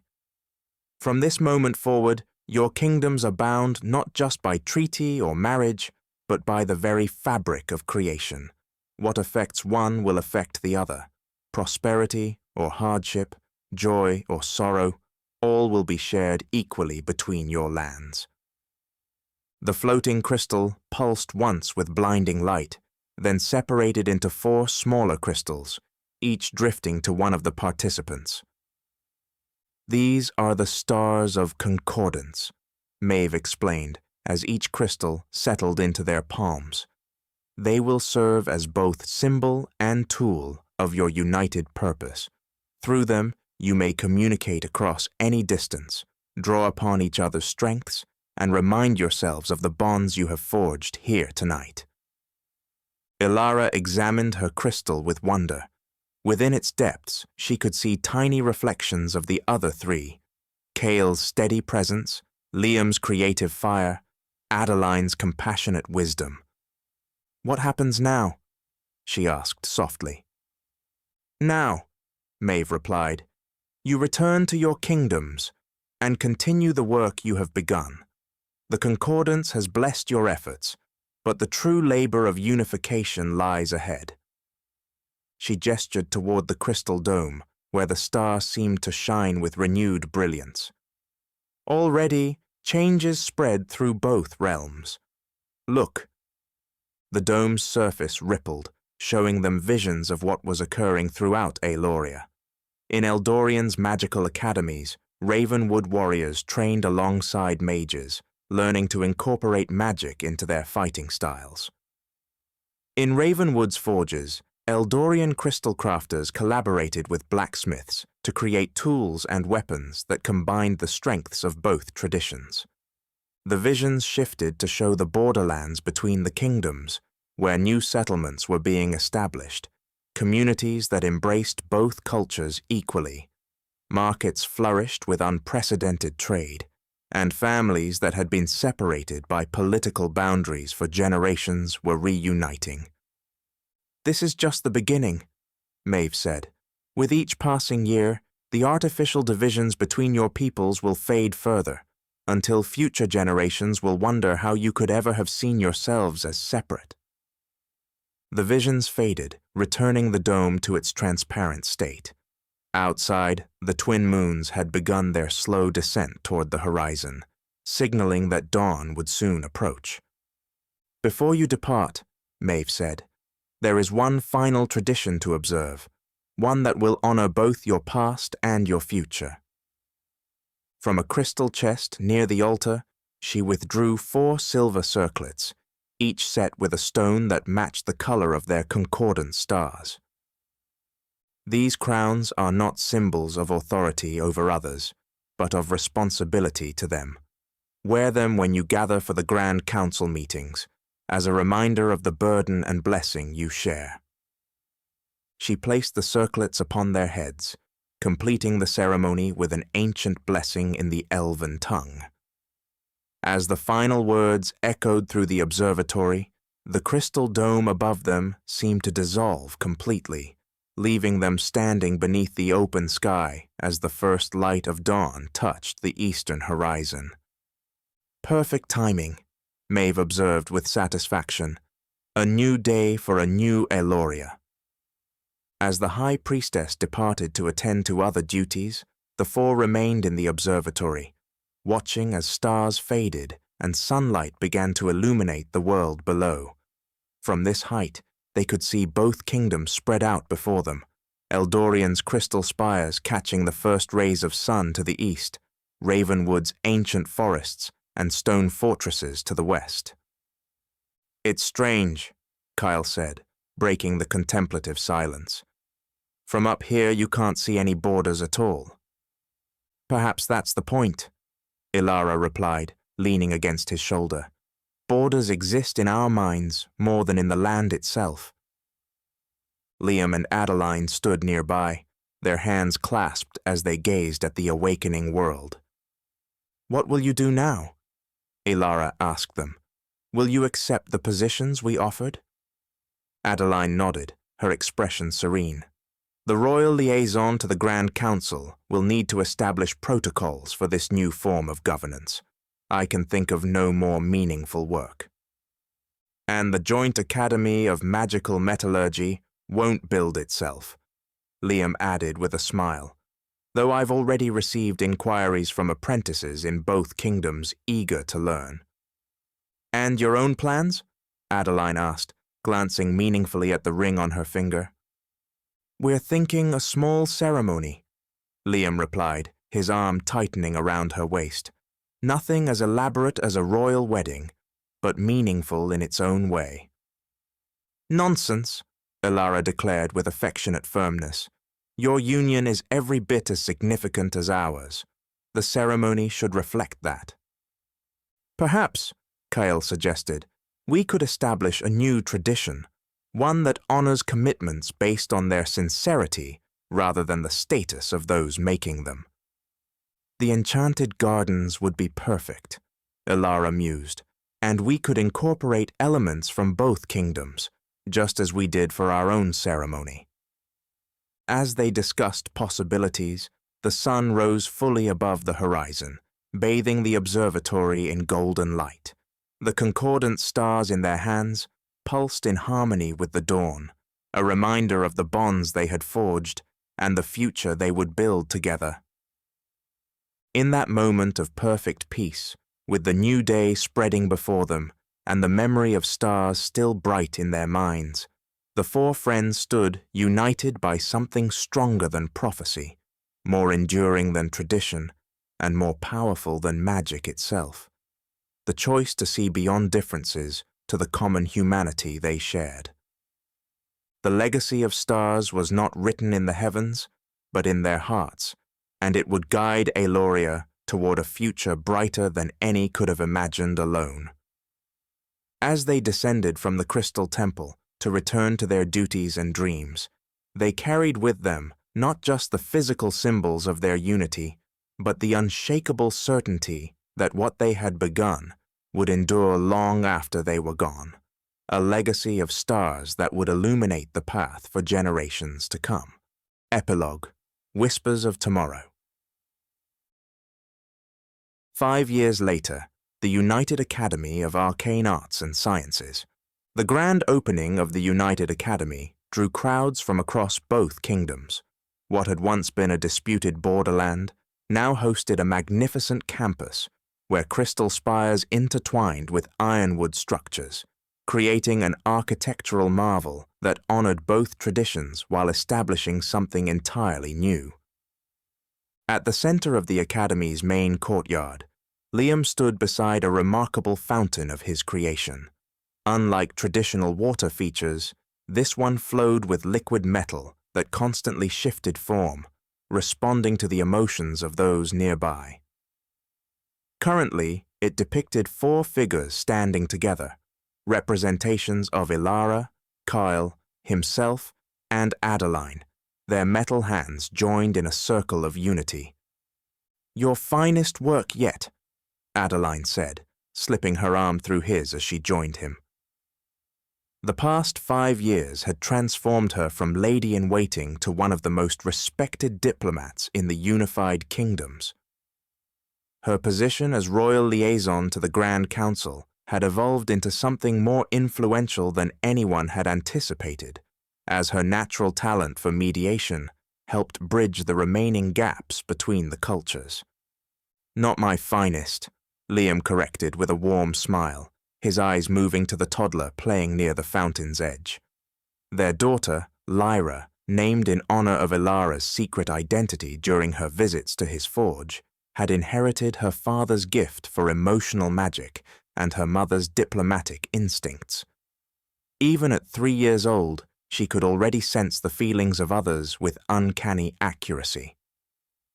Across the courtyard, Princess Elara, now co-regent of the unified kingdoms alongside Kael, approached with a group of dignitaries. Her pregnancy was evident beneath her formal robes, their second child due in less than 2 months. "The metallurgy wing is particularly impressive," she was saying to the assembled scholars. "Master Liam's techniques for emotional infusion have revolutionized not just weaponry, but healing implements, educational tools, and architectural elements." Liam still found it strange to be addressed with such respect by royalty, but the success of his methods had earned him recognition far beyond his humble beginnings. The Academy now hosted students from both kingdoms eager to learn the unique combination of Ravenwood craftsmanship and Eldorian magical theory that he had pioneered. As the official ceremonies concluded and the crowds dispersed to explore the new institution, the 4 friends found a quiet moment together in the Academy's botanical garden, another fusion of traditions, where Eldorian crystal flowers grew alongside Ravenwood's ancient healing herbs. "To think," Kael mused, watching as Lyra chased magical butterflies between the flower beds. 5 years ago, this land was contested territory where border skirmishes regularly erupted. "And now it's a place of learning," Elara added, her hand resting on her swollen belly.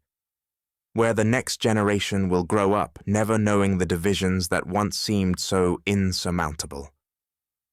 The concordant stars they had received during the ceremony at the Crystal Temple hung from delicate chains around their necks, still pulsing with the same harmonious light that had sealed their shared destiny 5 years earlier.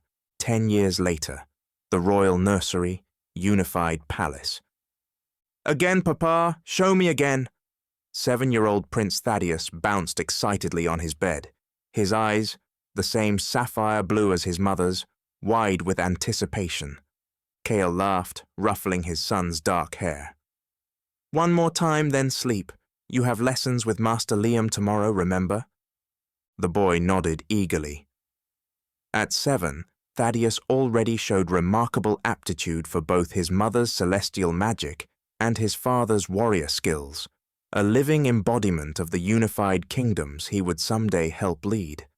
Kael drew his ceremonial sword, the one Liam had forged for their wedding, now a treasured family heirloom. As he held it aloft, the blade caught the moonlight streaming through the nursery window, transforming it into patterns that danced across the ceiling. "The night of the great battle," he began, his voice dropping to a dramatic whisper. "The evil sorcerer Valorian sought to control the minds of everyone in both kingdoms using the Whispering Star. But you and Mama stopped him," Thaddeus interjected, already knowing the story by heart, but never tiring of it. "Not just us," Kael corrected gently. "It took all 4 of us, your mother and I, Uncle Liam and Aunt Adeline. Only by combining our different strengths could we overcome the star's power." From the doorway came Elara's voice, warm with amusement. "Are you filling our son's head with tales of adventure when he should be sleeping?" She entered the nursery, 12-year-old Princess Elara, their firstborn, following close behind. Unlike her energetic younger brother, Elara had inherited her mother's thoughtful nature, her quiet demeanor hiding a keen intelligence that had already earned her recognition among the Academy's scholars, despite her youth.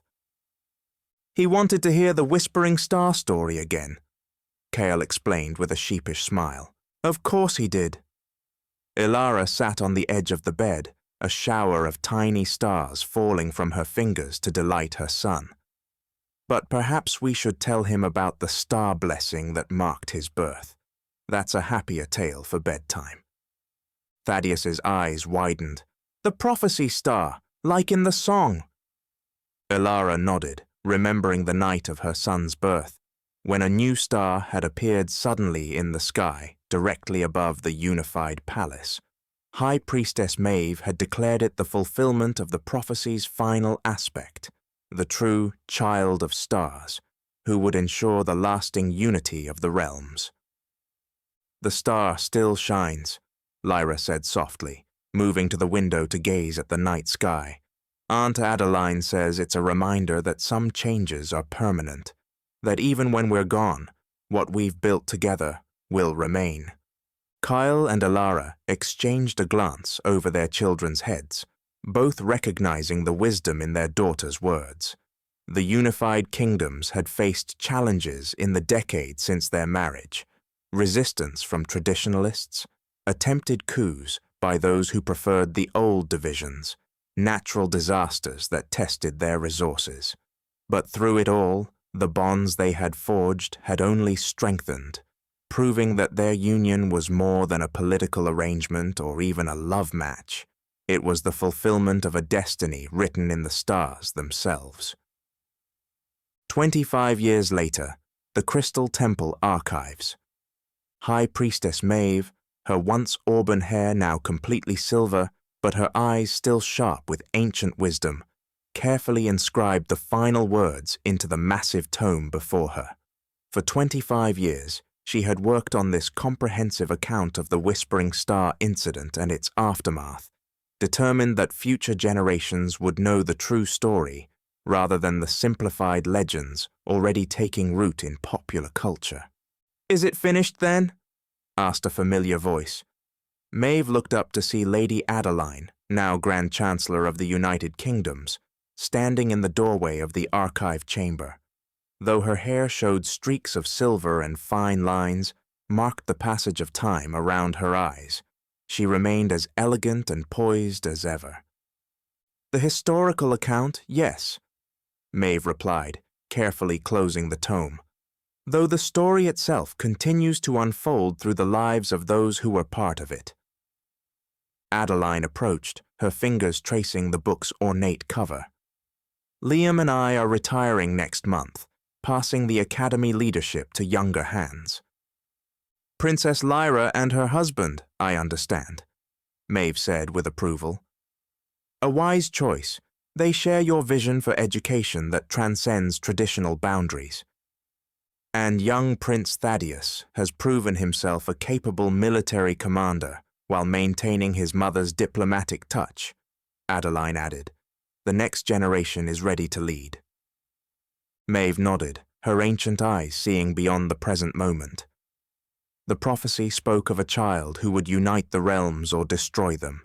In truth, it referred to many children, not just those born of royal blood, but all who would grow up in a world where unity was the foundation rather than the exception. She rose from her writing desk, moving to the archive's crystal window that overlooked the unified kingdoms below. "Look how they've prospered.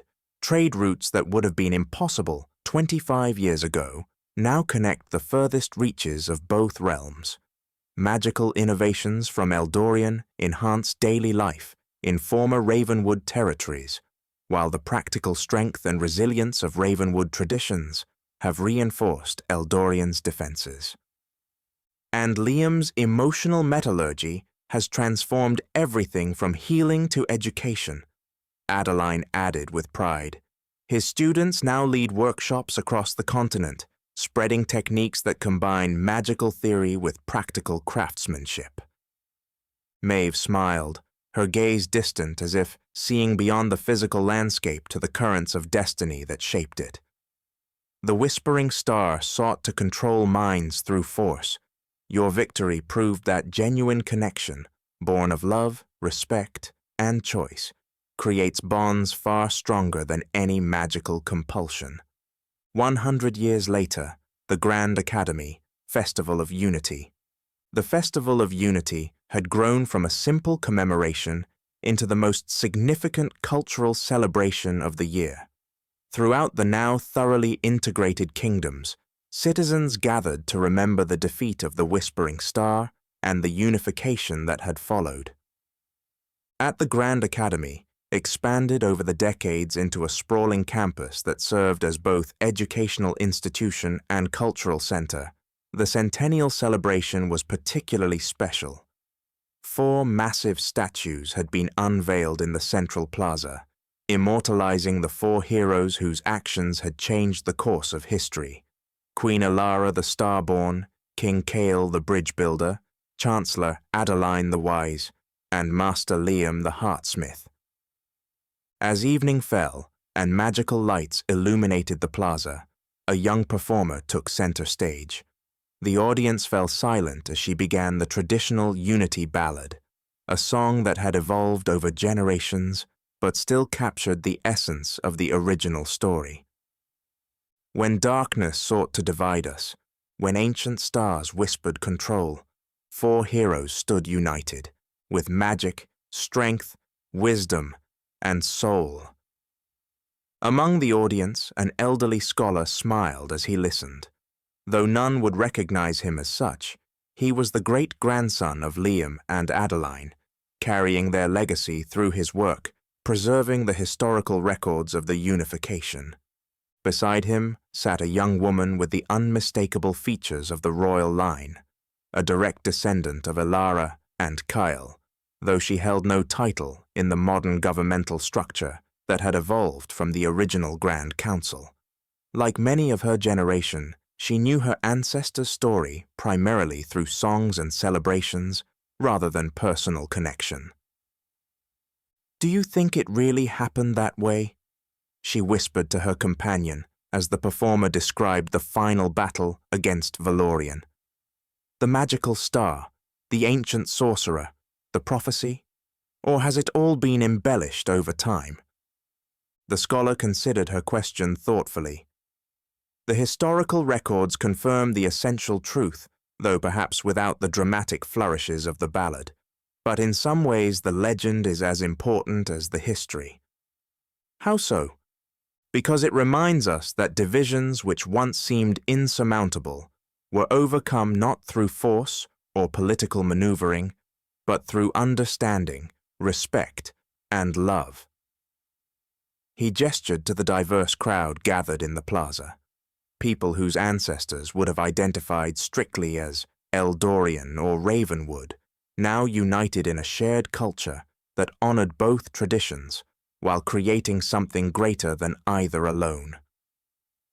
That's the true legacy of the Whispering Star, not the artifact itself, which sought to control, but the response to it, which chose to connect. As the ballad concluded and magical fireworks erupted overhead, forming images of stars and swords, crystals and forges, the scholar looked upward to where the prophecy star still shone brightly in the night sky. 100 years had passed, and the world had changed in countless ways, but the fundamental truth discovered by 4 unlikely heroes remained constant: genuine unity, freely chosen and founded on love, created bonds that neither time nor challenge could break. The Whispering Star had been silenced, but the whispers of tomorrow, the countless possibilities born from that pivotal moment of connection, continued to echo through time, shaping a future brighter than any single person could have created alone. In that enduring legacy, the story found not its end, but its eternal beginning. This was A Whisper of Stars by Echoing Tales.